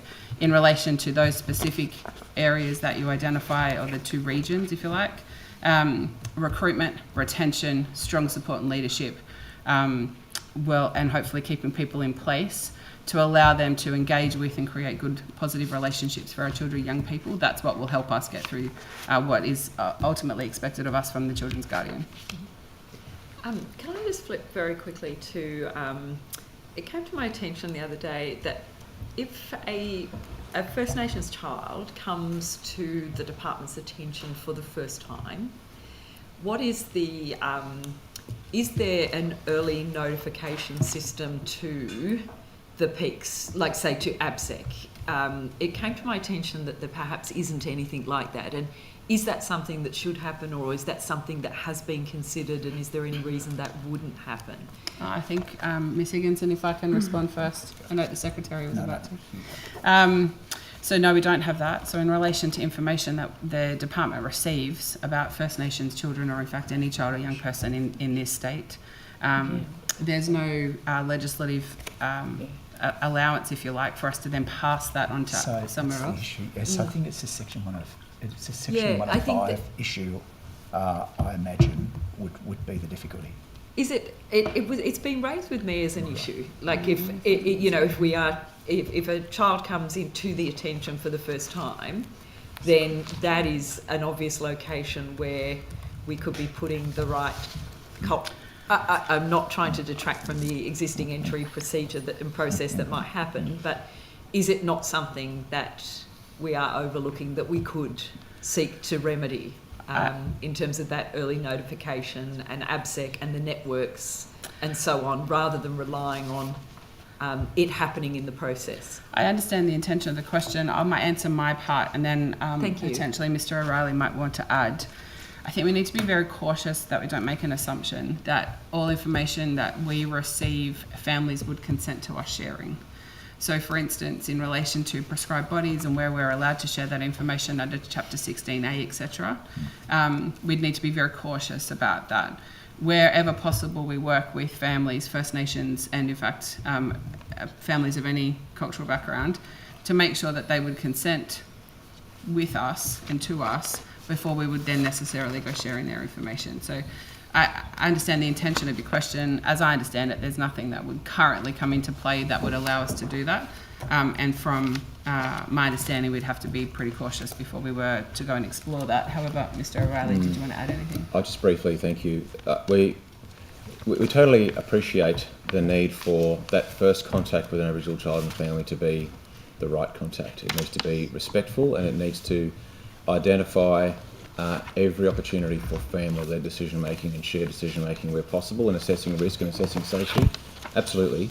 And so there are some locations around the state where our teams do that very naturally, particularly with Aboriginal caseworkers and managers. It is a natural way of working, but it is not everywhere. And this is what a lot of the reports that you've seen are saying. So by working closely with our CAPO partners in redesigning the assessment process in the next period and all of our child protection policy framework, we really want to implement effective family meetings as a first response. And that means that with internal family consent, the relevant family members are brought to the table and notified. And where all people around the table provide consent, we can then also bring in ACOs and other agencies who would be helpful, but it is by consent. That's a really important consideration. There just are not enough, as Ms Dean was saying, we have to be really careful not to breach confidentiality and breach the law in providing child protection information to people who do not have a legal right to it. That's a really important consideration. Respectful family-based interactions and assessment is critical to the reform though, and not only do we need to design it carefully with our CAPO partners and community and other Aboriginal groups, we also need to make sure that we're monitoring it effectively and we're asking families what their experience is like.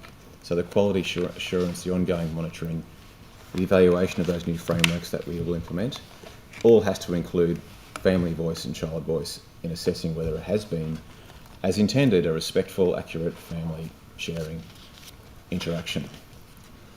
That's the goal with the reform in terms of responding more effectively to Aboriginal families. You get 3 minutes. Oh, good.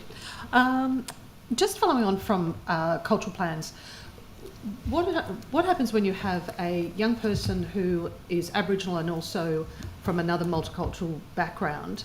How is the department managing cultural plan for Aboriginal children and the cultural plan for when it's multicultural?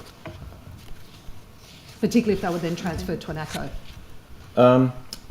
We might both have a response, but my view, my understanding of the response is that it needs to be a child-led, child-centred approach, and so there needs to be consultation to work out how a culturally responsive plan supports the young person's identity or search for identity, wherever that child is up to. So I think it has to be a child-centred approach as opposed to a rigid approach. In addition to that, I would add, so obviously we ensure the compliance with the placement principles if a child or young person is Aboriginal. If a child or young person is Aboriginal but also then identifies as a member or part of another CALD background, we work with the child or young person, their family, extended family, in order to make sure that ideally they've got connection to both important cultures in their family history and their life. Obviously, we are particularly committed to making sure children and young people who are Aboriginal are connected to their family, ideally placed on country and really part of their family and their mob. But we do have a number of children in New South Wales who are in the PR of the Minister who absolutely identify as Aboriginal or First Nations person or people, and then also part of other CALD communities as well. And we do well to make sure, or we do our best to make sure that those children and young people are really clear of their cultural heritage. Like many people, you know, multiple heritages that feature in part of their cultural story, and making sure that, for instance, they'd have a cultural support plan that recognises and supports their Aboriginality and making sure their connection to mob and country. But they would also have part of that cultural support plan to ensure that, for instance, you know, that whatever other culture is present is also part of their life as well. And how are you ensuring that the CALD plan is also being, I suppose, delivered if the child is placed with an ACCO? Yeah, so we work with ACCOs in relation to the policy position. It is, of course, working with children and young people to recognise their heritage, regardless of what that is.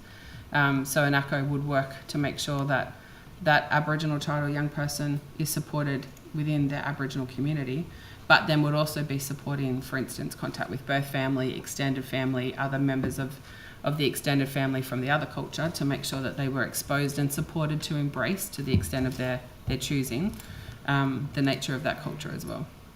And do you have a breakdown of the number of young people that would have a cultural plan that's both Aboriginal and CALD? I do. If you wanted to give me a moment, I think I actually have that in my notes, Ms. McLaren-Jones.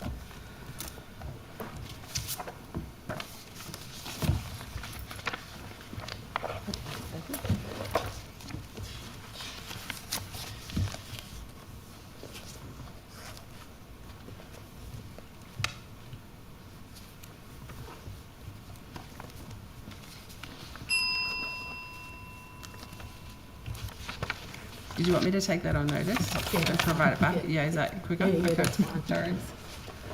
It's time for treats, isn't it? We might have a break Cup for of tea. 15 minutes and come back maybe at 10 to 4. Thank you.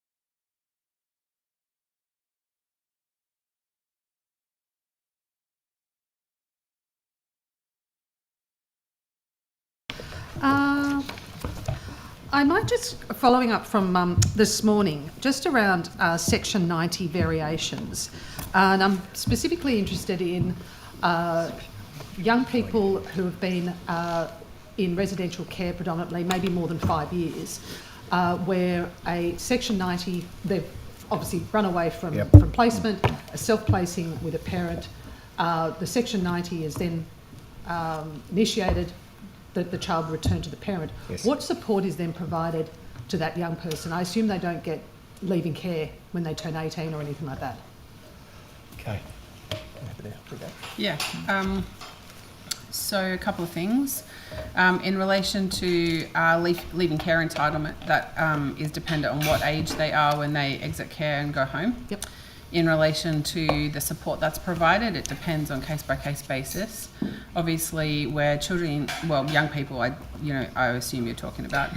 Correct me if I'm wrong. I'm looking at that teenage. Yeah, 16 or so, when they're running away from a resi-care placement, more not so much younger ones that the restoration or the Yeah, so it would still be considered a restoration if they are entering or going home. We know that most young people in out-of-home care absolutely have a... Sorry, should I pause? No, sorry. Sorry. No. Sorry. It's an internal time allocation. Oh, okay. Sorry. My apologies. No. So in relation to restoration activity, it depends what's going on for that young person. So in relation to obligations from the department, of course, we continue to have obligations. Obviously, for a Section 90 to be applied, when they're not the decision maker. Obviously, the decisions remain the decisions of the Children's Court in relation to where PR is then allocated. Restoration activity can include a variety of things. Sometimes restoration activity for children and or teenagers include absolute full-on service delivery to be able to support parents to have successful restoration, because of course we would view that there's that's very important. And in fact, children who go home, getting that restoration successful is absolutely the highest priority for us. Sorry, not so much about restoration. I'm actually interested in the young person that has left placement. So they're either self-placing with a parent and it's unauthorised leave. Yeah, so... where the department then files for a Section 90 for that young person to remain with their parent. That is, though, by virtue of a young person going home, it is reunification and restoration activity. Even though they've left their placement as unauthorised, so it wasn't a decision by a caseworker for restoration. Are you saying that if a young person runs away from placement and self-places, you then consider that as restoration? Well, every scenario is different, but essentially if there is a Section 90 being applied, then the department has formed a view and is making a recommendation to the Children's Court on balance, not to say that this is every example, but that is a restoration activity that would require our obliged support to make sure that young person is safe at home.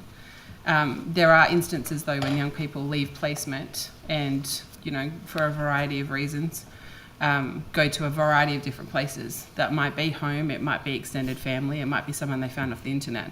The reality is that we know young people, especially those young people in ITC, have a myriad of trauma history, and that we work with them on a case-by-case basis about what it is that's required to support them.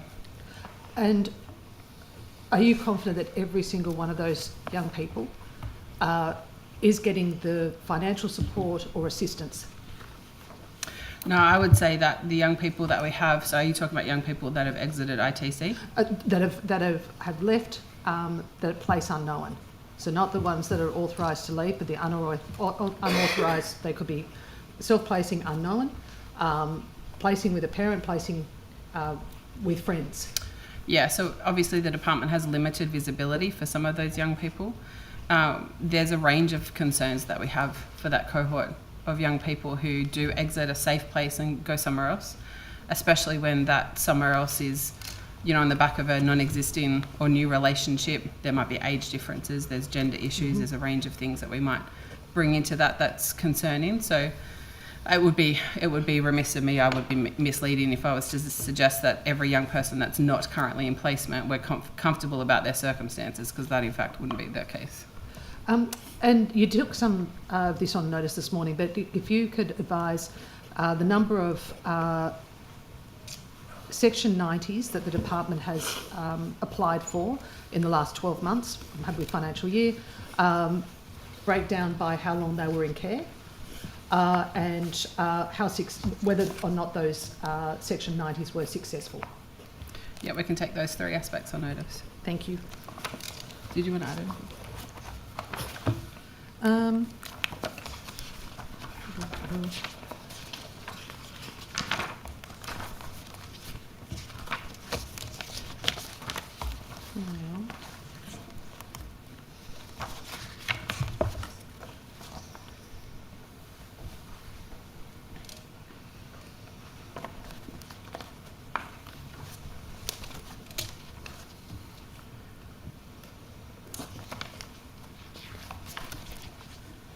I might actually ask a couple of questions of Mr. Smith.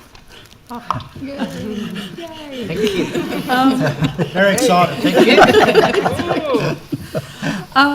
This is just a broad question in relation to the strategic plan, the 23 to 28 strategic plan. And I suppose looking at the 5 pillars that are part of that plan, what has been one of the most challenging for implementation, and why is that? I think that the challenges for us are translating the vision of the Ageing and Disability Commission with the legislation writ large, translating that into a strategic plan, and then having the operational resources to deliver on all those things. So I think that the part of the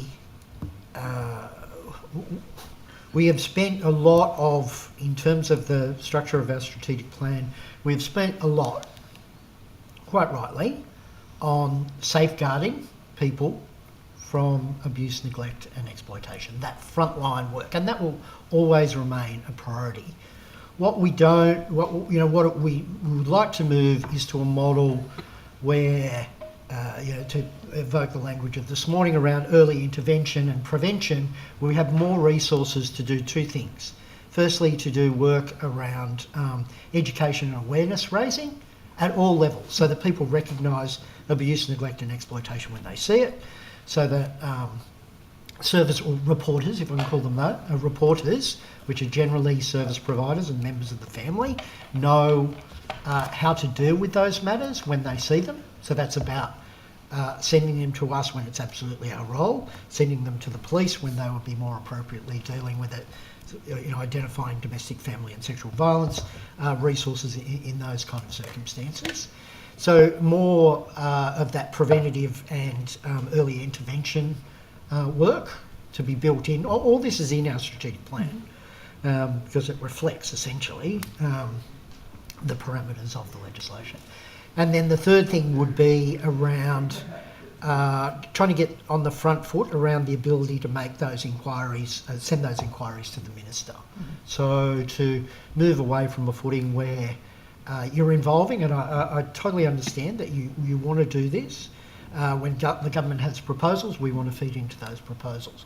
We would also like to be able to get on the front foot and report to much more routinely and report to the government and the community of New South Wales at large about what we are seeing out there and some of those priorities that we're seeing.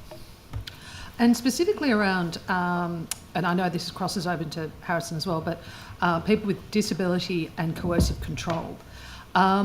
Is there a body of work that's that you've been working on around not just raising awareness, but also, I suppose, that reporting of it?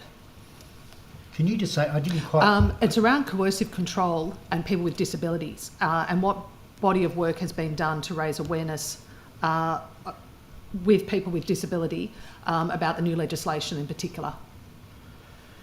Well, we've,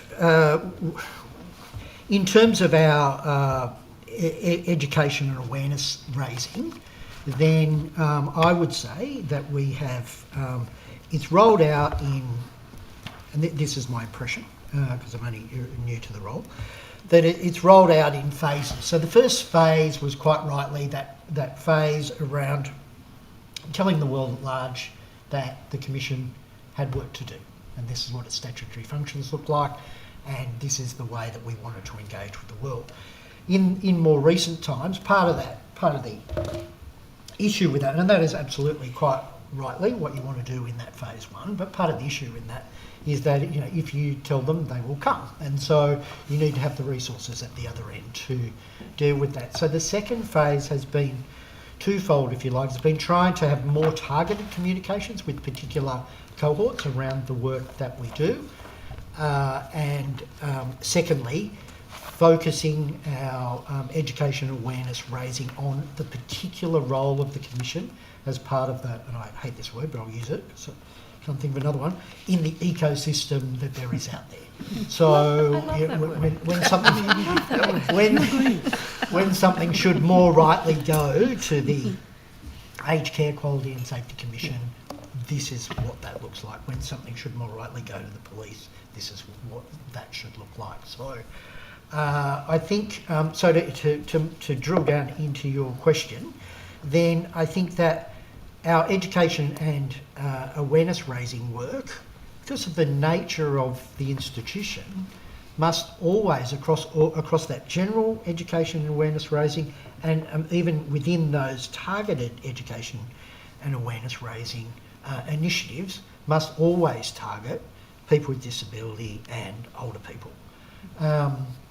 We have most of the resources that we have are in plain English. There is a set of practices and initiatives which we use to ensure that we engage with those communities. Again, it's not a qualification, it's a fact. I've only just walked in the door. Part of my phase of my priorities when I walked in the door was to be talking to stakeholders from the advocacy sector in the first instance, in regard to older people and in regard to disability, because I've worked in disability but at the national stage. So it was about finding out what's happening on the ground in New South Wales in those two areas, and finding out what their priorities are, and also what their relationship with the Commission is, what they like about that relationship, and what needs to change. It's as simple as that, really. And so I've been building my information base around that, and perhaps not surprisingly, there's almost been, it is a very beloved, I use that expression a bit,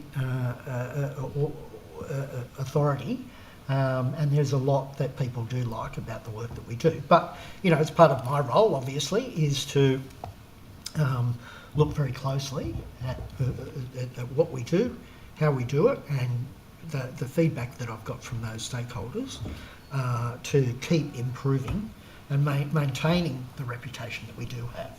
Because we've got a great reputation across Australia. And so, yeah. Thank you. Hopefully that answers your question. And final question, which is both to yourself and also to Ms Watt, just around data sharing. I'm just interested to know how many formal information sharing agreements that you currently have and with which agencies?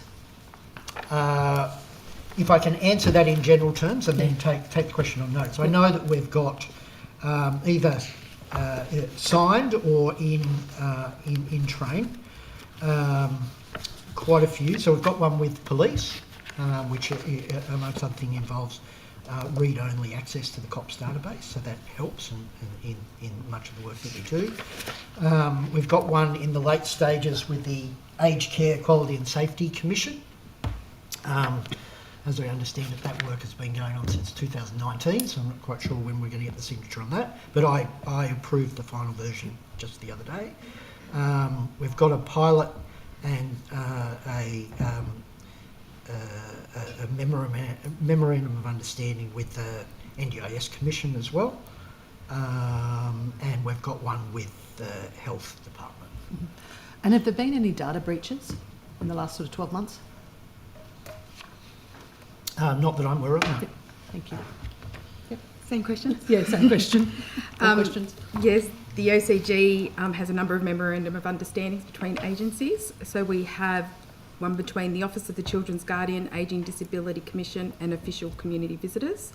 We have one between us and the Office of the Children's Guardian and the Regulatory Authority for Early Childhood Education and Care Service. That one's currently being reviewed in light of the information that needs to be shared between the two regulatory services. And we have one between us and the National Quality and Safeguards Commission. And have there been any data breaches? Yes. Okay. We've just had a data breach that we've notified to the Privacy Commissioner. And are you able to explain what the nature of that is, or what It's data? It's in relation to employee matter, but it was in relation to records received by GovConnect as a result of a ServiceNow request, which is our internal system for applying to GovConnect for leave and that sort of thing. But you can also apply for IT access. Okay. And Mr. Tibble, has there been any data breaches within DCJ in the last 12 months? Yes. So DCJ is a very significant entity. The most significant data breach, which I think is more relevant to the Attorney General's estimates, but I don't mind indicating the registry end of Justice Link was subject to in the court system, was subject to a data breach. There has been comprehensive communication around it. There would have been looking for help, and I don't have a note on it. That's okay. We've got agent next week, and I'm on that. I will do. I just want to ensure that I respond with precision. Can I advise of others not on notice? So there have been several data breaches. We're working with two providers and currently working with another one in relation to an incident that meets the threshold of requiring data breach notification. I'm talking service providers. The first incident, which has now been completed, was reported in July 2024, so it's just over a year ago, and arose from a phishing email being received by a staff member who opened an attachment giving the threat actors access to the organisation systems. The second incident, which has now been also completed, was reported in September 2024 and was as a result of a data breach involving a third-party provider which was used to provide email spam filtering services. It was determined that this was a notifiable breach. And then there was a third incident reported on the 14th of January 2025 involving a threat actor and ransomware. That incident was contained and the notification procedure is well advanced. The most recent incident continues to be managed by DCJ by a data response team in close collaboration with the impacted provider. And I can indicate that DCJ liaise with the Information and Privacy Commissioner on these matters with notification approaches completed and continues to liaise with them about the matter that's still underway. And did it involve young people or family? I would need to take that on notice. Okay, thank you. Thank you. Can I just ask about, it was something we raised in last budget estimates and I haven't checked since, but it was about the Aboriginal Authority for Restoring Children. Yes. Yes, and I think at the time there was, the Minister said that she was committed to standing up a restoration task force. Can I be updated on what has happened, if anything, since then? Indeed, the appropriate person to update, because he's overseeing the work or his division, is working closely with the sector, is Mr O'Reilly. Yeah, sure. Thanks for the question. So we are working with Associate Professor BJ Newton and ABSEC on the development of the Aboriginal restoration model. It's a complex piece of work, but it's progressing well. We have the team is working inside DCJ part-time, doing some file reviews to try and work out how we can identify earlier opportunities to commence restoration proceedings. That's one aspect of the work. Another aspect of the work is developing a prototype or a model for engaging with out-of-home care providers directly and working alongside their caseworkers to drive restoration activity. And so, is this thing that's happening? Is that the South West Sydney Task Force, or is that different? No, it's different. Yes. So is the South West Sydney? Does that still exist, or has that? It's not my area. It's operational. So, as I understand it, it's still in play, but it was a local initiative within that district in order to increase restoration activity. Right. And so with the task force that is happening, is part of that how does it actually work? Is the intention for every child to have a restoration case plan, or what are the kind of objectives and where is it travelling to? Yeah, a lot of that is still being worked out, and elements of the model are still being worked out. But one of the key benefits of this approach will be Aboriginal-led expertise, if it comes to fruition, Aboriginal-led expertise to assess opportunities to commence reunification work with families, restoration work with families quickly, potentially where it may have been overlooked in the past. It's opportunity to take a fresh look and commence those proceedings. But the model has to be developed in detail, and that hasn't completed. That is underway at the moment. That will take some time. So is it fair? So in addition to, I understand that obviously you can't go and do harm for the sake, I accept that. But so is the is other work, restoration work, continuing for Aboriginal children and for all children? Yes. So there's restoration effort everywhere, but it's probably this is probably the most focused and concentrated innovation around restoration work in terms of doing things differently. Internally, we are also exploring other ways to drive an innovative approach to restoration, and that might be establishing new restoration teams. It might be working with the legal services team. It might be working with some of our permanency coordinators. There's a whole range of models we can consider to drive a focused, dedicated effort around restoration.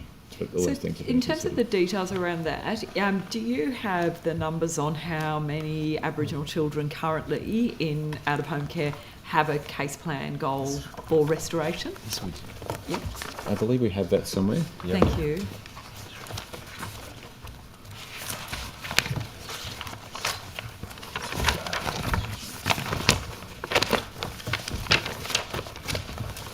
And is that the name? Is the task force the Aboriginal Authority? Like, is there a particular name for this? That's how it is known. But we're also working. All that stuff's being worked through. Okay, thank you. Yeah. So at the moment, it's known as the ARC. Like, that's kind of how it works internally. Thank you.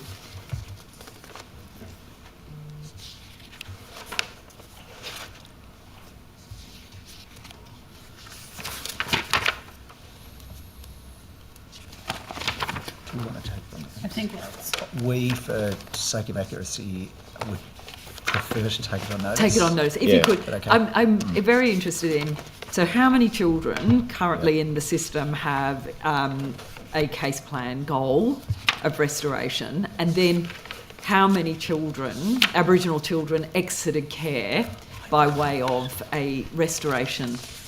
What maybe? One. Mr. Dickinson, Yes. I just want to check this. I think I do have it. Yeah. Let's check that.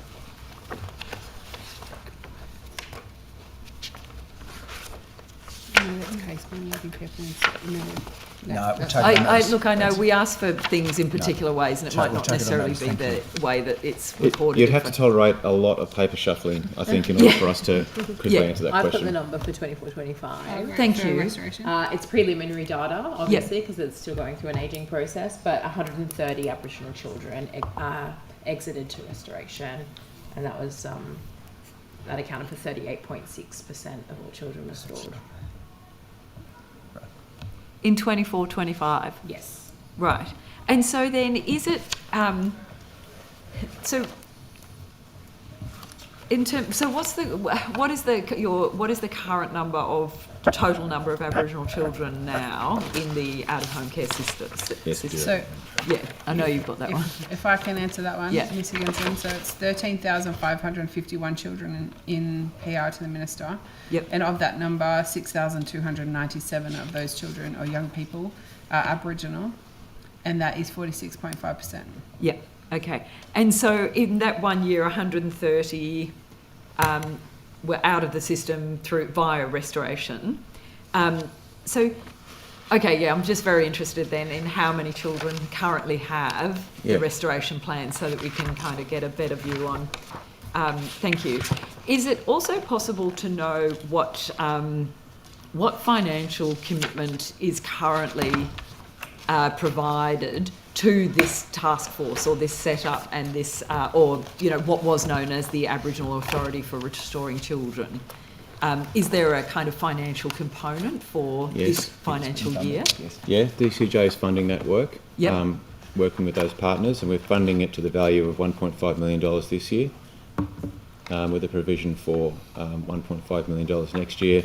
At this stage, it's a provisional allocation for the following year because we need to assess how the work has progressed in the first year, and then there may be an opportunity to seek recurrent funding, but that would be contingent on the model being established and being approved. Thank you. Ms. Jarrett, do you have any way of, so the 130 children that exited last year, is there any way to understand whether there's a margin that might return, or is there sort of some firm certainty around that these children have exited and they've well and truly exited the out-of-home care system? Ms. Dean's probably better Okay, placed thank because you. that's Sorry, it's thank operational you. data. So Yeah, so I'd have to take that specific question on notice. But at no point would we undertake a restoration activity with a margin that expects kids to re-enter out-of-home care. We would describe that as failure in its most extreme state. So then how do you know, so in terms of that experience from previous years, is there a percentage of understanding of a child coming back into the system? I have to take that question on notice. It's not something that we're tracking to say this is the percentage that return. Yeah. Although I would suggest it's part of our annual reporting requirement. Yeah. So if you're happy for us to take that question on Please. notice. Thank you. What we can provide is, of course, that there's been a continued reduction of the restoration numbers overall. And so we continue to work in partnership, as Mr. O'Reilly has described, in order to embark upon more significant, more intentional and more purposeful restoration activity, noting that it's probably useful just to call out that, of course, the restoration decision remains with the Children's Court, and that the department is obligated to work with the Children's Court in such a manner that we are not accused of preempting Children's Court magistrates' decisions, etc., which means that we have to follow the court process. If the restoration is early on, while children and young people are still on interim PR orders, and then alternatively, where children and young people have been in out-of-home care for a longer period of time, restoration activity is still essentially we would undertake a Section 90 back to the court in the order of ensuring that we are being transparent about who in fact is exercising parental responsibility for the child or young person. As the young person gets older, of course, we seek their input and ensure that their voice is heard about where they want to live and who they want to be able to exercise PR, of course, when reunification is the priority. Absolutely acknowledging that we still have a lot of work to do, and this remains a priority for the division, and all of our staff remain absolutely understanding that there are times that children and young people, unfortunately, cannot remain with their birth family. However, obviously the obligation for us to ensure or facilitate reunification at the safest time in its urgency is something that we continue to work on. Okay, thank you.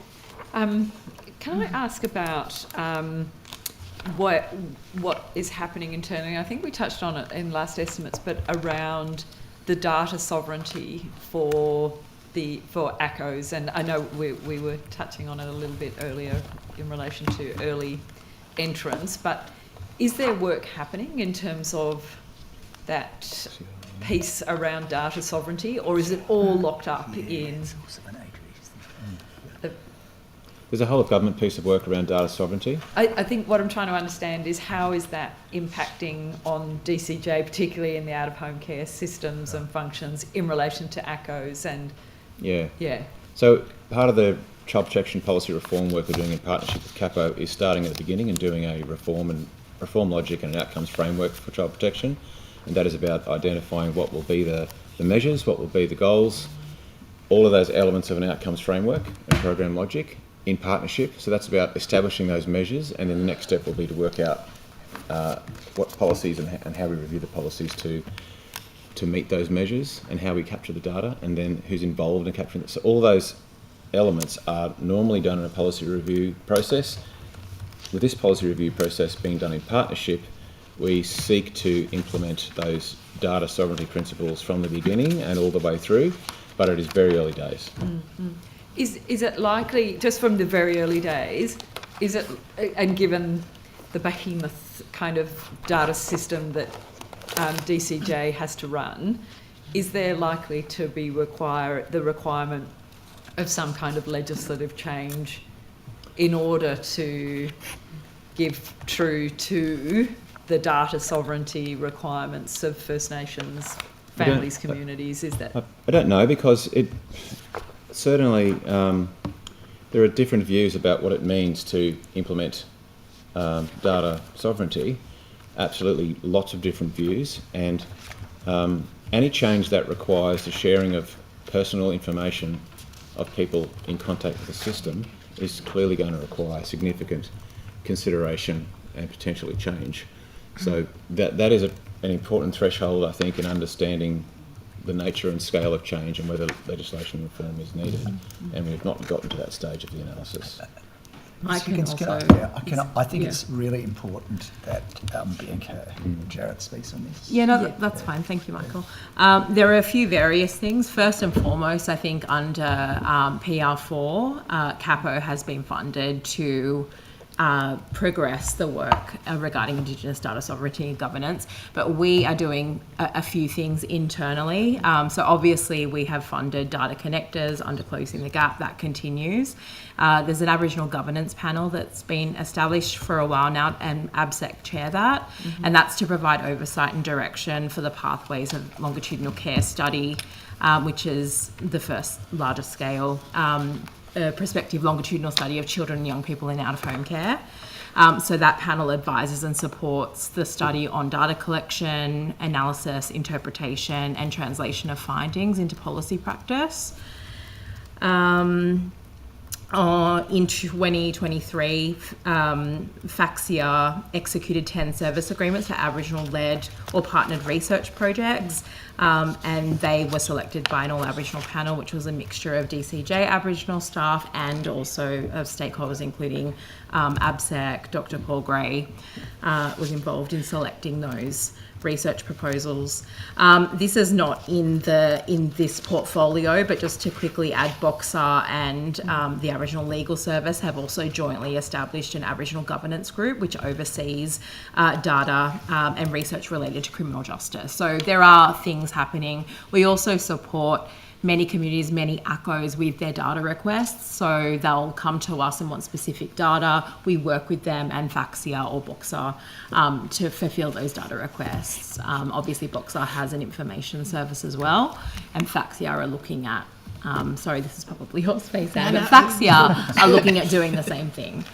So, yeah. But we can provide more information on this if that's helpful. You. And while we're talking in this regard, Ms. Jarrett, I know that we had a very brief exchange outside of the session, but it was in relation to what's happening in terms of that first contact with children, and you had some very informative things, and I'm just wondering if you could share those with the committee now. Yeah, no, thank you, Ms Higginson. I wanted a chance to circle back to that. So previously you had referenced Families Culture Recommendation 28, which was about establishing a notification service. There are a couple of things that we are funding under Closing the Gap, which I think lends itself to sort of progressing or helping to build evidence around that. One of those is that we are funding the Aboriginal Legal Service to pilot the Aboriginal Child and Family Advocacy Service. They're doing that in Moree and in Dubbo. They received 4 years of funding to pilot that service, and I'll just give you a quick overview about the intended objectives of that pilot. So that's to provide increased support for Aboriginal families to navigate child protection processes, to empower clients to access supports that are available to them, improved child protection and related support service provision for Aboriginal families in both Dubbo and Moree, early and effective legal advice and support for clients in need, and improved child protection outcomes and processes through a reduction in substantiated cases that proceed to court. And that pilot is being evaluated. So that's currently funded until the 30th of June 2026. In addition to that, we are also funding ABSEC, the Safe Families Our Way project. So that's to establish and evaluate 15 Aboriginal community controlled mechanisms. Currently, there are 3 in operation. I believe another 2 or 3 are imminently about to commence. The purpose of those is that when Aboriginal children and families first come into contact with the child protection system, they are offered, where there is an ACCM, we'll call it, that's the acronym, available, that family is offered a referral to an ACCM, and that is to ensure that there is Aboriginal community oversight and support of that child protection case management process, and to support families through that process. Again, we don't know the impact and outcomes that program is having yet. It will be evaluated. It is also funded until 30 June 2026. So we are working with ABSEC to consider how we continue to support them to progress that work, and think about what is going to be achievable by 30th of June next year as well. Thank you. Is there a relationship at all? Given the ALS is running the Family Advocacy Service, is there a connection there between the ALS's work in the criminal justice space and that Family Advocacy Service? Is there a nexus that's happening? Possibly. I think where there are connections or links to, families involved in the youth justice system in particular. I guess that will be teased out further in the evaluation. Thank you. And was this, what do you know what the decision was to set it all up in Moree? I think just because of the impact and the advocacy by the ALS regarding the impact of the youth bail laws. Okay, so it was, the need for additional supports for Aboriginal families in Moree. And so was that, when was it set up? They were funded in 22-23. Okay, and there were some delays in getting those. Those pilots started with some recruitment challenges for the ALS, so it started a little bit later than that. And was it something that the ALS came to DCJ with a proposal? Yes. Great, thank you. But it's only funded till the 30th of June 26 at this point? So they received 4 years of funding. Right. And so we continue to manage that contract and monitor the progress, and I guess we'll continue to review, what the... Is it fair to ask, it's being evaluated. Is there any just anecdotal feedback at this point in time that there's...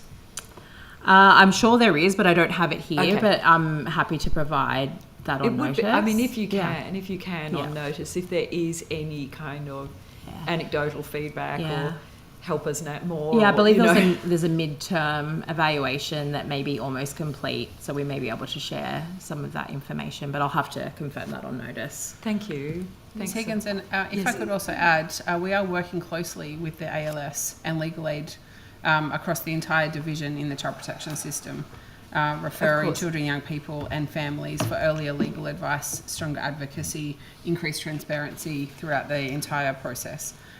So that remains high on the priority also. Thank you. I understand that there's been more than 2,000 referrals to LAPFA, and we could take on notice to provide further information about that. Yeah. Wow, thank you. And just on that, is there anything that, have you noticed anything in relation to with the new bail laws? Obviously they're applying across the whole state. They're not subject to just Moree, and they've been extended for a number of years. And we just saw from Boxer the most recent figures of significant increase in incarceration. Are you Aboriginal young people and children? I think 34% increase. Is there? Are you hearing or noticing any flow-on effects to families that you're the families that you're working with at all? And it's probably you, Mr. O'Reilly, because I know you cross over in the sections anyway. Yeah, my knowledge of the operational impact of those bail law changes is really focused on children in the youth justice system. Yeah, I'm not aware of direct impacts being felt by child protection teams in relation to those bail law changes. I don't know. And not through siblings from and so on? No, I'm not aware of evidence of that sort of flow-on effect. I'm not aware of any. Thank you.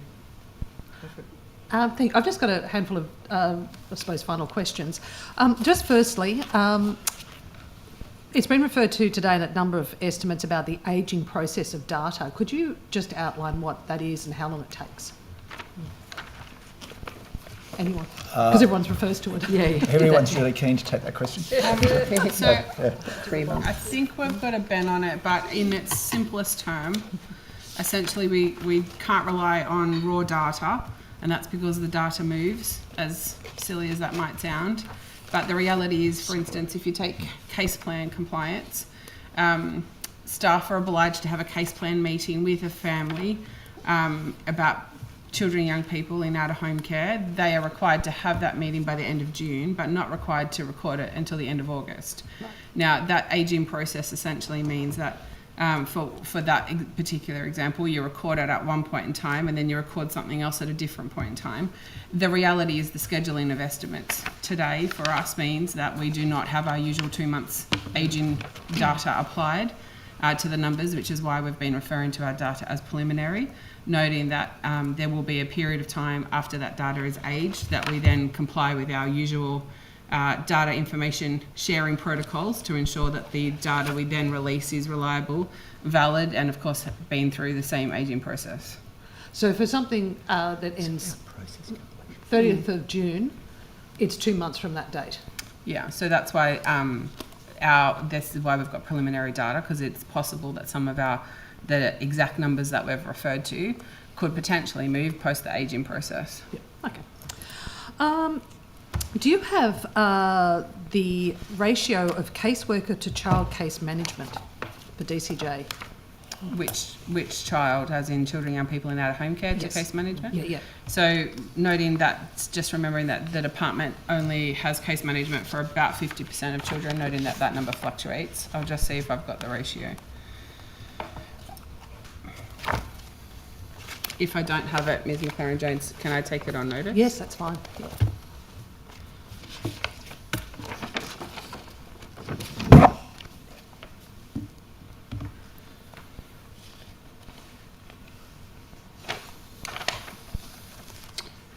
I don't think we've got the specific case allocation number, so I'll have to take that on notice, please. And is that something that you capture on an annual basis, or...? The number fluctuates all the time for obvious reasons, because we've got children and young people coming in and out of the cohort, and we have caseworkers coming in and out of the cohort. So the number fluctuates. So I can take on notice to give you an average for the last financial year. Yep, that's perfect. Thank you. Just to clarify, for children and young people that are case managed by DCJ. Yes, yeah, that yeah, are in just PR of DCJ. the Minister. Yeah, yeah. Just in relation to local adoption contracts, which I understand is now managed by DCJ, is that correct? Yes. When did that occur? Was it 12 months ago, the change? Just over, I think. Yeah. I'm not sure, I'm just trying. I think you're right. Yeah, I think it is. Yeah, it's over a year ago. Could I get a breakdown of the number of adoptions before those contracts changed and to the current financial year, so 24, 25 and 25, 23, 24, 24, 25? And I'm happy for you to take Yes. on notice. Yeah, that's fine. Happy to take that on notice. And also whether or not the department has or intends to do any modelling around what impact that change has had. Have you seen more adoptions, less? And just to note, it was local adoption. Yes, just local. Yeah, Yeah, not in our home care. Yep. Yeah. Which then brings me to unaccompanied humanitarian minors. How many are currently in DCJ or under the supervision of the Minister? We will need to take that on notice. That's fine. Another one just about the youth initiative, which was the former Premier's youth initiative. I understand that's been extended to the 30th of June next year. Is there, and that's for supporting young people leaving out of home care? I think that is Jackson? a question for Mr. Jackson. That's fine. Just going to previous question for the last estimates was around Sorry, can you start that again? Sorry. Sorry, yeah, no, this is in relation to a question for previous estimates. Yes. As of 30th of June, the number of young people in out-of-home care with a case plan goal. Now, in that, I asked the breakdown: adoption, restoration, guardianship, long-term care, assess restoration, and then there were a number called blank. What does blank mean? I would really prefer to take that on notice. No, just that's fine. purely for accuracy. And this might be another one, similar thing. When asked about case plan goals for 0 to 17, in there it actually states that there were a number of children, so this one it's around 4,000, that did not require a case plan or a small proportion had missing goals. I'm interested to know why they wouldn't have a case plan and what the missing goals would be. Right. We'll have to take on notice in relation to the missing goals, in relation to why they might not need a plan. It depends where they've entered out of home care, it depends when they've exited, depends on the order and a range of other things. Okay. Sorry, Ms McLaren-Jones, can I just circle back? You asked a question about local adoption numbers. Yes. I've got some of those here if that's useful for me to share with you. So in relation to the 24-25 preliminary numbers, there were, and were you asking about local adoption or adoption generally? Local adoption. Yeah, local adoption. So there was 0 Aboriginal children adopted. And then I understand it was 55 children adopted for the whole year. And that is a decrease from the year prior. The year prior was 64 in total, and 5 of those children were Aboriginal. Sorry, can I have another go at that? No. In relation to 24-25, it was 0 Aboriginal children adopted and 55 non-Aboriginal children adopted, total of 55. Yep. For the year prior, I think you asked about also. Yep. It was 5 Aboriginal children adopted, 64 non-Aboriginal children adopted, and 69 in total. And how does that, I suppose, reflect the number of young people that have case plan goal of adoption? Has that also decreased? I'd have to take that on notice to confirm that we're providing you with accurate information about that. And is there a reason why there's been a drop? It normally means review.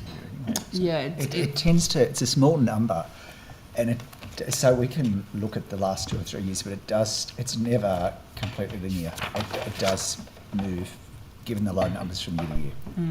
And just to clarify, they are their open adoption numbers, and then the local adoption numbers are very, very small. So the local adoption numbers for 24-25 are 0 Aboriginal children adopted and less than 5 non-Aboriginal, so less than 5 in total. And then for 23-24, it was less than 5 Aboriginal children adopted, less than 9 non-Aboriginal children adopted, and a total of 9. And is there any work or funding attached specifically to increase or promote adoption as a permanency pathway? Adoption remains on the permanency pathway options list, if you like. But I would say no extra promotion. Is there any actual work that the department does or you focus on?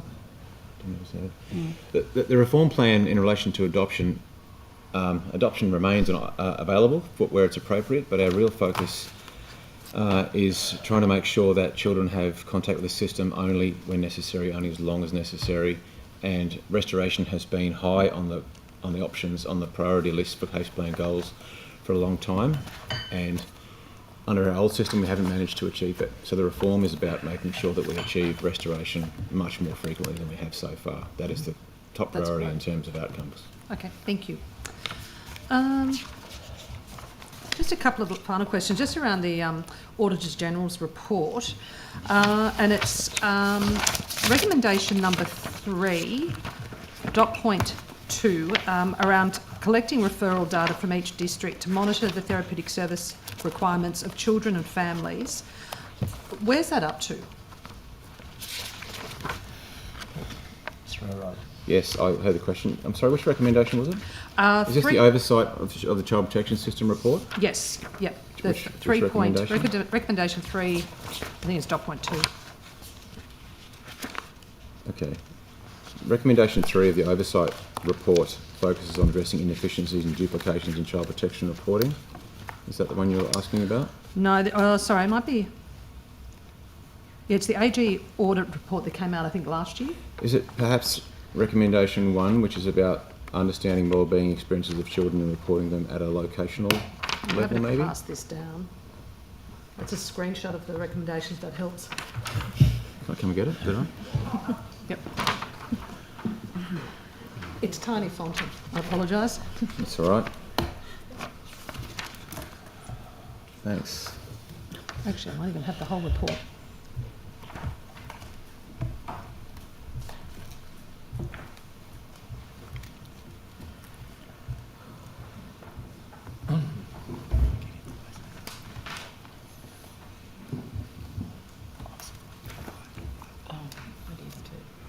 Okay, so what the department is doing in relation to that is a couple of things. The first one is identifying as quickly as possible how there can be a much more reliable measure of the children's wellbeing, at least annually and more frequently when needed. And for many children that is what occurs, but what the auditor found was that the department's unable to demonstrate that through its data.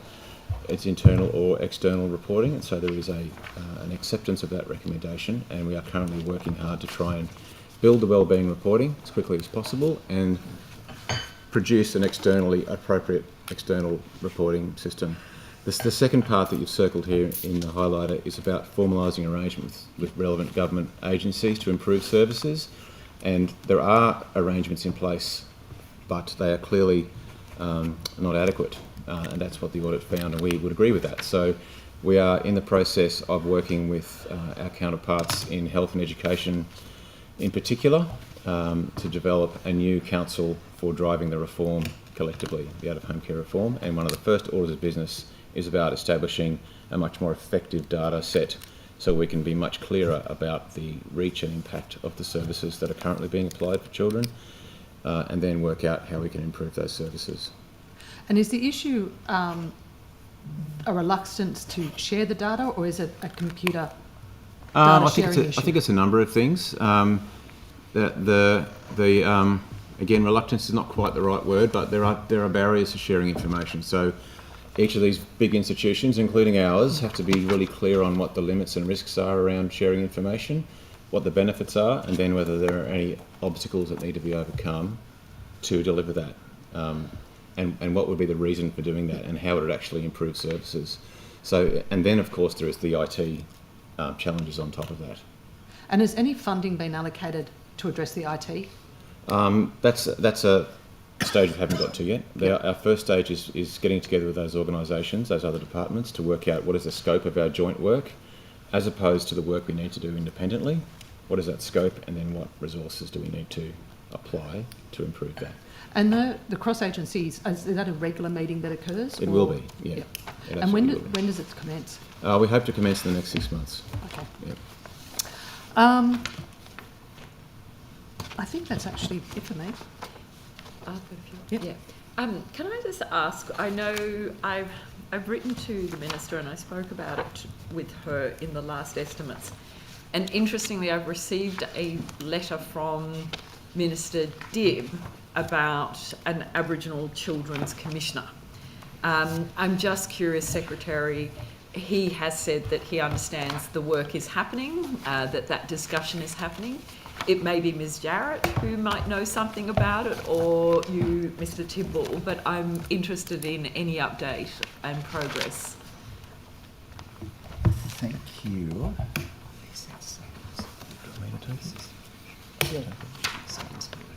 Yes, so if you're referring to the initiative, which, as I understand it, is effectively led by Snake, we're working nationally, led by Minister Washington at that table, and that work on Safe and Supported is progressing, but it is by necessity part of a national federated response, and it's in that spirit that we are proceeding.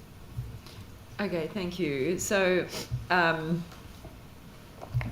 I think, is it correct New South Wales remains the only state without a Children's Commissioner? Is that correct? Not exactly. No. The work at the moment, working with the other states and the Coalition of Aboriginal Peaks nationally, is about establishing agreement on the minimum requirements for such a commissioner's role.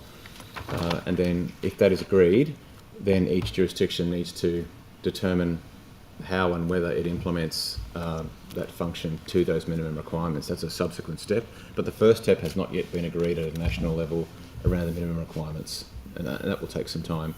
Each state has different arrangements. There are some states where there are commissioners who happen to be Aboriginal people, and there are some states that have dedicated, and as you know, the Commonwealth has a dedicated commissioner as well. Yep. But each state is very different.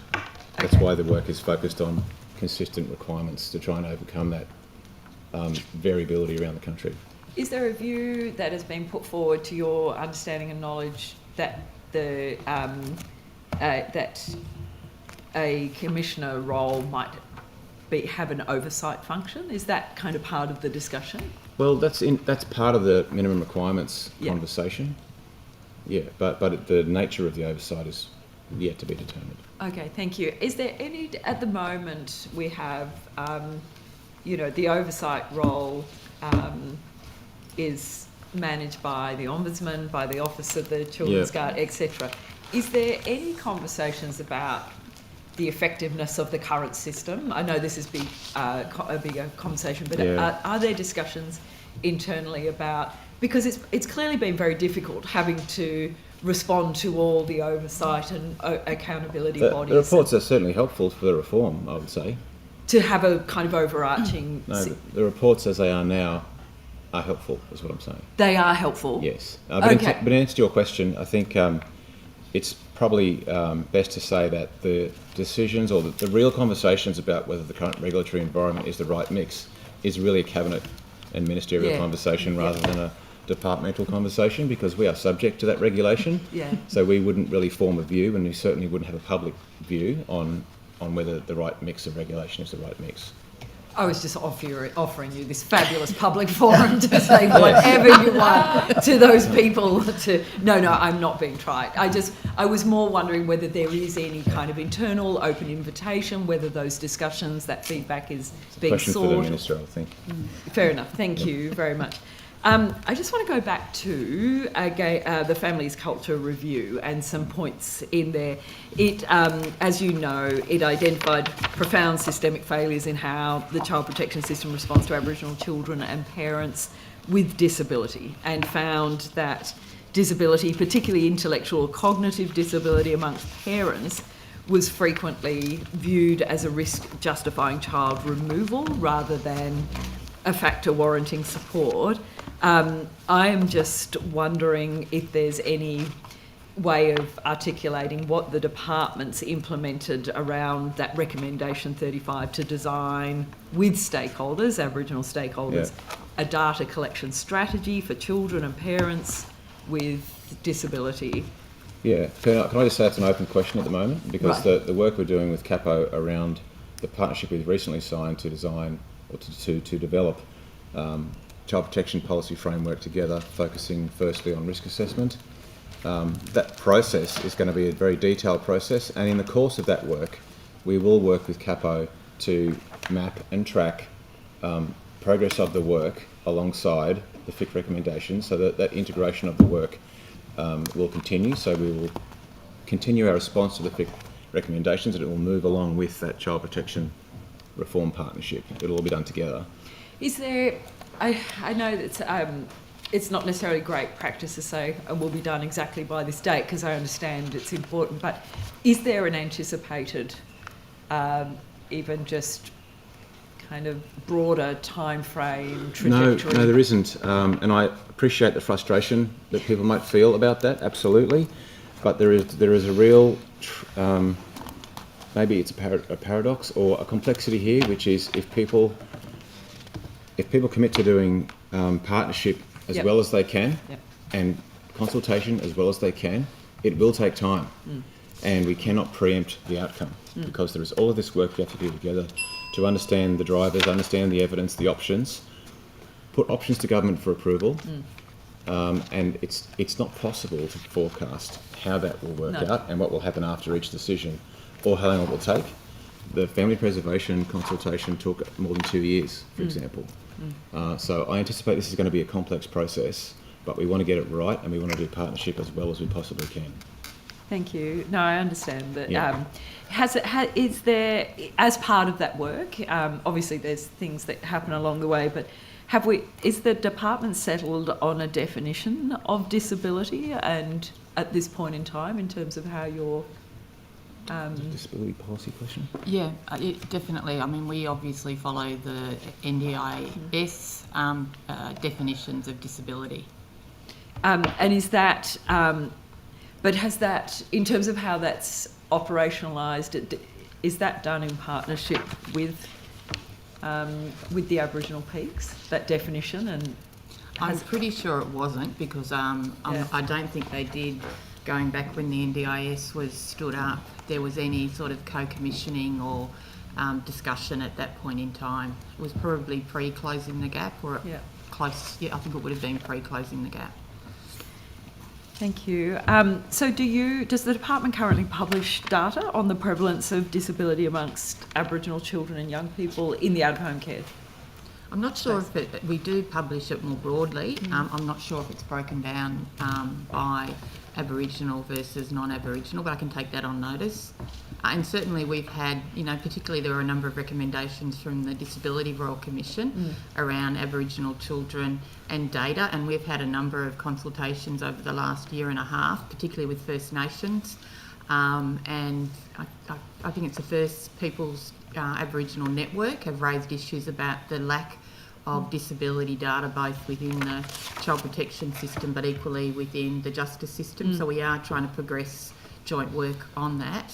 And one of the other bits of work that one of my teams, Faxia, are doing is looking at the number of children recorded in the child story system who are notified as having a disability versus what we now have access to through the NDIS NDIA data, which I suspect the prevalence is much higher. We have a higher number of children and young people in out-of-home care that have an NDIS plan than what's reported at the moment, which is about 19% of children in out-of-home care have a disability. I think it's likely to be closer to 38 or 39%, but don't hold me to that. We're just finalising the kind of cross-check and getting permission from the NDIA to share that data. And when do you anticipate that work might be complete, to have a kind Shortly, I hope, subject to getting approval from the NDIA to report on that.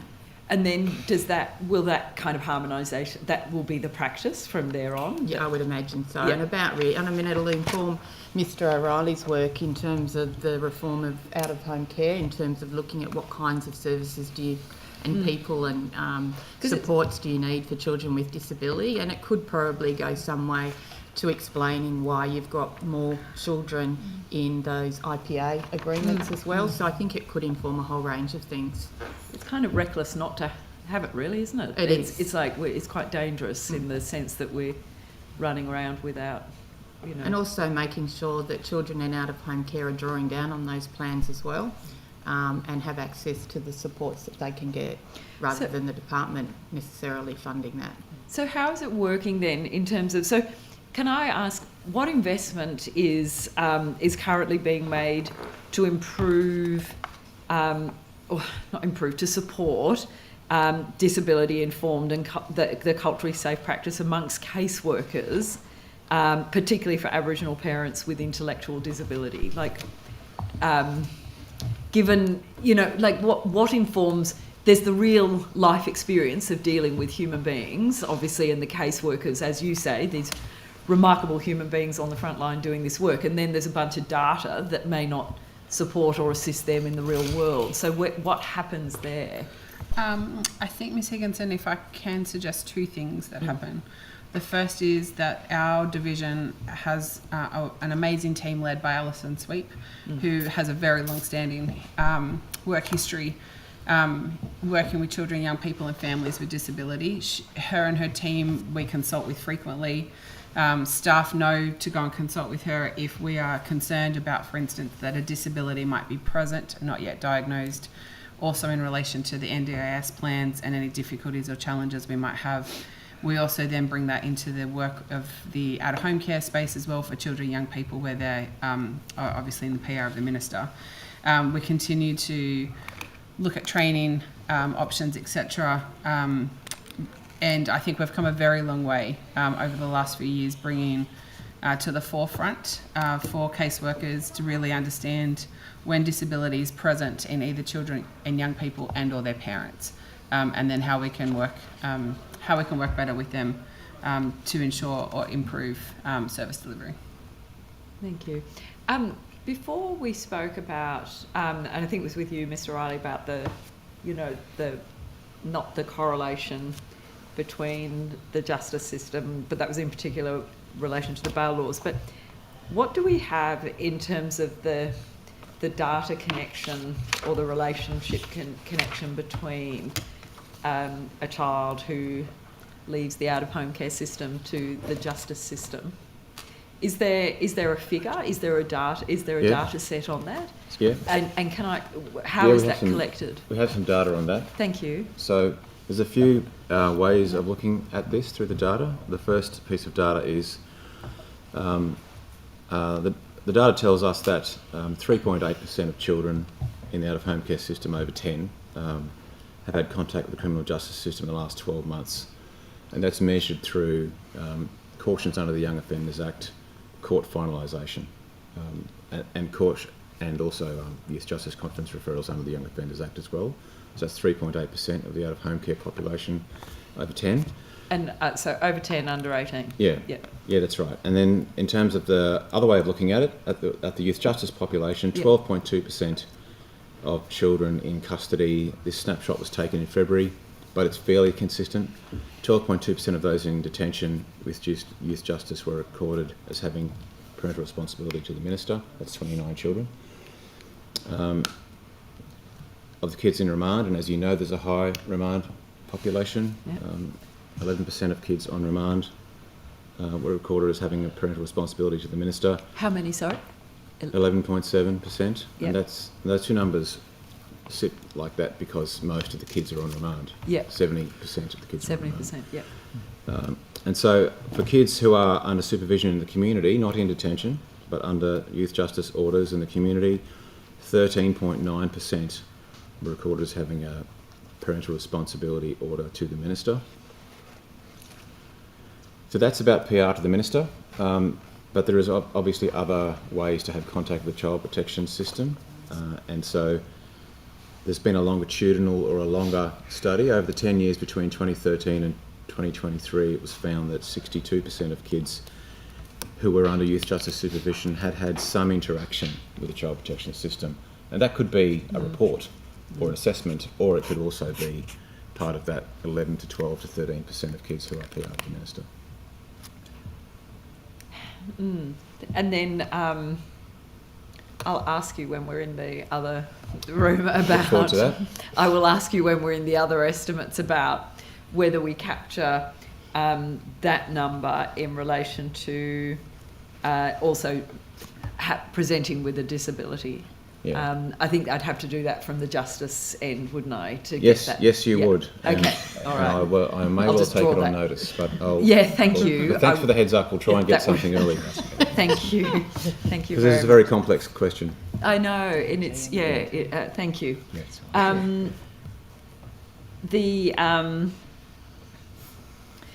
Look, I just also want to go into, just very briefly, in the little bit of time, kids exiting the out-of-home care system.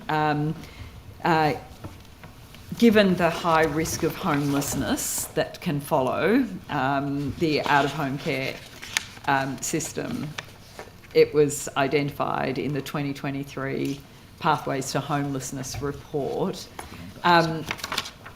Are there any initiatives that are happening at this end in the system about for when people exit the system and the prevalence of homelessness? Or is that something that has to be in Rose's estimates? I think we're happy to, Minister Jackson. at a high level, deal with it now. Arising from the Ombudsman's report, one of the issues that arose was data capture. Yep.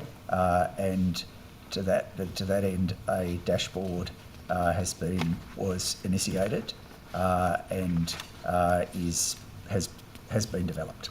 And so I think one of the things I am interested in is there work happening to identify those at-risk groups of young people before they leave the out-of-home care system? Yeah. Is there anything like that that's underway or conceptualised? Or Yeah, so all young people, once they turn 15, if they are in the PR of the minister, should have leaving care plan activity. Yeah. What we can see from our data is that is more prevalent for over 17-year-olds, so over 17, less than 18.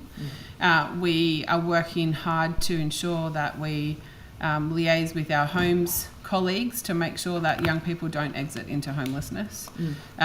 Connection back with their family, extended family, friends, employment. There's a range of activities that we're incorporating into that leaving care planning to make sure that they are supported for their future, and also the introduction of the aftercare activity as well should also ensure that no young person is exiting out of home care into homelessness.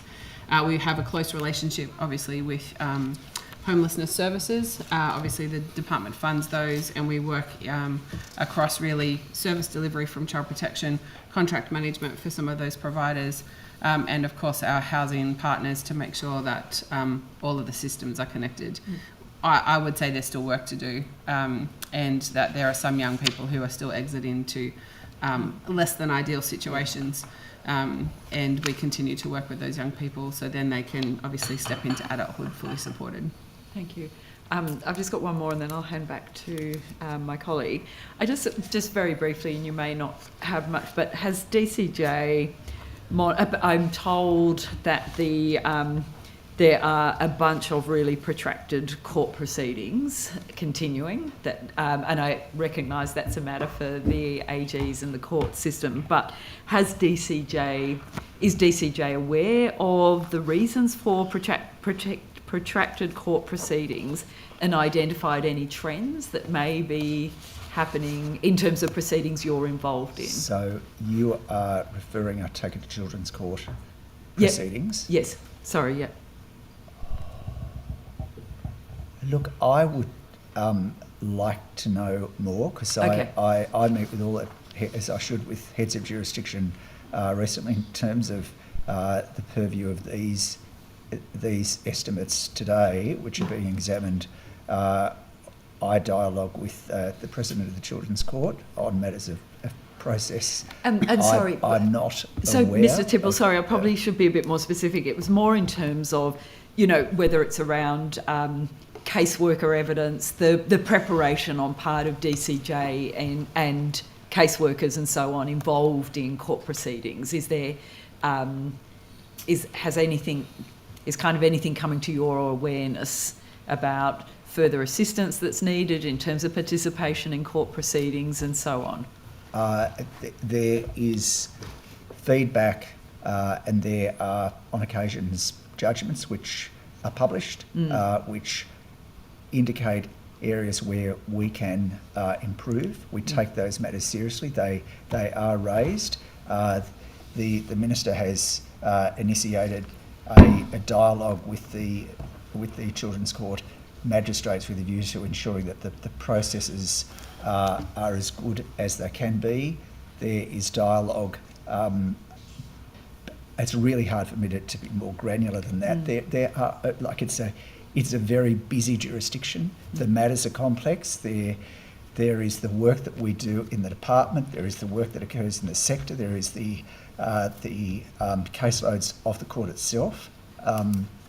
There are complexities in there, and as I say, there is ongoing dialogue, and we constantly seek to refine their processes. But there, of course, are moments of imperfection. But we do try and ensure that we, as we ought, in pursuit of our statutory responsibilities, provide everything to the court in a timely way. Thank you. Over to you. Yeah, just a couple of quick questions. One is in relation to the dashboard, Mr. Tibble, that you mentioned before around out of home and homelessness. Yes. Is that something that will be run through Washington, or is it Minister Jackson? That would be, I believe, Minister Jackson. Minister Jackson, okay. Yep. The other is just to clarify the 20% increase for the statutory care allowance. Just confirming, the Minister said that NGOs, ACOs and DCJ carers will all receive that 20% increase? Minister gave her evidence. Yes. That is correct. Yep. Yeah, I just wanted to double check. And then if you could just clarify how, I suppose there's 3 levels of care, carer 1, carer 2, or I suppose low, high and medium, and how that will be measured or modelled to, I suppose, ensure that everyone gets, all carers get what the allocation that they need. How is that factored in? Yeah, so one of the reasons why the allowance starts in January, not now, is because we need time to work that out and model it. There's been an allocation announced in the budget, as you know, 143 million over the forward estimates. So we have to work out how the increase fits into that allocation, and so there are a number of variables that have to be modelled. One of them is there are things like youth allowance offsets that are currently in play. There's decisions to be made by government about whether they will continue or change. The treatment of Care Plus 1 and Care Plus 2 also has to be assessed and considered. The question of whether there would instead be a universal allowance is another question, a policy question that has not been resolved. And so we also need to understand what additional payments PSP providers are making to carers in addition to the basic allowance, understand the impact of that as well. So we are pulling all that data in and analysing it and modelling what that will look like and how that flows to the comprehensive allowance increase for all of those groups that you've mentioned within the budget. So that takes a little bit of time, and then that goes to government for decisions in the next couple of months. Does that mean that there is a risk that some carers could be worse off? How do you mean worse off? Well, if you have an NGO that's currently paying more, based on the data that you will then take in, your view is actually that they've been being paid more, or that the category that's been allocated is not right. Therefore, a carer could actually not... No, I think that's getting ahead of the analysis, I think. Okay. Yeah, the goal here is to make sure that everybody gets an increase of 20% on the base DCJ rate. That's the policy decision and announcement, and that's what will be implemented. But it is complex, and the carer payment structure hasn't been reformed for a very long time, so it is going to be complex to get all that modelling right. And the information we're getting back from the providers about the supplementary payments they're making is also complex. So we have to understand that, but it is not the intention of this reform to make anybody worse off, but we do have to understand the complexity. Can I supplement that, if I may? I just want to be categorically clear, the intent is that all carers are absolutely better off. That's been the driver. Yep. Thank you. I just wanted to ask, to finish off, about the DCJ's program of setting up the government-controlled residential care.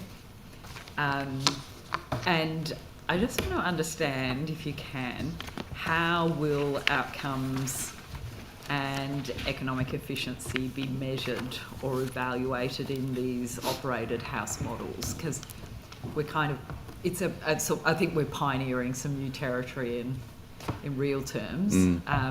So what do we have? Yeah, well, it's new territory for a while, that's for sure. For a long while, absolutely. We're in the new world as well. Yeah, so it's completely but new.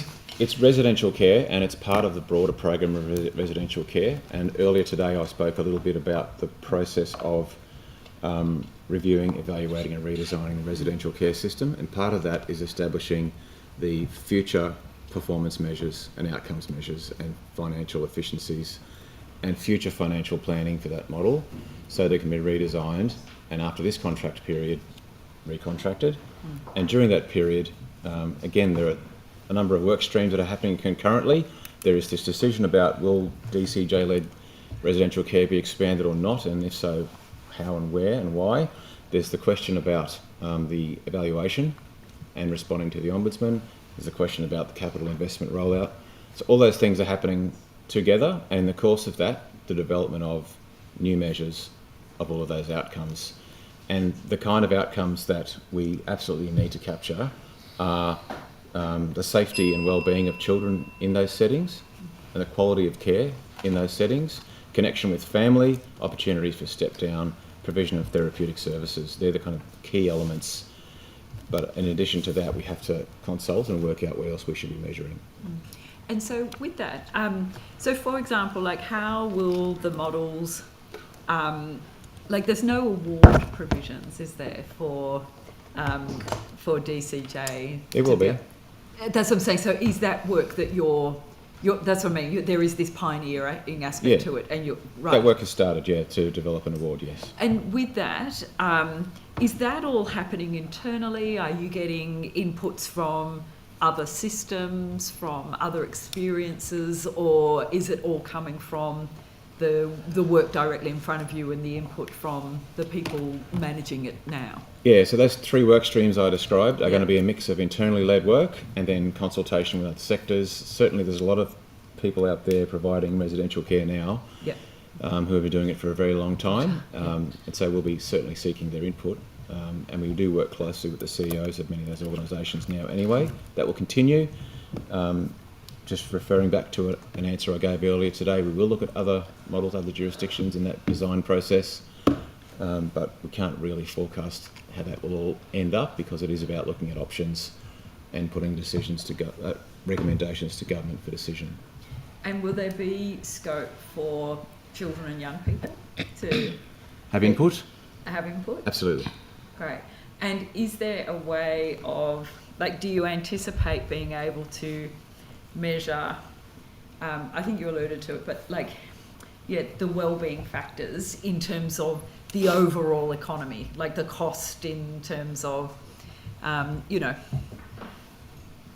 the the well-being of a child all the way through the system. Is there a way of capturing? Are you looking at that in terms of that form of innovation? Because you could quite easily, through some crude economics, say, actually, it's more cost-effective to outsource it. Let's go again and go back to a privatised model. But this system, will you be capturing? Well, again, I can't forecast what it will look like in the end because we're at the beginning of a design process. But I will say, one of the lessons from the PSP implementation and the evaluation in the end of 2023 made this very clear that the implementation wasn't great. The financial planning fell short, and the out-of-home care system review also found that. Those two things fell short, and the outcomes have not been great. We know that step down from residential care hasn't been as it was intended in the program. We know that wellbeing is not as it was intended, and we're not measuring it well. So all those things have to change, and there are very clear lessons from the last reform that we need to absolutely apply in taking a much more considered, careful and staged approach this time so that we get it right. Understanding the complexity and the risk. And again, sometimes people will find it frustrating that it is not as fast as they want, but we must stage it, we must stabilise what we have now as best we can, carefully design, carefully invest for more effective programs, but it is a slow and careful, considered process, putting appropriate weight on the evidence and the consultation. Thank you. You've got 2 minutes. Only one. Will you be also looking at the Queensland Government's current review into government-run residential care? Yeah, and lessons learned? Absolutely, yeah. That's a really helpful input, I'm sure. And the role of both the commissioners and the Children's Guardian as well, will they be involved in that process as well? Absolutely. We would absolutely talk to the regulator, most certainly. I think we were done. Finished? Yes. Okay. Yeah. Government. Yeah, question. we do have just one question, Chair. Thank you very much to you all for appearing today on the first day of estimates. Just a question, I believe, to Ms Dean. Earlier, in questions asked today, there was a case of a young person presenting to a police station. I just wonder if you could step the committee through the actions that the department took in relation to that. Thank you for the question. I understand the Secretary. Ms Avar, can I respond simply because there's an element of this which is Government Sector Employment Act responsibilities, which I'm required to quit as Secretary, I think, are important in this. So if I can say that as Secretary, I certainly was aware of a child being in a police station. This event was some time ago. It was over a year. The Minister matter was immediately briefed up to me. It was immediately briefed up to the Minister, who took a close interest in the matter. The Minister, as was I might add, was very clear that she would want the department to work, which we have done, to ensure children receive timely support outside of hours. The only other thing which I think is material to this is, if I can at high level indicate that there was a disciplinary process which was instigated under my direction. If I can finally say, in acknowledging the need for this never to happen, that after hours work is difficult, and again I do wish to call out and acknowledge the work of our caseworkers. I'm the first person who will be the first to acknowledge that the department does not always get it right. I'll also acknowledge that our caseworkers, day in, day out, are doing very difficult work. Yeah. Thank you. Thanks, Chair. No further questions. Thank you very much. Oh, can I add one other...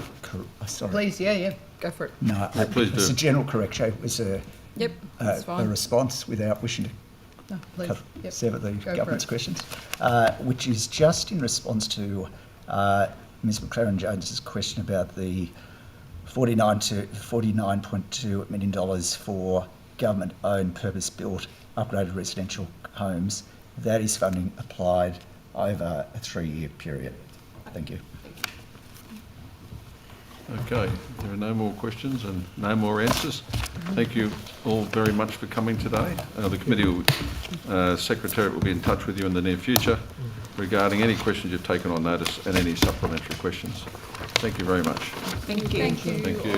Thanks very much. Thanks for the great work you do. All right.